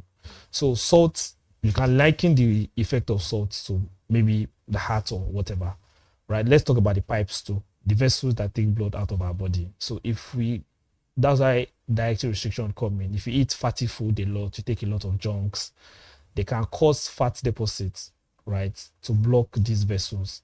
And when they block these vessels, there's a lot of pressure that the heart and those vessels have to do to move blood around the entire body. So your blood pressure goes up again. We have seen people that they've been able to manage their hypertension very well following just dietary restrictions. You understand that they don't have to use a lot of medications at all. So it's very important that we take note of this. Okay, so I've been speaking about hypertension. What is the normal blood pressure? Exactly. So yeah. Also, it's a range. It's not a static figure. Okay. Right? If your blood pressure is between 100 to 120, I'd say normal. If it's 120 to 130, you know, blood pressure there's a figure above, there's one below. So the one above, which is the systolic, right? We would like to have something between 100 to 120, that's fine. Okay. Then the one below, say 60 to 80, that's fine. You understand? Then if you have between 120 to 130, in this part of the world, we'll just say it is elevated if you're not having hypertension yet. But however, if you're having anything above 140, right, and we're having anything above 80 to 90, then you can start classifying into stage 1 hypertension and different other grades that we have for it. I wouldn't want to bore us with that. But most important is that when you check your blood pressure at any point in time and you're getting any figure above 130, you should be concerned. Okay, these readings that you've given, though, is it gender-based? Not exactly. It's general. You understand? So, not exactly. So, for someone with a genetic factor where we are seeing hereditary, the Yeah, families so there's have. family history.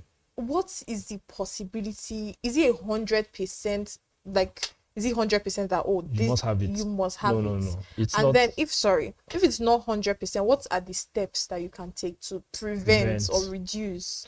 Yeah, the same step every other person would take to prevent coming down with hypertension. You should also take it. However, you should just take note of the fact that there is a family history of it. So you probably do more work, right, than others. More work means check your blood pressure regularly. So it's like I said, the genetic factor does not 100% mean you would have it. Let's establish that. So what are the things you're supposed to do to prevent? I'll start with dietary restrictions again, right? Reduce your salt intake. Don't take alcohol, right? Do not smoke. Physical activity too. You notice some people don't drink alcohol, they don't smoke, but they still come down with hypertension. So these days, a lot of people are doing remote work. So they probably just stay sitting in front of their laptops and sit all day without, moving about. It is recommended that you have physical activity up to 150 minutes a week. Something, it doesn't necessarily have to be intense. You don't have to go to the gym and start lifting weights all the time. So even if you can just do brisk walk, which is usually recommended, do brisk walk 150 minutes a week. There are 7 days a week. Just divide it. You can want to be doing 20 minutes per day or 30 minutes per day of brisk walking from one place to another. That's fine. Most people mistake brisk walking for jumping bus in the morning, like moving from one place. That is strenuous, right? Brisk walking is you're intentional about moving from one place to another. Jumping bus, you're intentional. I mean, it's attached to your daily routine. Yeah. You understand? So your body has adjusted to it. So it's no longer exercise. It's just stressful. So it has to be something that, it's exercise like. So that's what we can count as exercise. Earlier on, when I was reading statistics, it said that hypertension is a national issue. Yeah. So what should government do? What should health agencies do now? Yeah, there are many things government can do. First one is, let's look at the preventive medicine aspect of this. So if people do not have access to healthcare services, there is no way they can pick that they are hypertensive, right? So our government should invest more in refurbishing or making primary healthcare services available to everyone. You understand? So I don't have to go to bigger hospitals whenever I feel anything wrong with my chest. That's true. So I should be able to go to an hospital that can just check my blood pressure and give me the reading and see a doctor almost immediately. Then they should also invest, we should do more mass education, right? We need people to, if we don't give people right information, they will definitely get the wrong ones. You understand? Then they are doing significant work in reducing tobacco consumption in this part of the world. So we can do better, right? Then alcohol intake. Then these days we should invest more in making our neighborhood safer for people to be able to walk there, jog. So if I'm concerned that if I have to do brisk walking by 6:30 a.m., what if somebody collects my phone or somebody attacks me on the road? I would definitely not want to do that. So when we discourage people from doing that, it's at the end of the day there's a public health crisis that can be likened to. Then our nutrition too, what we consume, very importantly. So government needs to have agencies that monitor them and ensure that we eat the right things that do not make us come down with diseases at the end of the day. All right, thank you so much, Dr. Habib. Before we take our last questions, we have spoken about hypertension. We have spoken about the risk factors involved. Let's take a quick break before our final question. All right.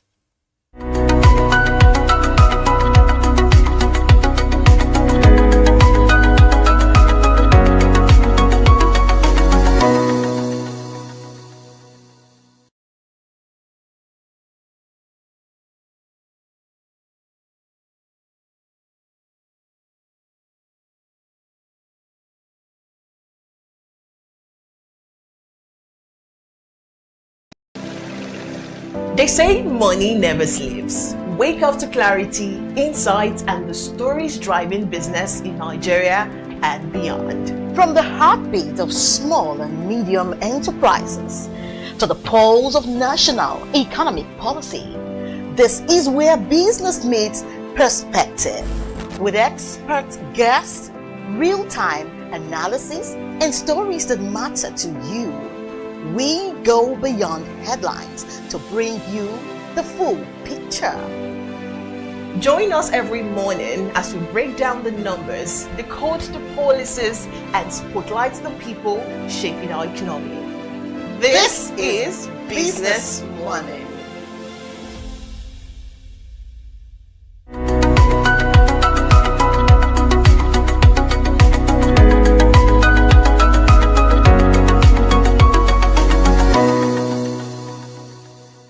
Welcome back. This is still Health Matters, your number one guide to health and wellness, and we're talking about hypertension, the silent killer, with our guest, Dr. Habib Morshed. So our final questions is subgroups. Okay. But firstly, tell us one misconception about hypertension. Yeah. So the one popular misconception is that people think taking certain herbal concoction or herbal medication would help Preach it. on that. So they stop using their drugs, and then they just said, you know what, I will just keep using my sister gave me this, my grandma gave me this, and all that. Well, I wouldn't say I'm 100% against it, right? What I would just advise people to do is what is tested and trusted over time is adhering to lifestyle modification and using your drugs, most importantly. Second misconception people have about hypertension is that, it's like a death sentence. Once you have it, you're going to die and all that. So, there are people that have lived with this disease 60, 40, 50 years. Most important thing is that they are very regular with their clinic appointments. They adhere to, the various lifestyle modifications, and they use their drugs as at when necessary. Then some other people start using their drugs. Then they check their blood pressure. Oh, my blood pressure is fine, so I stopped using the drug. You shouldn't stop using any medication unless you consult a doctor. Likewise, you shouldn't use any antihypertensive unless a doctor prescribes it. So that your blood pressure is fine today, tomorrow, it's the effect of the drug you are using that is making you get that value. So when you stop using that drug, you go back to... Comes back. Yeah, so it's very important that before you stop using your medication at all, if you have any side effect from it, consult your doctor. If you want to stop using your drugs, ensure you consult your doctor too. So earlier you said something about agbo and herbal drinks, and do they clash in this? I really want to know, do they clash in this system when you use, is there a confusion? Is your body confused? No, our body is not confused actually. So people that take herbal concoction make a mistake to think that they are not chemicals, right? But there is a chemical in everything. You understand? There's chemical in the drug we use, even the herbal concoctions too. So the drugs we use, they've gone through series of trials. You understand? They've checked, they've quantified all those chemicals and ensure that they're in right proportion. And researches are even ongoing on these drugs almost every day. So if there's any side effect, it is made known. But that level of intense research is not being done on most of the herbal concoctions that we take. So one person can mix their own herbal concoction with water, another person can mix with alcohol. So you're not, there's no quantification of what to use. So that's why we are against it. We're not against it because it is natural and we are dealing with man-made. Everything has chemical in it, but because the chemical in herbal concoctions are not quantified. Secondly, too, you can think that it is lowering your blood pressure, but it's causing more problems to your liver, to your kidneys. So, these are things that you would not take note of, and you keep using the herbal concoction. So it doesn't confuse our system, in all honesty. Yes. It just probably causes more harm than good. Yeah. Okay, so finally, nice questions. What's one word for hypertensive patients? Well, they are the strongest, right? It's not easy adhering to a particular regimen. You have to use these drugs, you have to do this, you have to do that. I like to call them, when I see them in the clinic, you guys are really the strongest, you understand? So it's what I'll just make them know that, like I said earlier, it's not a death sentence. It's something that they can, live with and manage well. So provided they just ensure that what they are not supposed to do, they stay away from them, and what they are meant to do, they do it well. All right. Thank you so much, Dr. Habib Moshe. This is such an amazing conversation. So just to add, yes, hypertension is often silent and deadly, but early detection saves life. It is not a death sentence. You can manage it. And if you've been diagnosed, remember, you are not alone. With the right care and lifestyle changes, hypertension is definitely not your death sentence. That's it on Health Matters today. I am Amanda Emosigwe saying, check that blood pressure today. Stay safe, stay healthy, and keep watching BDTV.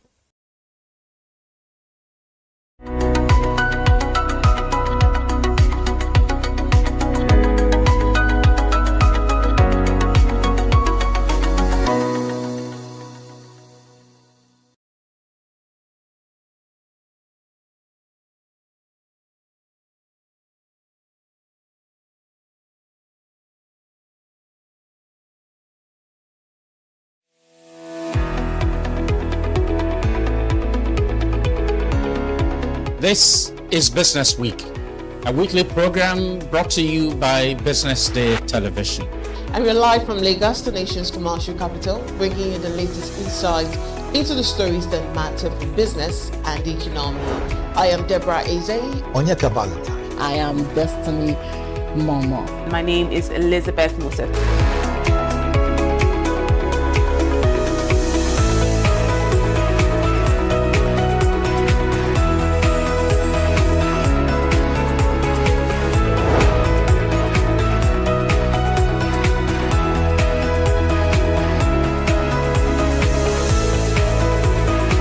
When you think of business, think no more, think Business Day. I know that Business Day Television will go places. It is the next big thing that will happen to the Nigerian media sector without a shred of doubt.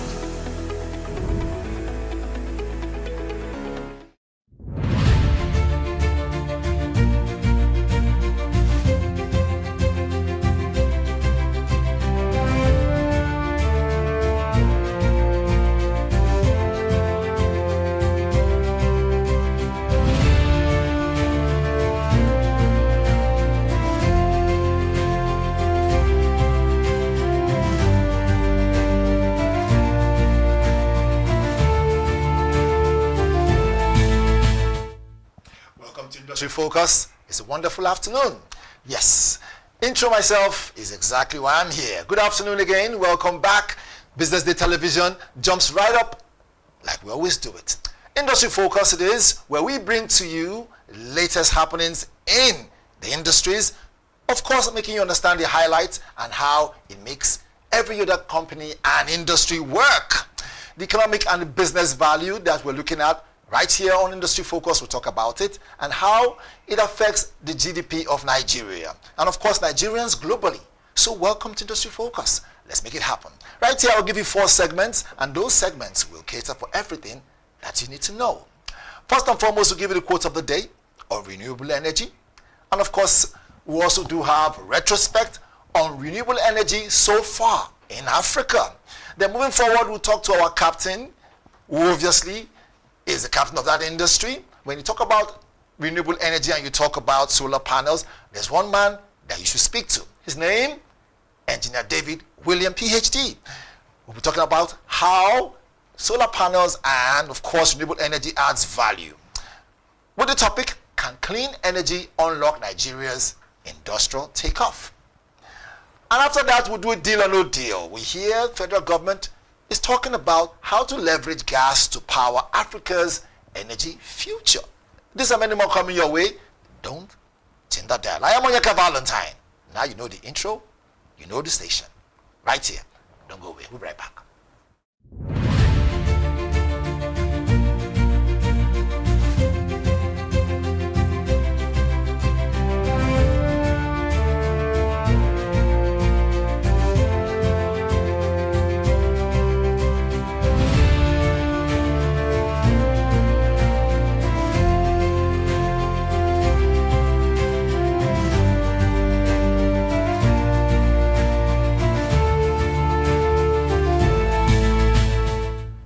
Welcome back. Let's just jump straight up into the quotes of the day on renewable energy.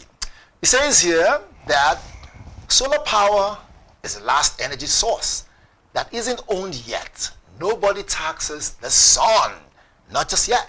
Check it again. It says solar power is the last energy resource that isn't owned yet. And so nobody taxes the sun.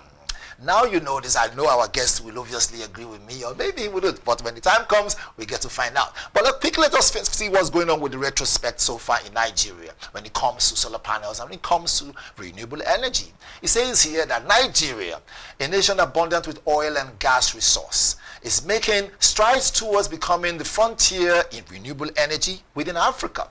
The country's energy demands are steadily increasing with vast geography, substantial natural gas, and a serious growing population of over 200 million people.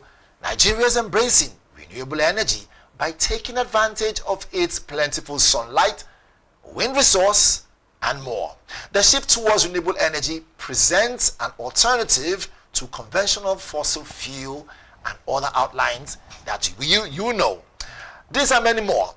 Now you have an idea exactly what it's like to enjoy energy that is renewable. All right, let's turn to our guest.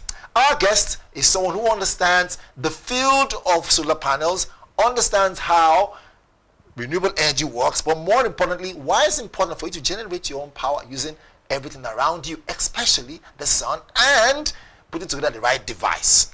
Ladies and gentlemen, help me welcome Mr. William, engineer, also the PhD. William David, that's the picture on TV there. Thank you very much. I hope I introduced you properly. Yeah, you're fantastic. Thank you very much for so Doc, the last time we met, you hadn't gotten your doctorate. Now you do have the doctorate. How does it feel? It's good. It feels great. It's good.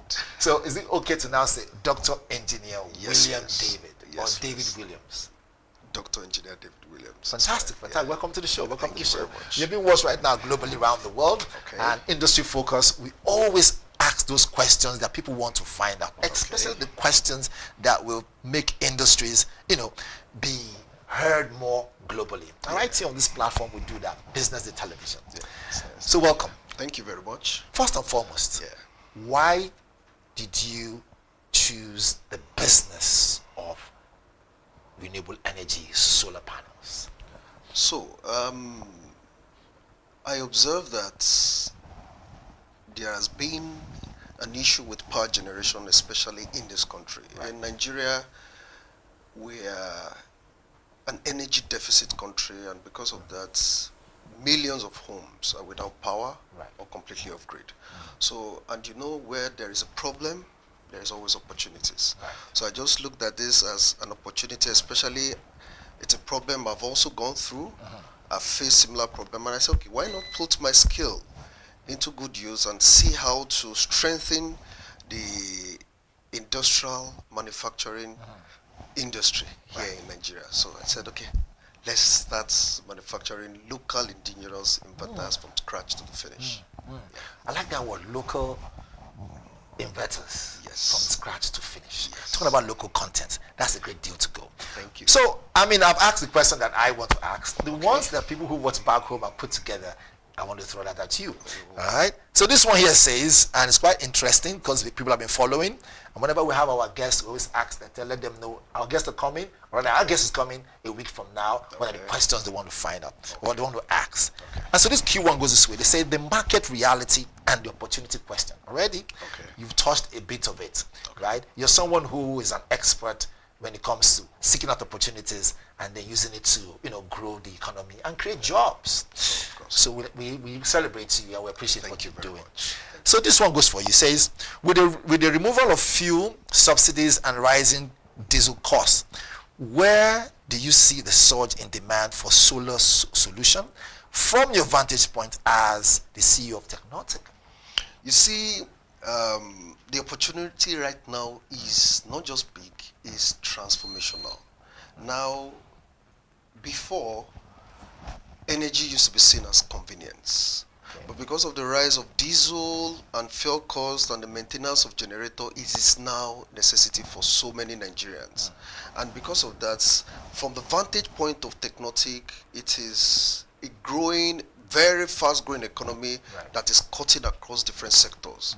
For example, if you look at the residential clients, those clients they are already tired of what is happening with power in Nigeria, and they are looking for alternative solution to get power for themselves. So most of the time, most of them now are investing in solar solutions to take care of their essential loads like their fridge, their freezers, their AC and other home appliances. And we also have the commercial clients, that is the SMEs, the small medium enterprises, where we have the clinics, the supermarkets, hospitals, and those. And if you look at that sector critically, the profitability of that sector is kind of dependent on how much they spend on power. So because of that, they are now looking at ways they can reduce their electricity cost by looking at alternative solar solutions, especially in the solar field. And all of them are adopting that presently. And the third sector is the industrial sector. We have light manufacturers. And these light manufacturers, a lot of them are already adopting solar solutions. And we have the big guys, the industries themselves. Because of the cost of setting up this solar solution, it's very expensive. So most of them run hybrid systems, where you see gas plants and solar power stations, you see diesel generators and solar farms, you see PHCN and solar farms.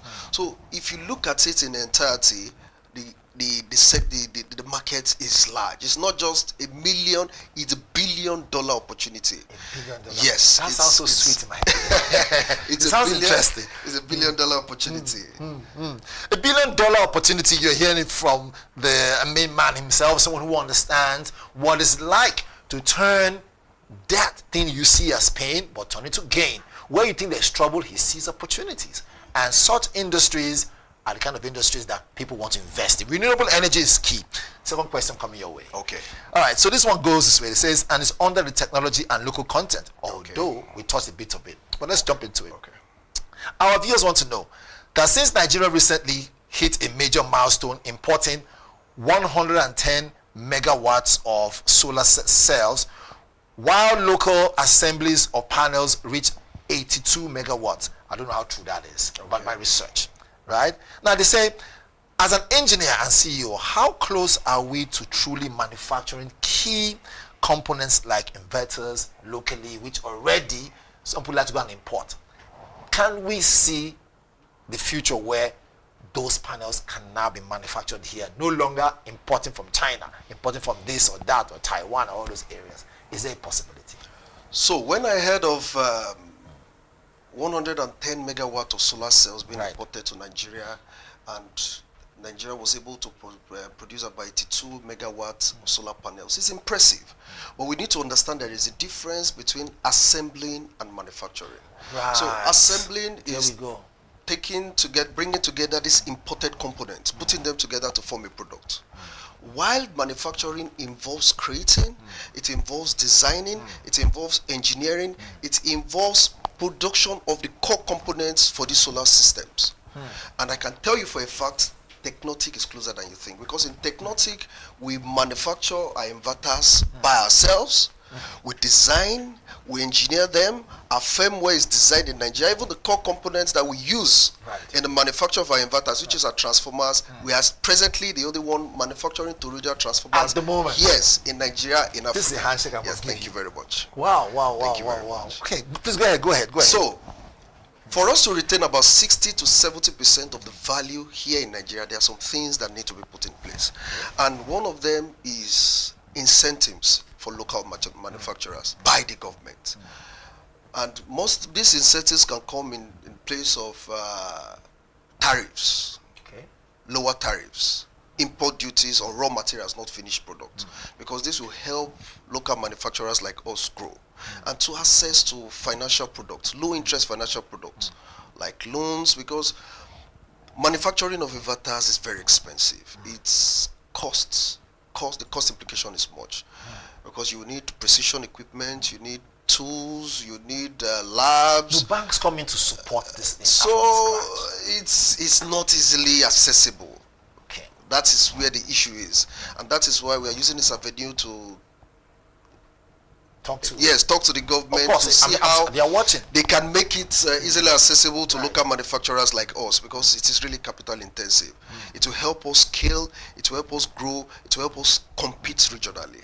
That's a very powerful word. Yes. I saw some pictures on the internet, right, of solar panels, and of course, I saw how Africans are making great use of the solar panels. How other people, like the ones on TV right now, this is more or less like against versus the solar panels versus the national grid, which we choose, and we see windmills there. Is that a windmill on TV, or you want to call it? That's a wind turbine. Wind turbine. I mean, it's your field, so I wouldn't know. So, and then it got me thinking. Do you think, and this is just outside our scope of questions, do you think one day it will be possible where, if not all Nigerians, but at least half of the nation can actually say, we can actually purchase this thing, as in buy it, using our homes, and not break the bank trying to buy these things? Yes. Because people are afraid of the cost. when you tell someone that use solar panels, they require, you're a big man. Yes, they require high upfront costs to set up these things. So, which is something that I believe we'll still talk about as we go around. Most definitely. All right, so let's jump to the third one. Although we still have our deal or no deal, where federal government said they're going to do a lot of subsidizing and everything. Hopefully that will answer your questions regarding what you said. But this one here says, and this is the economic aspect now, right? Want to know the economic impact and job creation.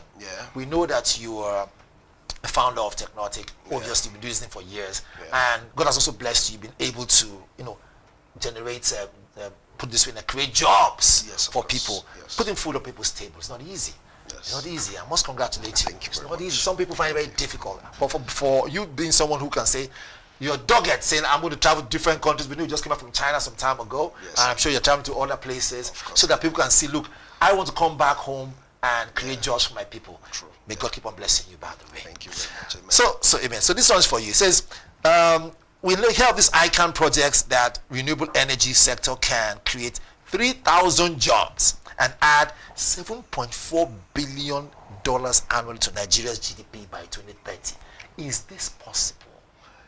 It is. The truth is, it is very realistic, because, like I said earlier, Nigeria is an energy deficit country, and we have millions of homes, that are either underpowered or completely off-grid.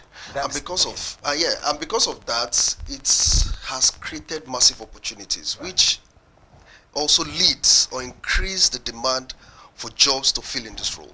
So there is job creation opportunities in terms of installing, in terms of manufacturing, in terms of logistics, in terms of maintenance of solar solutions, in terms of software development, because to manufacture we also need softwares. So, yes. Softwares. Yes, softwares. How do they play any role? How do they play a major role?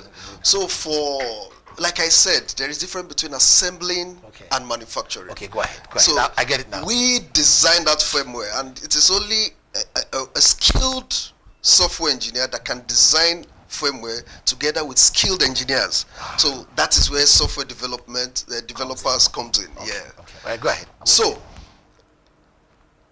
But for us to be able to grow, for us to be able to scale, for this industry to be able to grow, we need to seriously talk about three things, which is skill development. Skill development? Yes, because skill development, one, financing, two. Financing, two.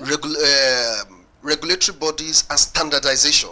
Standardization? Yes. So let me talk about... Is that where Sun comes in? Yes, that's where Sun comes in. Nigeria? Yes, to make sure that the market is not flooded with substandard products. Right.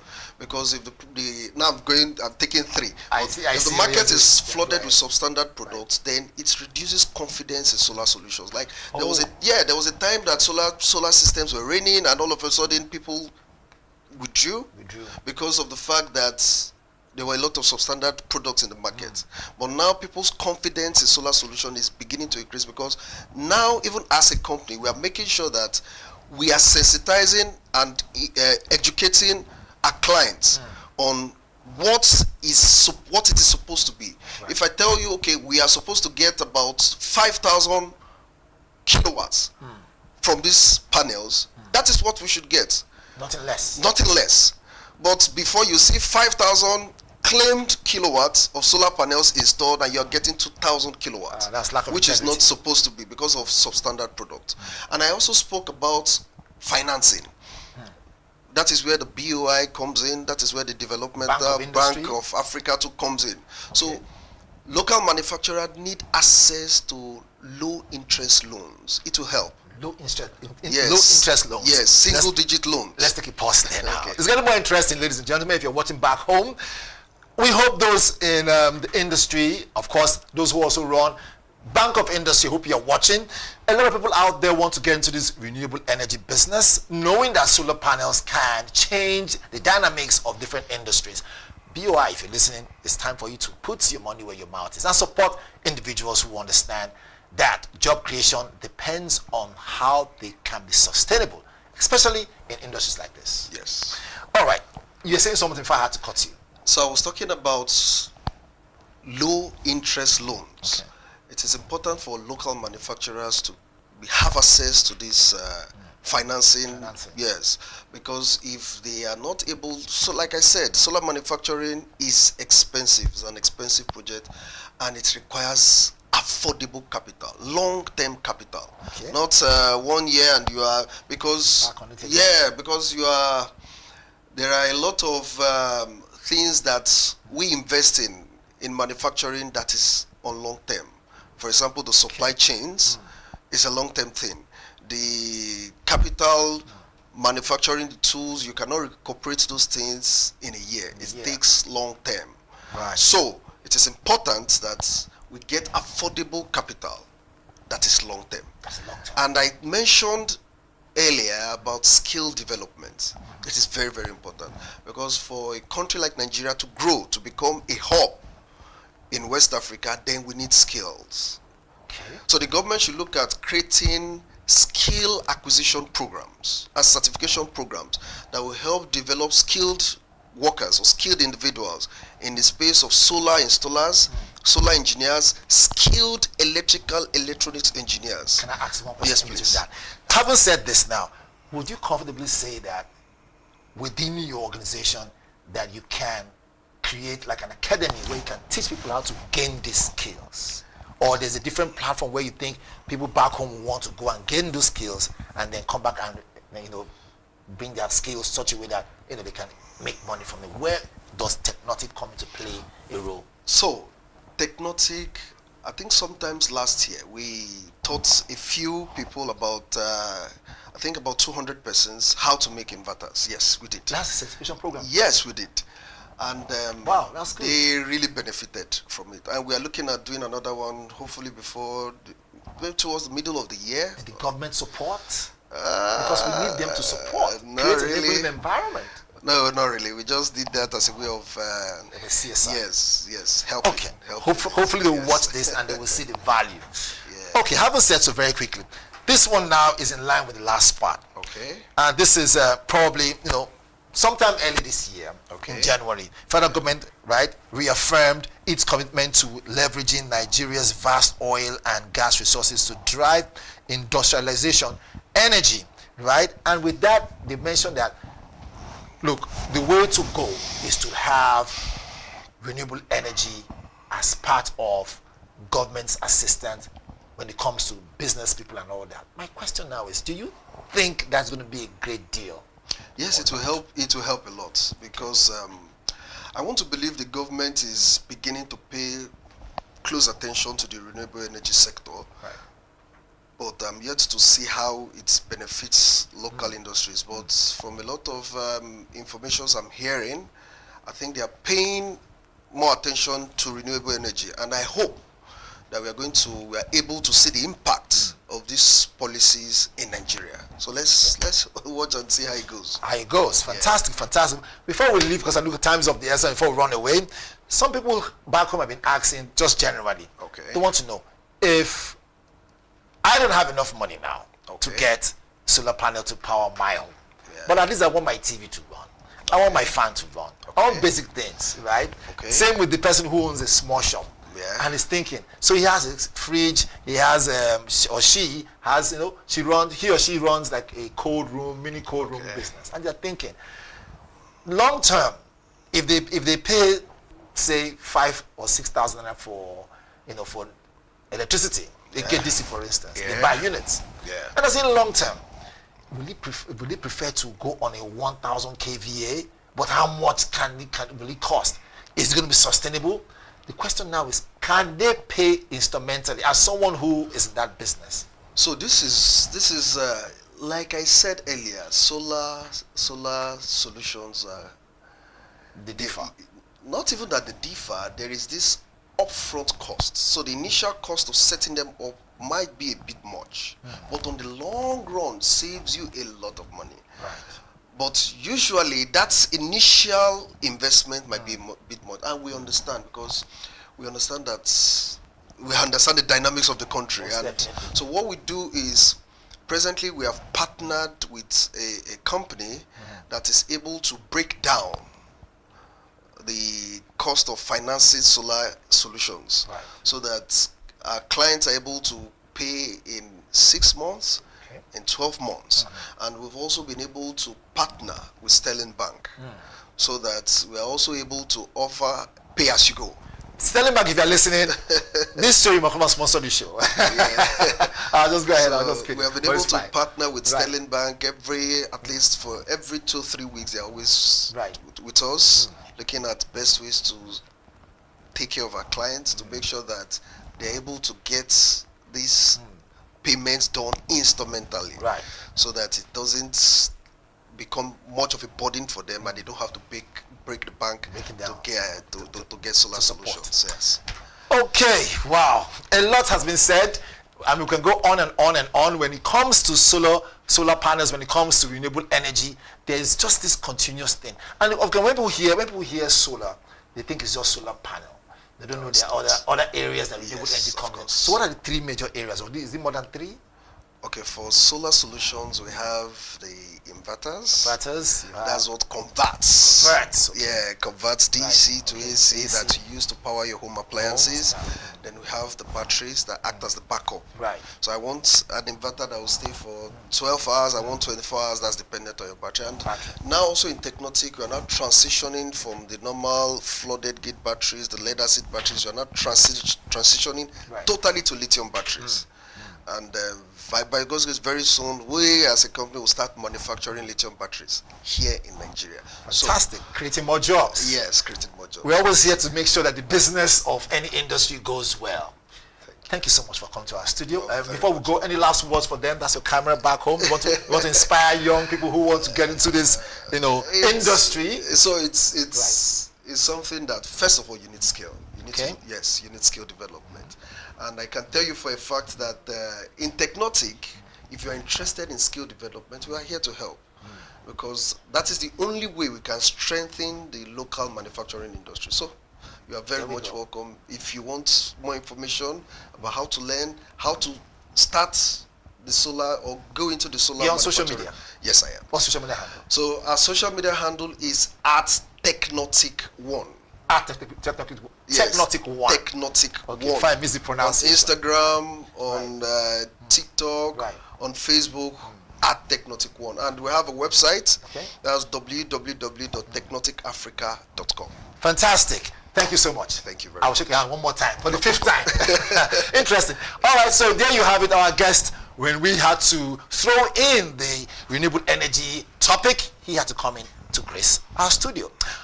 Until next Tuesday, Onyeka Valentine Siemens by name. It is Business Day Television, and this has been wonderful on Industry Focus. Till next Tuesday, stay strong.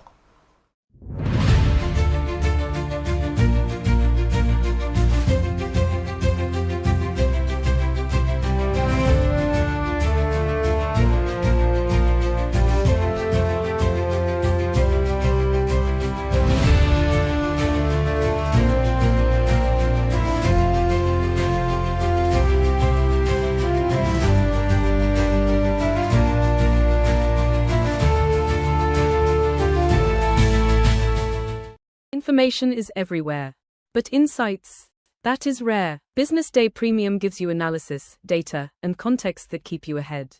BusinessDay Premium. Read deeper, decide smarter. They say money never sleeps. Wake up to clarity, insights, and the stories driving business in Nigeria and beyond. From the heartbeat of small and medium enterprises to the pulse of national economic policy, this is where business meets perspective. With expert guests, real-time analysis, and stories that matter to you, we go beyond headlines to bring you the full picture. That is rare. That is rare. BusinessDay Premium gives you analysis, data, and context that keep you ahead. BusinessDay Premium. Read deeper, decide smarter. They say money never sleeps. Wake up to clarity, insights, and the stories driving business in Nigeria and beyond. From the heartbeat of small and medium enterprises to the pulse of national economic policy, this is where business meets perspective. With expert guests, real-time analysis, and stories that matter to you, we go beyond headlines to bring you the full picture. Join us every morning as we break down the numbers, decode the policies, and spotlight the people shaping our economy. This is Business Money. We are not just showing off businesses, but telling the stories behind them. The hustle, the art, the orders, and the wins. Startup Spotlight, showing every Monday on Business Day television. Welcome to the Triumph Against Odd podcast. Most people go through their lives without knowing what their superpower is, right? But if you're lucky enough and determined enough to find your superpower before you get to a certain stage of your life, you will be incredibly successful. Look, the first thing is you just decide not to look at the challenges, because if you do, it's going to end you. The closest thing I think is that I had a deeply military background, which is a bit of a never say die background. I saw an opportunity in non-interest banking, and I felt that the demand was there. There was pent-up demand for it. People were yearning for it, and I felt that if we did it properly, if we brought in professionalism into it, and if we brought in our experiences, our various experiences from various backgrounds into it, that it could succeed. Very few people do that because very few people explore their superpowers. They just explore bread and butter issues. I need to eat, and you know. Yes, there will be challenges. This is a very difficult business environment. The government keeps working on how to make business easier. The first problem to overcome is really just starting, right? We thought about this idea for over 2 years before we even took the first step. You cannot ignore this country. No, and to be from here, I think is an incredible privilege. Nigeria will be ascendant in my lifetime. This is Business Week, a weekly program brought to you by Business Day Television.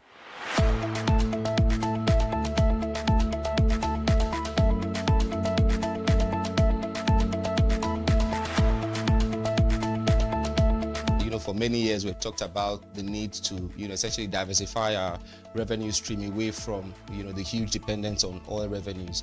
It looks like that is happening now. So that means that we're better protected when, you have these wide fluctuations in oil prices and all of that. So it's as you say, and I agree, that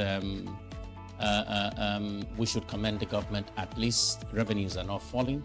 There have been times in the past when we recorded drops in revenue. That's not the case today. We're seeing revenues actually going up.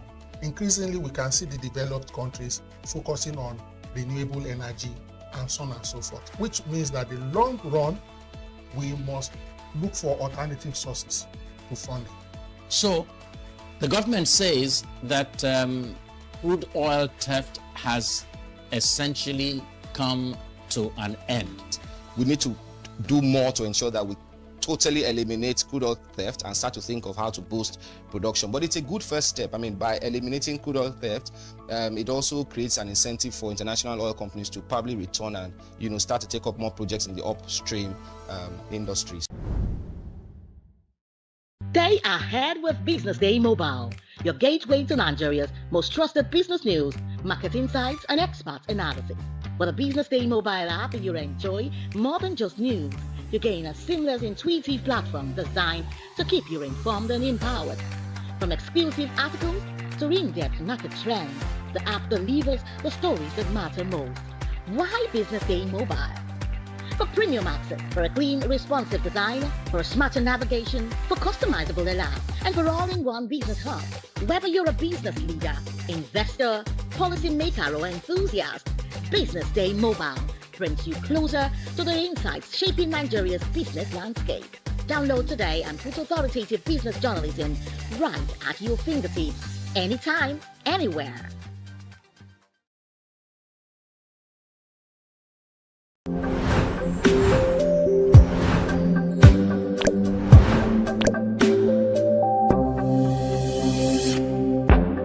Hello, change makers, and welcome to another episode of Entrepreneurs Lounge with Norma, right here on bdtv, where we highlight the unique stories of established young Nigerian founders, CEOs, businessmen, and women. I am your host, Norma Obuna, and my guest today is the fashion mogul, Karen Ayuba. Karen Ayuba is the creative director of Flat 17 Studio Ready to Wear. Launched in 2021 before establishing the Ready to Wear line, she began with the costume brand Flat 17 Studio in 2013, where she honed her craft in bespoke design. Her work reimagines classic fashion moments through a modern lens, often drawing inspiration from the elegance of Jackie Kennedy and the power dressing spirit of the 1980s woman, interpreted for today's sophisticated Lagos woman. With a background in building engineering from Ahmadu Bello University, Karen approaches fashion with architectural precision, creating timeless pieces that embody sophistication. The brand stands on the belief in innovation and the fusion of classic traditions with contemporary culture, offering designs that are both enduring and relevant. Beyond design, Karen is deeply committed to mentoring young creatives, supporting initiatives that nurture Nigeria's next generation of talent, and creating opportunities that contribute to strengthening the nation's economy. Welcome to the lounge, Karen. Thank you. So we're going to start off our conversation very slowly, but then we'll mount pressure as we continue. But don't worry, there's nothing that you cannot handle. Okay. So I would like to know, when did you first feel the spark? I hear a lot of entrepreneurs say, I was drinking coffee and then I saw this idea. So what was it for you? You mean the spark to start your business? Yeah. I had worked as an intern to a fashion designer, but I didn't think I was going to go down this path. So I had experienced other fashion designers in that business, like the creatives that used to draw. I liked them drawing. But then I wasn't thinking in this direction, to be honest. But then I went for youth service and I started drawing during youth service. So I was working for a fashion designer before youth service. Then I went for youth service and I just took my paper and I just started sketching. And I was like, you know what, I can do this. So yeah, that was how it started. But when I left my job, I wasn't planning to go back. Yeah, it wasn't fashion. I was going to be a builder, which is what I studied. But then I just was sketching, then I went on YouTube, I saw how to sketch, and then I was learning. When I went for youth service, where I was sent to, instead of me to go to work, I went to go and learn how to sew. So yeah, that was how it started. So I learned how to sew. Yeah, that's really how it started. I kept on practicing my sketches. That year, my dad bought me a sewing machine as my birthday present. I said that was what I wanted, and that's how it started, really. Wow. So let's take you back a bit. You say you're going to become a builder. Yeah, that's what So I see that a lot of entrepreneurs, they have something they're doing, and then most of them go like a very different route away from what they wanted to do originally. I had someone that studied finance. He went into the finance sector, and then now he's cooking. That's what he does. So I just noticed there's a lot of, let's say, diverting a lot in entrepreneurship. But with your case, I see that the passion that you have for building appears in your pieces as well. Is there a reason for that? Okay, I always knew how to draw, and even building, it was architecture I applied for, and then I got building. So the technical drawings and all of that, I always had that. So yes, it does. It's sort of, I get inspired from all of that studying and all the learnings I had from my technical drawing courses and the building courses. Yeah, so it sort of influences my designs, to be honest. And I see that your pieces are very expressive, like from the textures to like that little detailing. There was one piece I saw, actually, I can't remember the name of the collection it came from, but it had beads on them. And there's just this detail to it, there's this intentionality to it. Like, you took time, you could see that this person actually builds things, like they build from scratch. You see from the material that was chosen, the accessories like the buttons, everything. So for someone that doesn't know how to sew, do you think they can reach that level of design when it comes to making clothes? So there are different aspects to the business, to be honest. There's the designer, and then there's the tailor. They're two different people. I am the designer, so I get the inspiration, I create. The tailor is the one that builds. There's pattern cutters that cut patterns. So there are different aspects. If you're asking me if you could learn how to design, I would say I think everything is learnable, but I think you have to have it in you, kind of. You have to, there's something, because to be honest, I tell people that, like, I could see an outfit, I could start creating an outfit, and I just know there's something missing, and then I need to find out what's missing. I need to find out why it's not looking the way it should look. So it's not just about sketching, it's also, you just know when it's good and when it's not done. And so I think there's that other thing that is from God, to be honest. So I'm not saying you can't learn it. It's probably possible for you to learn it, but for me, it's inside me. It's not something I learned. Okay. So outside of the boardroom and, away from drawing business plans, making meetings, because I'm sure that, in fact, looking at the pieces, you see that this thing, they actually took time to think about it. There are lots of meetings that have gone on to get a particular piece out. So how do you recharge and, rest after all of that? So for me, it's a process, but I think the only way I can give my best is if throughout that process I'm doing it right. So if I bring out something that is not the best, is because the process wasn't right, to be honest. So I think I always have to be calm during that process to even think and make sure what I'm creating is making sense. So I wouldn't say there's chaos. Yes, there's the back and forth of, okay, I design, we cut patterns, we make samples, the samples turn out not looking the way they should look.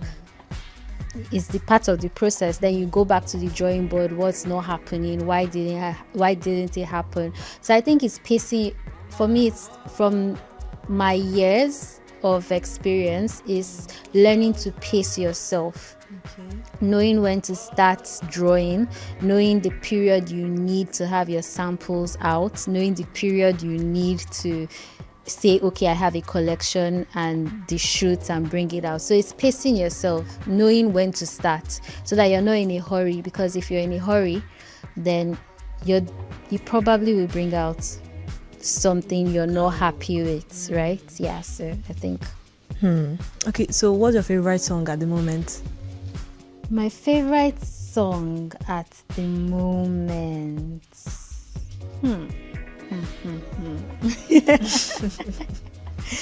This place is a very safe space, just so you know. The fact that I can't think of one right now doesn't mean I don't have a favorite song at the moment. Okay. Go on. I like listening to worship songs right now, but I'll tell you, so it's probably one worship song that I always tune into. It's a song by, honestly, Simi. Okay. Simi. Is Yes. it Simi Dele? I think it's Simi Sola Okay, with okay. T.Y. Bello. Oh, okay. I think I know the song, but let's not mention it. Let's keep it secret. Yeah, so that I always play that song. Okay. Yeah, so that Okay. I would say that's my favorite song at the moment. I always change it. So how does that song translate to your workspace? Do you think it affects your workspace? Well, worship is good, so I guess it makes you happy, but no, I don't think it has any effect on my workspace. I know that if I want to create, yes, I play music, but the music just keeps on going, so I'm not necessarily listening to the music. It just gives me the vibe, but it doesn't necessarily influence what I'm doing. So what kind of songs will we hear if we come into your space now? Soft rock, some rap. Yeah. Wow. Yeah, I like rap, but it's just the lyrics need to make sense, and then the rhythm, of course, needs to also be nice. But yeah, that'll be kind of music, but soft rock and rap. Okay. So, if your business had a theme song, we're still in the business of songs now, what would it be? It will be something from either Kanye or or J. Cole. Okay. If my business, Yes. okay, hold on. My business is separate from me, so Kanye or J. Cole is me personally, but my business would be something classical, something from the 1960s. Okay. Something that just sounds. Are we going to Mozart or Beethoven? No. It'll be like Elvis, Presley. Okay. Yeah. I see. Yeah. Okay, so let's move on from that. We've had a lot of songs. I think I'll have to update my playlist after this conversation as well. I think I'll try to see if I like rap, because I don't really like rap like that. But I will try and see. Maybe I'll start getting inspiration to make pieces like this. If you like words, lyrics, and songs, then yes, some rap music would be nice. Okay, I'll try that out. So, looking back at everything you've built up to this point, what is one moment that stood out for you that you think really pivoted you forward? I'd say business school. Yeah, that was an eye opener. Yeah, so I'll say business school. It was Womenpreneur, sponsored by Access Bank. Yeah, it was an eye opener. It just made you know that everything you were doing before now was vibes and inshallah. Oh my god. But then after business school, it really changed everything for me. It really changed my perspective. Yeah, so business school. So if we were to have you sit down with someone to have coffee, and you have to pick only one person from the fashion industry, dead or alive, who would that be? Okay, so I think it would be dead or alive. The name that comes to mind is Kanye. Oh, I think you guys designs are very different. Very the different. Kanye we know. So it's not. I'm not speaking to him to get inspiration or know about from his designs. I'll be speaking to him to understand his audacity. Yes. Why he can just pull out anything, put it out, and be confident about. I just want to know how his head works. Okay. Yeah, that's why I'll be. Okay, so now we are going deeper into like the fashion industry, because whether you accept it or not, you are an icon there. Yes, so Thank you. you're an icon there. There are so many people that pull out ready to wear and it's just basic, it's just nothing. People don't even really look at it. We have a lot of people in the space, not to look at anybody's well, but it's the actual truth. But when you look at some people, example, you, the top people there, you see that there is this intentionality to it. So I would like you to address some questions in that order. So do you think that it is possible for someone who doesn't know how to sew, because with our conversation we were saying something about knowing how to sew, knowing like basic things, and then of course the part where God adds the little poof and everything. So do you think it's possible for someone that doesn't know how to sew, someone that doesn't know the basics of clothing, anything about fashion, to just open a ready-to-wear brand? Yeah, if you don't know how to sew, you can, but you have to have passion for it to be successful. Well, you can have funds and hire other people, so that's possible as well. So there are different routes to it, to be fair. Yeah, it's possible. Okay, so what is one important thing about picking a partner? Do you think it's important, first of all, when you're picking a partner, to be intentional about it? Because we see a lot of businesses wake up in the morning and crash again because of the partners do not agree. So do you think it's important? Extremely important. Extremely important to pick the right partner. You have to know why you are picking a partner, why you need a partner, what the partner is bringing to the table. Everything needs to be clear, very clear. If you guys separate, very clear. It's like, no, you can separate, and then just be ready if it happens, if things don't work out. Extremely important to know why you're doing it in the first place, and then ensure that you have everything on paper, every single thing on paper, every single thing. Why are you emphasizing on every single thing? Because one of the things that we do in Nigeria is that we do, like you said, we do business on vibes a lot. So if you don't write down things, what are the possible things that could happen to you? If you don't know why and you don't write down things, oh my God, it can be terrible. It can make you start from scratch. It can ruin relationships. It's not worth it. If you're going to choose a partner, know why you're choosing the partner, and then write everything down. See the vision together. Know how you're working towards the vision. Have the best relationship. You can communicate. You understand each other. Yeah, I think those are very important things. If you want a partner that is just bringing, just know. In fact, you don't even have to be friends. But know your roles and ensure everybody's doing their roles. And if people don't do their roles, have it on paper what happens from the onset, so that we all know, if you're not doing your role, I have the right to do this. From the onset, have all of that. Yeah, very important.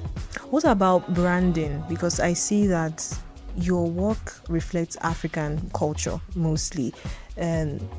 Some people just do stuff, and I would like you to maybe shed small light for us that are not aware. When it comes to branding for fashion houses, how important is it?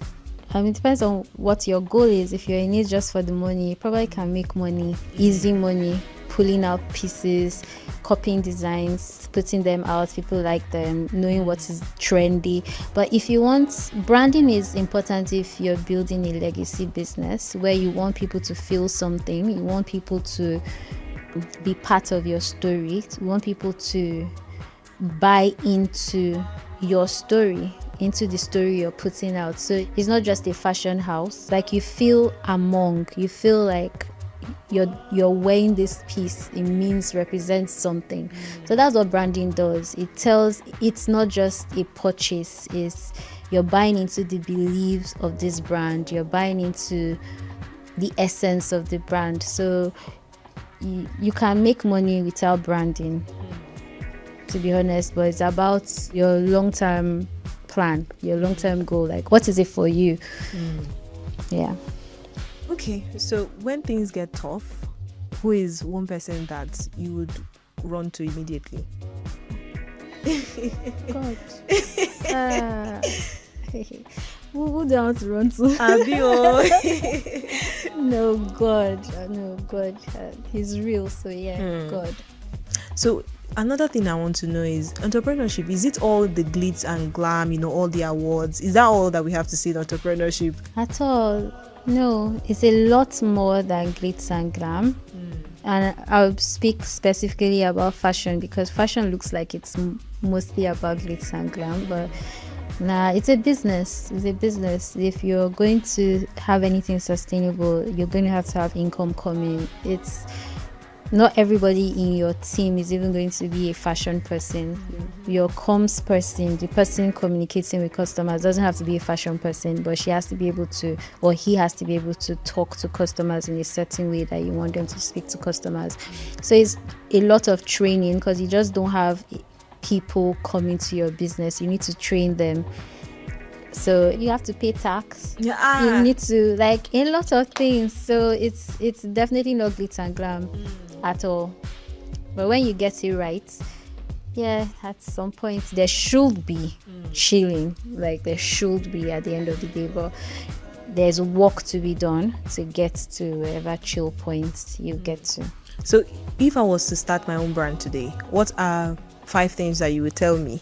That's a fashion brand, right? Yes. First, I'll ask you if you have any experience. Okay. If you don't have experience, I'll tell you to intern or go to school. We'll do one of those. Second, I'll tell you it's not glitz and glam, so you should be ready. Third, I'll tell you your team is extremely important, so don't just pick in a hurry or pick just because you need. Ensure you have people that understand your values. So it leads me to the 4th thing: know your values, know exactly why you're doing it. And the 5th thing I'll say is, I think from your internship and your studies, you should be able to have a plan. And goals so that you know how you're clocking those things. That's what I'll say. Okay.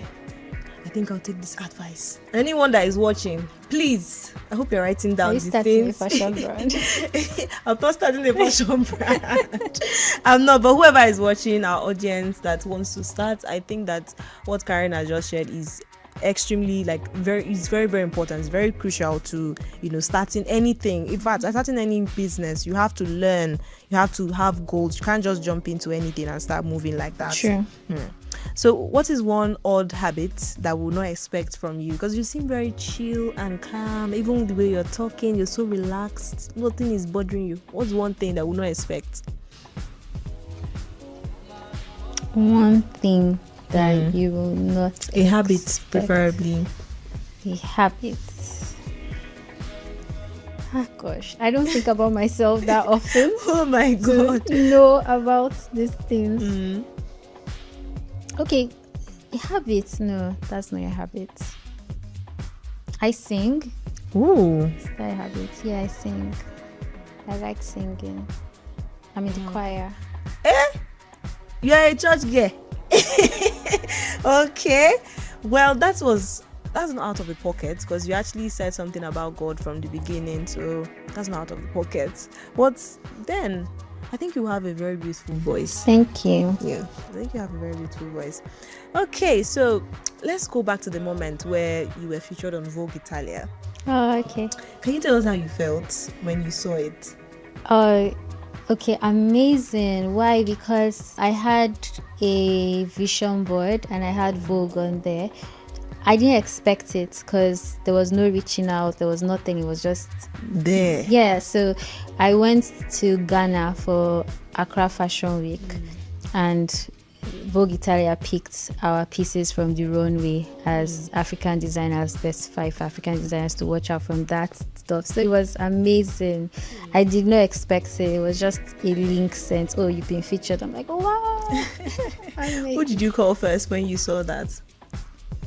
I don't think I even called anybody. I think I had to soak it in. In fact, I posted that maybe 3 months after. It wasn't immediately. Yeah. You seem like a very private person. I am a very private person. Okay. Okay, so we are coming to the end of our interview, but we would like to ask you more questions. I'm really having a wonderful time, by the Same way. here, same here. So, but we have to, wrap it up at some point so that our viewers don't say we are taking extra time. But I know that they are enjoying themselves as well and don't want this interview to end. But unfortunately, we have limited time. So, at the end of everything, what is one thing you would love your business to be remembered for? I want my business to be remembered for bringing out quality outfits and outfits that transcend time. So things you'd always be classic. Like classic, that's what I want to have. Like, I don't want you to wear a piece today and then it's not relevant tomorrow. I want you to be able to wear my pieces 50 years from now and it will still be, that's what I always think of when I'm designing. Like, if I have this piece tomorrow, will it still, like many years from now, will the child of a mother still be like, oh my God, it's so nice? Yeah, that kind of thing, like stuff that will still be relevant. So I want you to hold a piece of us forever and pass it down through generations. That's That is so sweet. Now for the second to the last question before we wrap it up. So people complain about doing business in Nigeria a lot, that of course we have the laws, we have the new tax reforms that are going on, we have a couple of challenges in Nigeria, from infrastructure to weather. In fact, it flooded, just so you guys know. So what are the good things that make people to still remain in business? Because I believe that there is, at least even if it's one, we should have in Nigeria. I guess hope, because we have something to offer. We have something to offer, so just hope for one. And I think if you're inspired, hopefully Nigeria doesn't kill the passion, but most times the passion just is there, the inspiration is there, so it just keeps you moving regardless of what's happening. And I mean, I think that's why you're an entrepreneur, because there are problems that you need to solve. So at the end of the day, a problem is going to come, you're going to solve it, and that's how it's going to be. You just keep on solving problems for yourself, solving problems for your customers. So there are challenges, but I think that's what entrepreneurship is about. Entrepreneurship is about facing those challenges and figuring it out and creating business out of the solutions you've brought.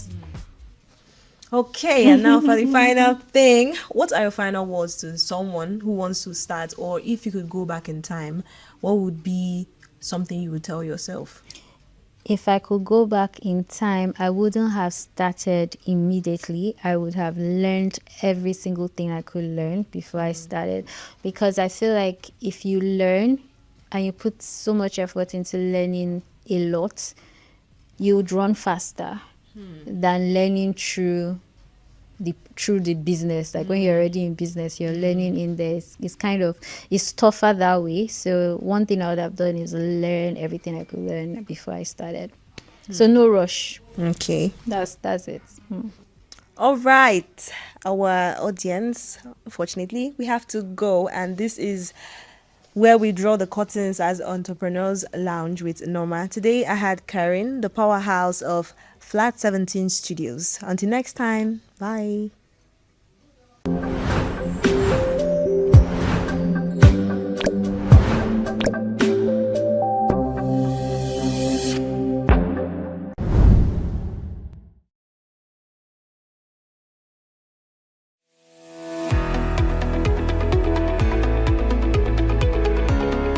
This is Business Week, a weekly program brought to you by BusinessDay Television.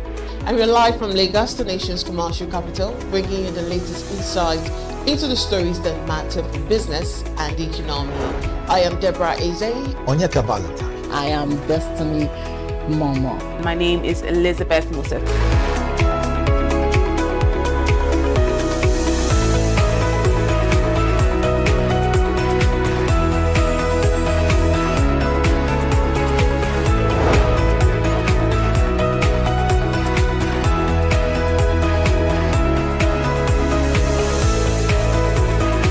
When you think of business, think no more, think Business Day. I know that Business Day television will go places. It is the next big thing that will happen to the Nigerian media sector without a shade of doubt.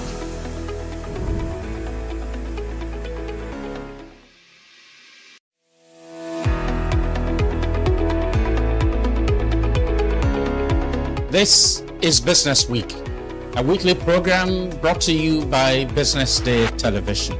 And we're live from Lagos, the nation's commercial capital, bringing you the latest insight into the stories that matter for business and the economy. I am Deborah Eze.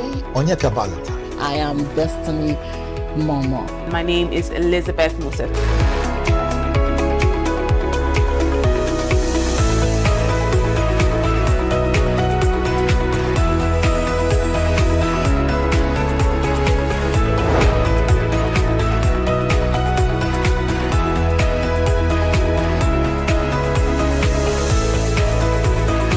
When you think of business, think no more, think Business Day. I know that Business Day television will go places. It is the next big thing that will happen to the Nigerian media sector without a shade of doubt. Attention business leaders. Want to make informed decisions? Join the ranks of the best with Premium Business Day. Access in-depth analysis and expert opinions to stay ahead. Subscribe now at premium.businessday.ng and unlock premium content. Plus, you get 50% off your first subscription. Don't miss out. Make smarter choices and seize new opportunities. Sign up now and elevate your business game. Visit premium.businessday.ng today.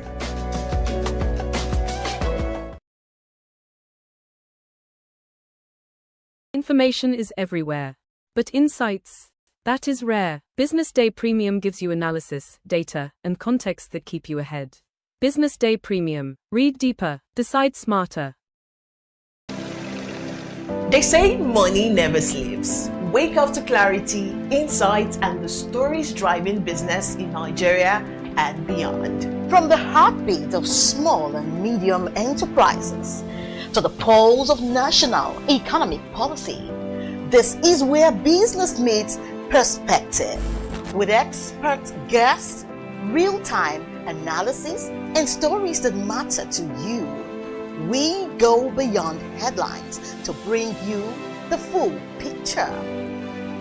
Join us every morning as we break down the numbers, decode the policies, and spotlight the people shaping our economy. This is Business Money. We are not just showing off businesses, but telling the stories behind them. The hustle, the art, the orders, and the wins. Startup Spotlight, showing every Monday on Business Day Television. Welcome to the Triumph Against Odd podcast. Most people go through their lives without knowing what their superpower is, right? But if you're lucky enough and determined enough to find your superpower before you get to a certain stage of your life, you will be incredibly successful. Look, the first thing is you just decide not to look at the challenges, because if you do, it's going to end you. The closest thing I think is that I had a deeply military background, which is a bit of a never say die background. I saw an opportunity in non-interest banking, and I felt that the demand was there. There was pent-up demand for it. People were yearning for it, and I felt that if we did it properly, if we brought in professionalism into it, and if we brought in our experiences, our various experiences from various backgrounds into it, that it could succeed. Very.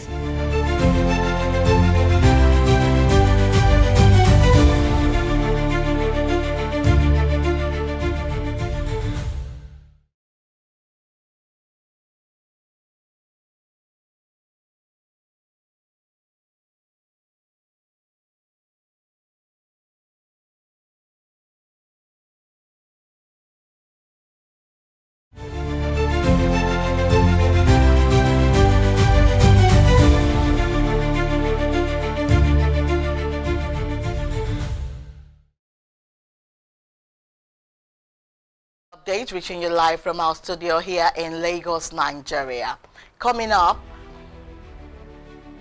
and US-Iran war bites Nigerians as petrol price hits 950 naira. And SEC revokes registration of Kensington Agro Trading. Lagos Waste Management failures fan air pollution concerns. And Nigeria's Eurobond hit by global sell-off on escalating Middle East tension. Thank you for joining us this afternoon. I am Destiny Momo.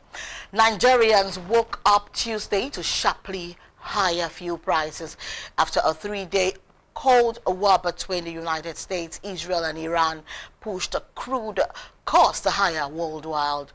And retailers say pump prices will rise from March 3 and 4 after Dangote Refinery increased its gantry price to 874 naira per litre, up by 100 naira. Across Lagos, Abuja and Port Harcourt, motorists report prices nearing 950 naira per litre as logistics and margins stack on top, reversing February's cut from 799 naira to 774 naira per litre, which had offered brief relief. Another conflict began Saturday when the United States and Israel launched coordinated strikes on Iran and dubbed Operation Epic Fury, targeting nuclear infrastructure, while Iran responded by declaring the Strait of Hormuz closed and damaging at least 5 tankers, killing 2 personnel and leaving about 150 ships stranded. Now, oil rose about $79.40 per barrel Monday from $73 Friday, and analysts want prices could approach $90 if disruption persists.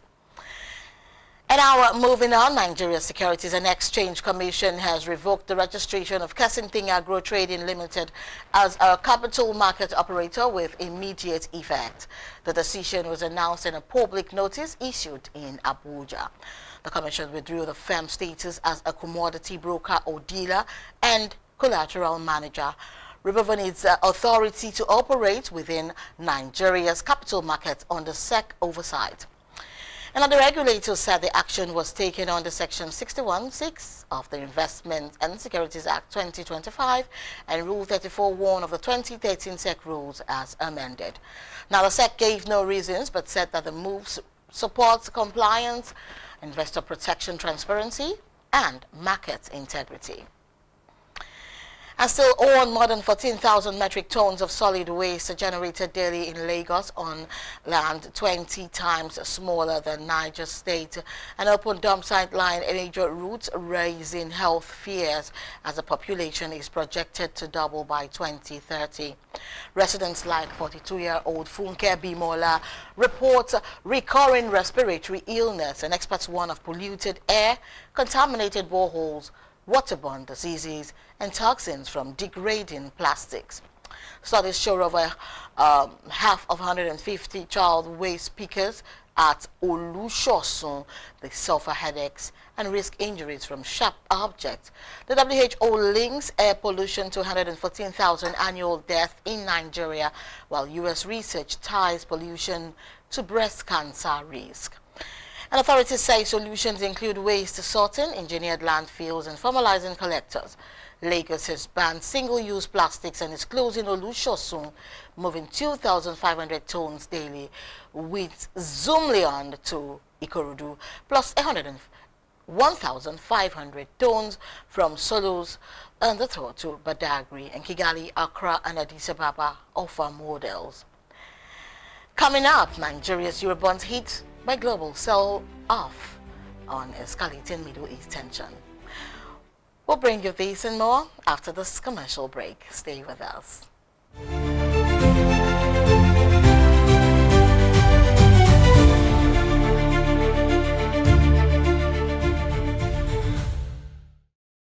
Attention business leaders. Want to make informed decisions? Join the ranks of the best with Premium Business Day.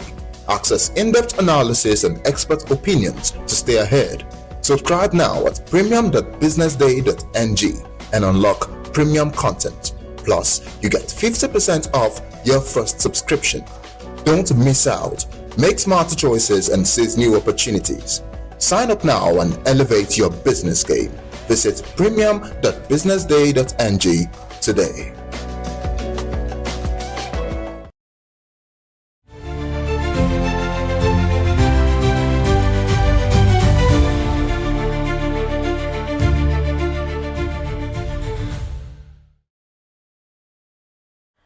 You're welcome back.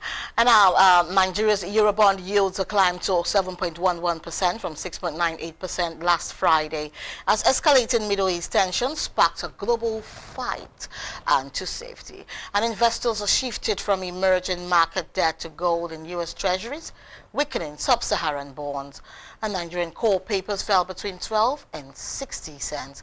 The sell-off followed a joint U.S.-Israeli strike on Iran's nuclear and military sites, reportedly killing Ayatollah Ali Khamenei. President Donald Trump said mission objectives must be met, signaling prolonged conflict and market uncertainty.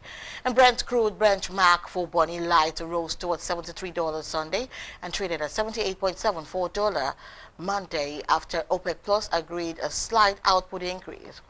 The price exceeds Nigeria's 2026 budget benchmark of $64.85, and analysts debate gains versus higher domestic fuel costs.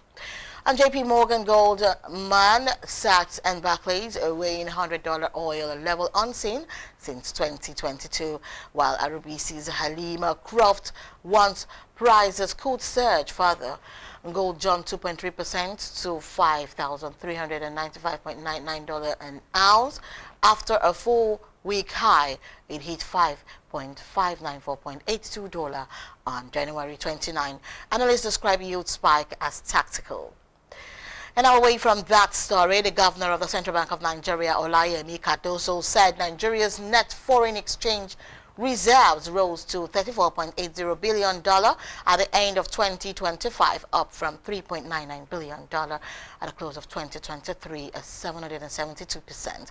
Now, he also disclosed that gross reserves stood at $50.45 billion as of February 16, 2026, the highest level in 13 years.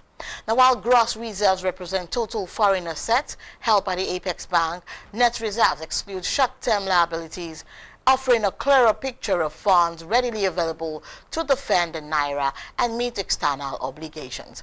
And according to the bank, net reserves rose from $23.11 billion at the end of 2024 to $34.80 billion in 2025. And while gross reserves increased by $5.52 billion year on year to $45.71 billion at the end of 2025. Another governor reaffirmed that the CBN's commitment to sustaining adequate reserve buffers, ensuring ordinary FX market operations, and maintaining macroeconomic stability. And also, retail petrol prices in Nigeria may soon rise to between 980 naira and above 1,000 naira per litre, following a fresh hike in the gantry price by Dangote Petroleum Refinery. The refinery increased its ex-depot price to 874 naira per litre from 774 naira, citing volatility in global crude oil markets. Another price review comes amid renewed global oil market tensions that had driven crude prices upward, with Brent nearing $80 per barrel, as industry analysts warn that further increases are possible if crude climbs toward $90 or higher. Another Dangote refinery with a capacity of 650,000 barrels per day is positioning itself as a key stabilizing force in the downstream sector, though international crude dynamics continue to shape local pricing structures. Meanwhile, Aliko Dangote has unveiled broader plans to invest in electricity generation, steel production, and port infrastructure as part of a wider industrialization strategy. And now to end the news, the Nigerian Railway Corporation operated 66 freight services in the fourth quarter of 2025, transporting a total of 62,840 metric tons of cargo across its standard and narrow gauge networks, with 61 being on the standard gauge out of the total movement. According to the NRC report, major operators on the standard gauge included Ajuba Containers, Starlink, APM Terminals, Diamond Star, and CCECC, with CCECC recording the highest activity with 23 movement, contributing to a total of 60,280 metric tons moved on the standard gauge. Ajuba Containers and Starlink each recorded 11 movements, while Diamond Star transported the largest cargo volume of 22,740 tons, reflecting increased rail utilization compared to previous quarters.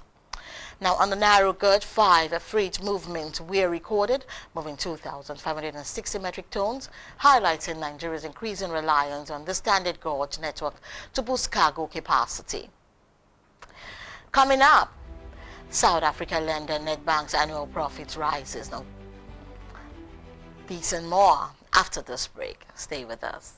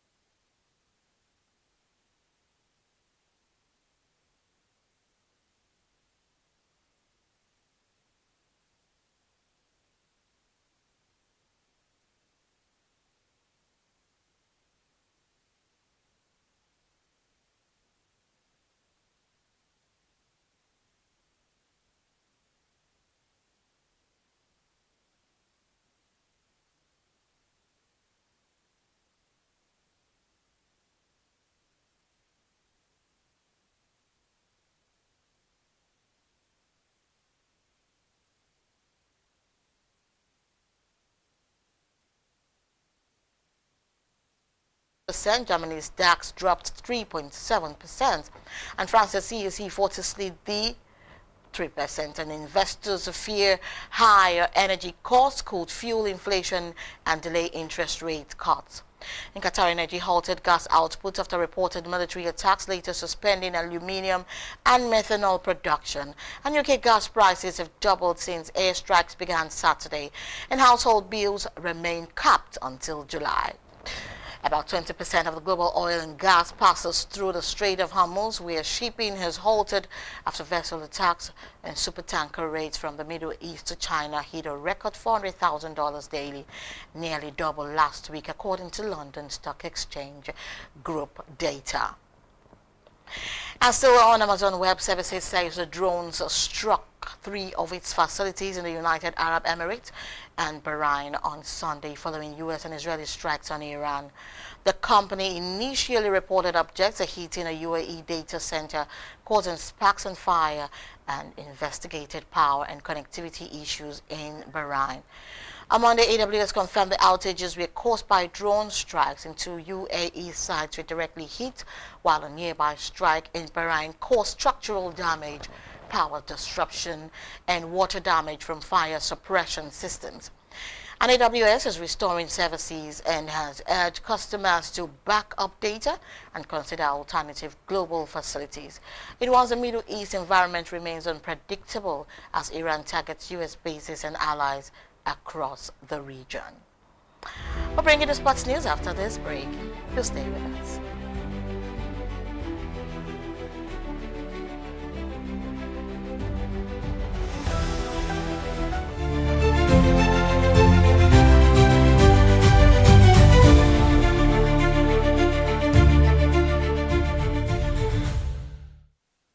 It's such a news update at 2, and I'm moving on to sports news. The former Super Eagles captain William Troost-Ekong is reportedly stranded in Qatar following rising crisis in the Middle East.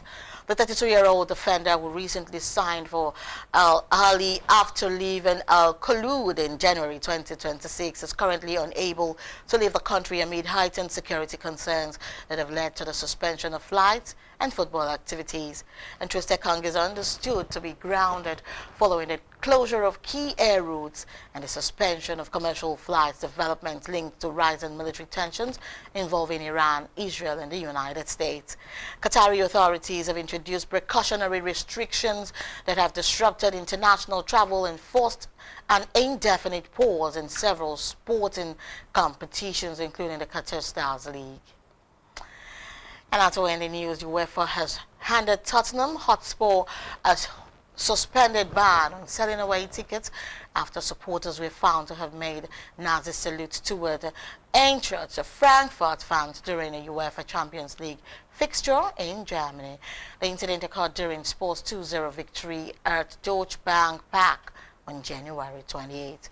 And UEFA said the sanction was issued for the racist and discriminatory behavior of its supporters, adding that the away ticket ban is suspended for a probationary period of 1 year. And Tottenham were also fined £26,000 along with an additional £1,966 for objects thrown by supporters during the fixture. Now, this is where we wrap up the Business Day television news update this afternoon. Remember to follow us across all our platforms and subscribe to our YouTube channel for more. Thank you for joining us. I am Destiny Mama. Good afternoon.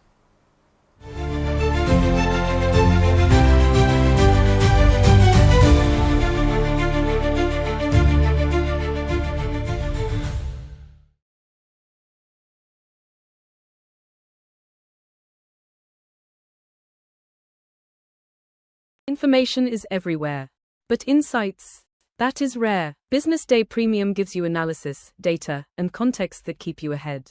Business Day Premium. Read deeper, decide smarter.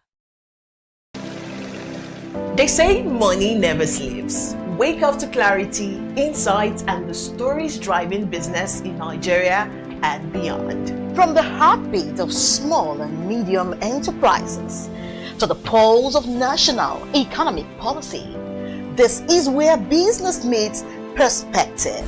With expert guests, real-time analysis, and stories that matter to you, we go beyond headlines to bring you the full picture. Join us every morning as we break down the numbers, decode the policies, and spotlight the people shaping our economy. This is Business Money. We are not just showing off businesses. but telling the stories behind there.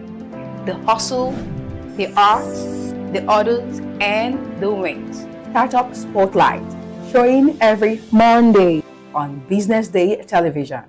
Welcome to the Triumph Against Odd podcast. Most people go through their lives without knowing what their superpower is, right? But if you're lucky enough and determined enough to find your superpower before you get to a certain stage of your life, you will be incredibly successful. Look, the first thing is you just decide not to look at the challenges, because if you do, it's going to end you. The closest thing I think is that I had a deeply military background, which is a bit of a never say die background. I saw an opportunity in non-interest banking, and I felt that the demand was there. There was pent-up demand for it.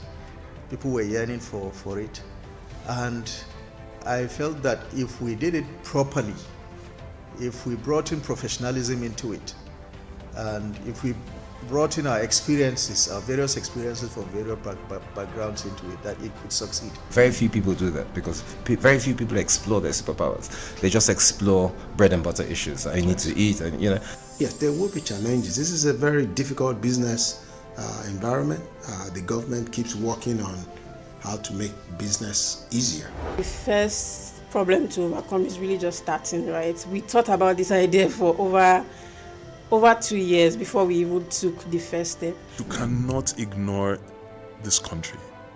No, and to be from here, I think is an incredible privilege. Nigeria will be ascendant in my lifetime.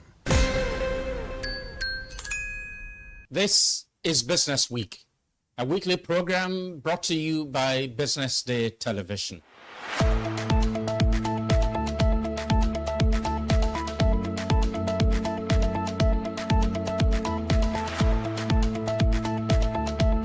For many years, we've talked about the need to, essentially diversify our revenue stream away from, the huge dependence on oil revenues.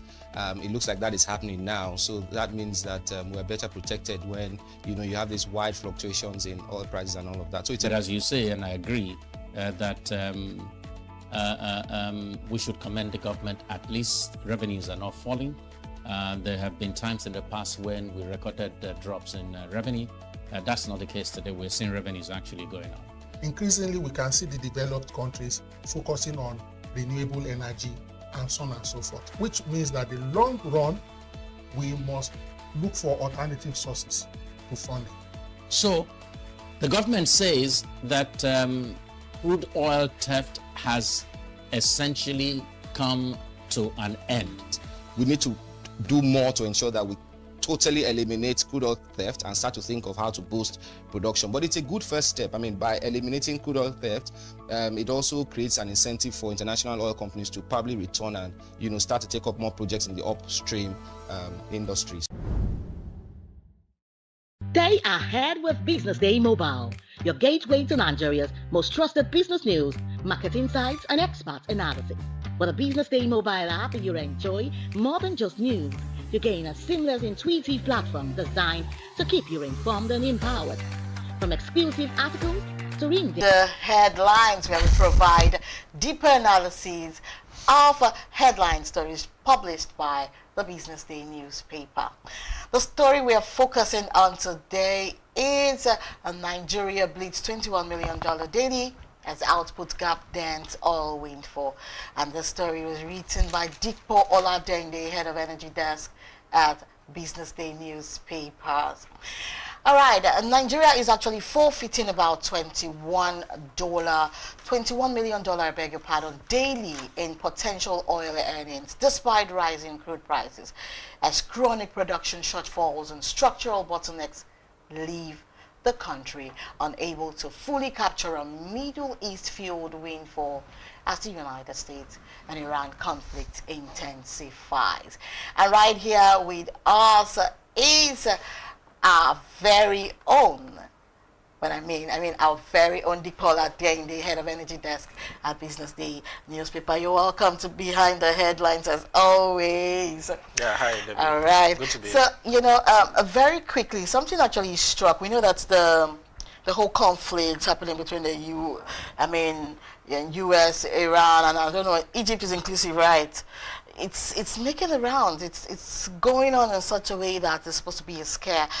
But then again, what specific factors, such as oil theft, pipeline vandalism, and even underinvestment or even regulatory uncertainty, are actually driving Nigeria's persistent production gap and eroding potential revenue? Okay, so I'll start from the later part. Once again, good afternoon, and always good to be here. Yeah. So let's start from the potential revenue. So what we've noticed in the last 3-4 days is oil prices have surged from. So before we were seeing a daily movement of about 2%. So now we are seeing a daily movement of about 10%. So what that means is it was trading around 65, 64 before. Now currently trading around 83. Today alone we've seen about 7% movement on a single day. So the point is anyone who has excess crude oil now would definitely be trying to make as much money as it can, because again, when demand is more than supply, this is what prices will always go up. Just normal laws of economics. So what we are saying is the clashes again, Iran is also a major crude oil producer, right? So because Iran's production is currently being affected, they can't supply the market. And a major shipping route is also following through Iran that has also been shut down as well.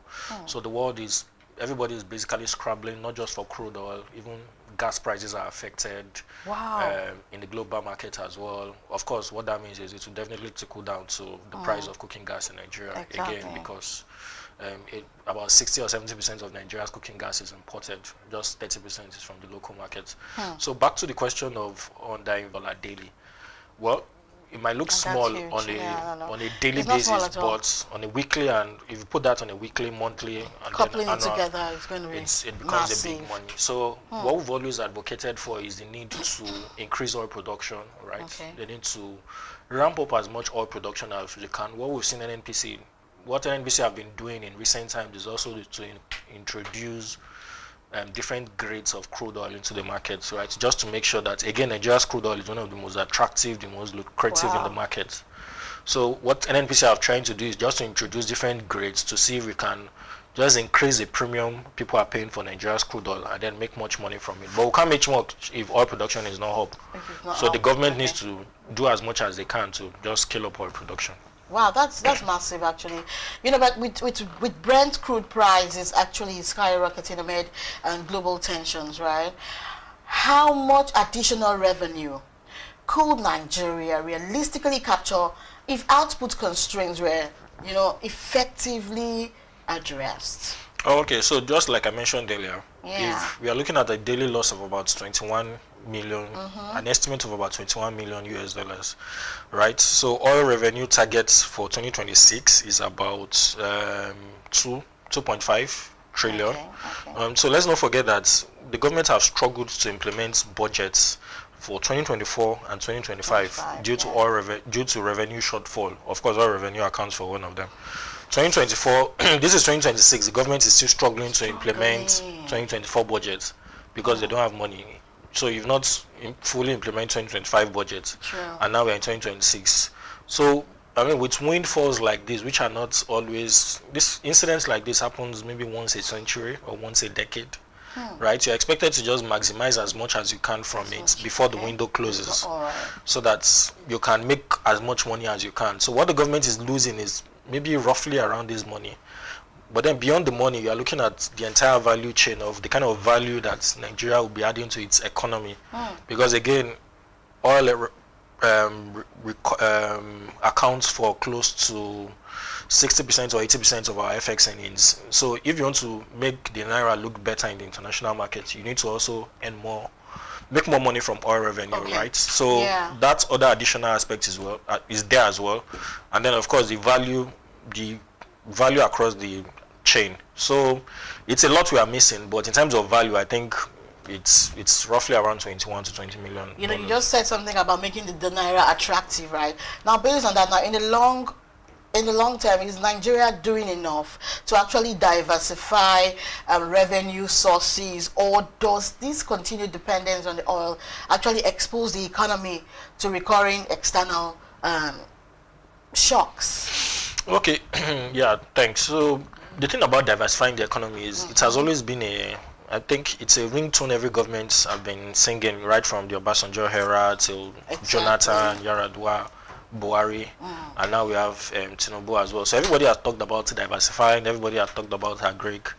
Again, if you look at the actual numbers, until we start seeing real-time contribution from non-oil sector to the economy, a lot of things have changed from where we were before, definitely. But then again, there's still a lot of potential. Beyond agric, there seems to be a lot of potential in tourism. There's a lot of potentials in real estate.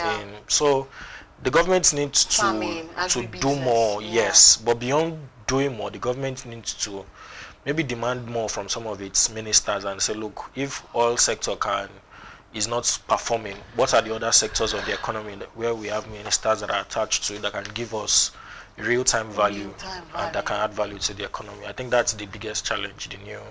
Science and tech is there. We have the agricultural, you know. No, all those it's a lot. There's a lot. Countries that don't have close to half of Nigeria's wealth are probably doing much more. So there's so much to do right now. Yeah. All right, then how can technology-driven surveillance, right, metering transparency and stronger community equipment or engagement help curb crude oil theft and even safeguard national assets? Okay, thanks. So if you look at the evolvement of AI, right, so there's a major disruption going around the globe. So AI is disrupting approximately every field in the economy. So AI, I mean, even in journalism, AI is disrupting it. Broadcasting, AI is disrupting. Robotics here and there. So there's a major disruption going on with AI. And so AI is also evolving into the oil and gas sector as well. So one of the biggest challenge facing our crude oil production is some of our assets on the onshore areas, right? So these onshore areas are mostly assets on the land basins where host communities will probably say, no, look, you can't do beyond this because of oil spillage have been done in this community and then they've not been appropriate cleanup. And then on the oil companies part, they'll probably say, look, we don't have enough, we don't know where the oil spillage or the extent of the oil spillage in this community, so we can't really. But then with AI, you can actually use drones to monitor, to get real-time data on oil production. You can actually use AI to even forecast what your actual production will come from an oil field, or even preempt certain oil spillage that would happen in order to curtail that problem and then fix it before it even happens. So the point is AI is disrupting every field. It is actually.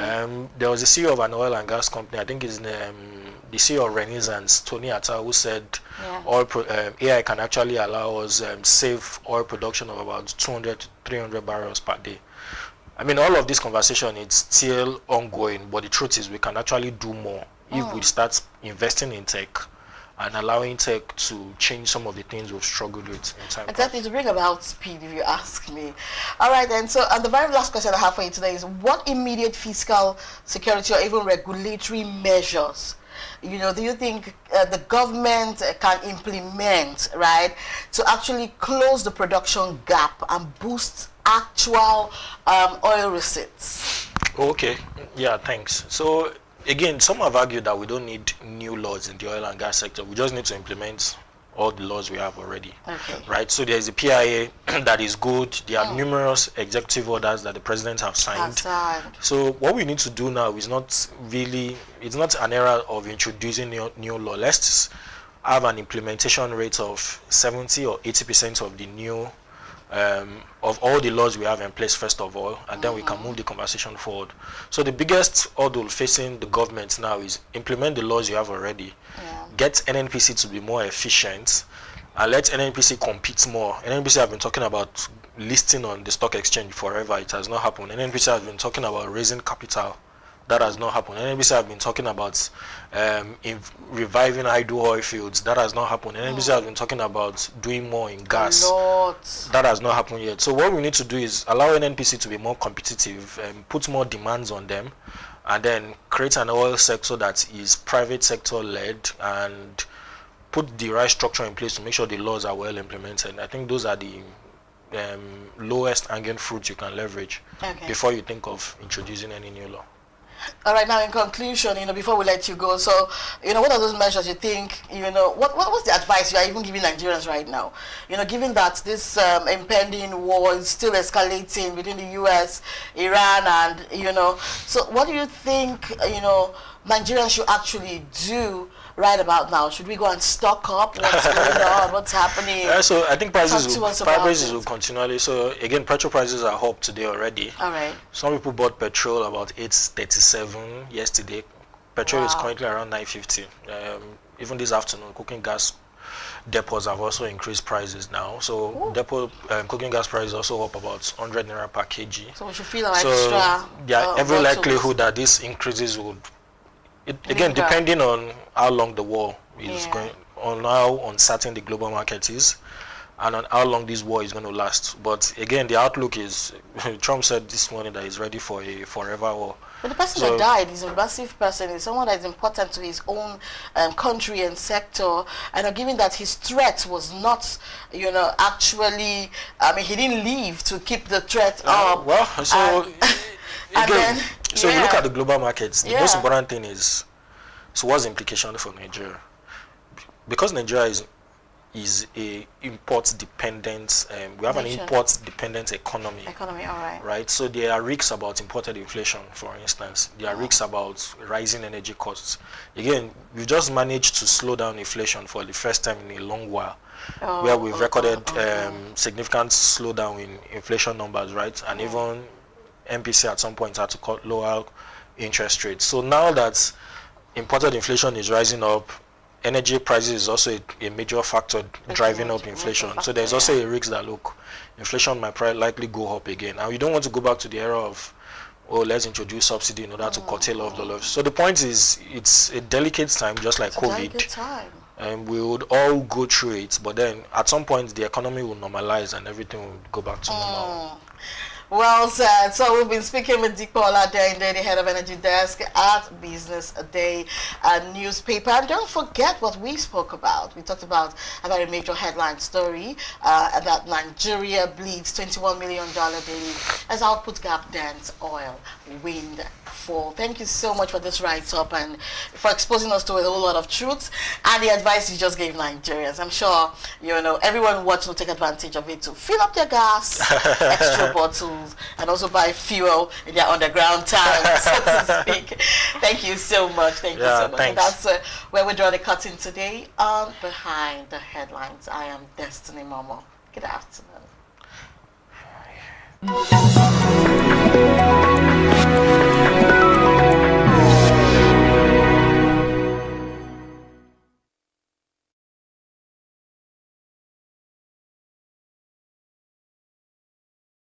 Information is everywhere, but insights, that is rare. Business Day Premium gives you analysis, data, and context that keep you ahead.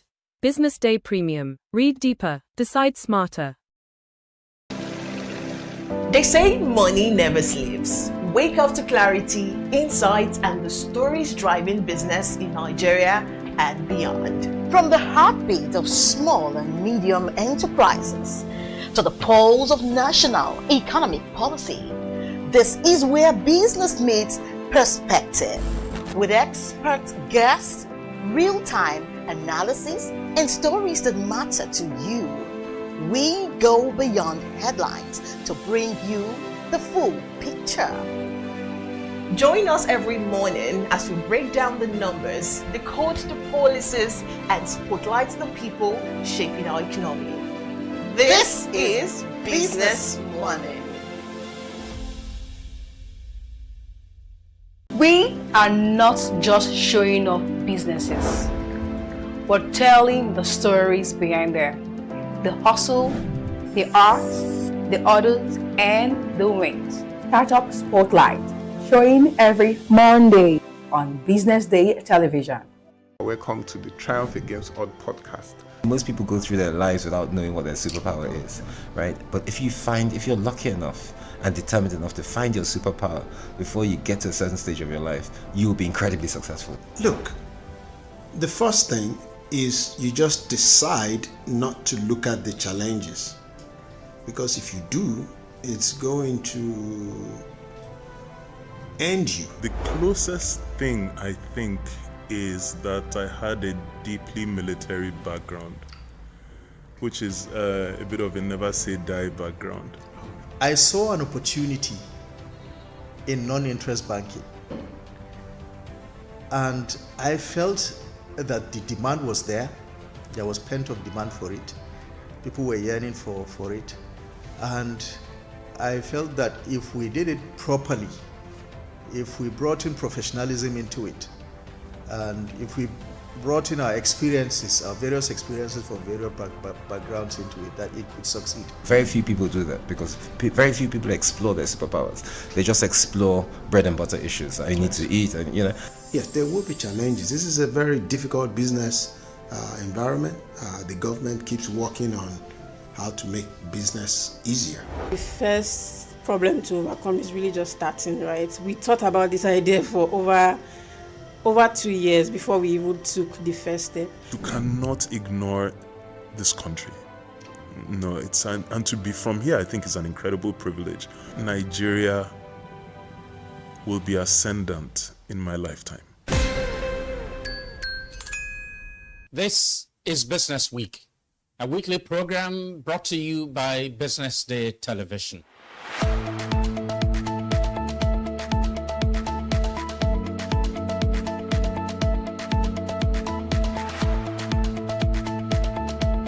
For many years, we've talked about the need to, essentially diversify our revenue stream away from, the huge dependence on oil revenues. It looks like that is happening now. So that means that we're better protected when, you have these wide fluctuations in oil prices and all of that. So it's as you say, and I agree, that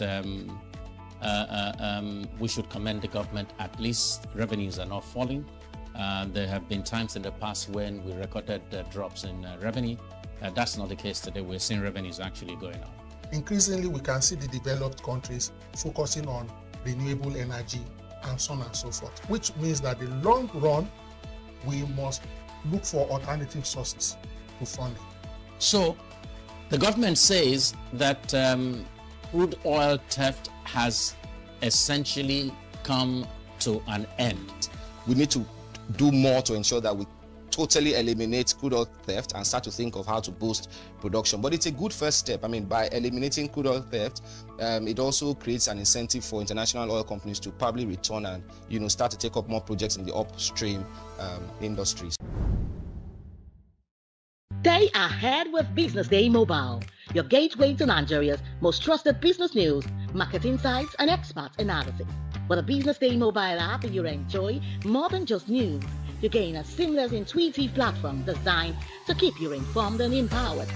From exclusive articles to in-depth market trends, the app delivers the stories that matter most. Why Business Day Mobile? For premium access, for a clean, responsive design, for a smarter navigation, for customizable alerts, and for all-in-one business hub.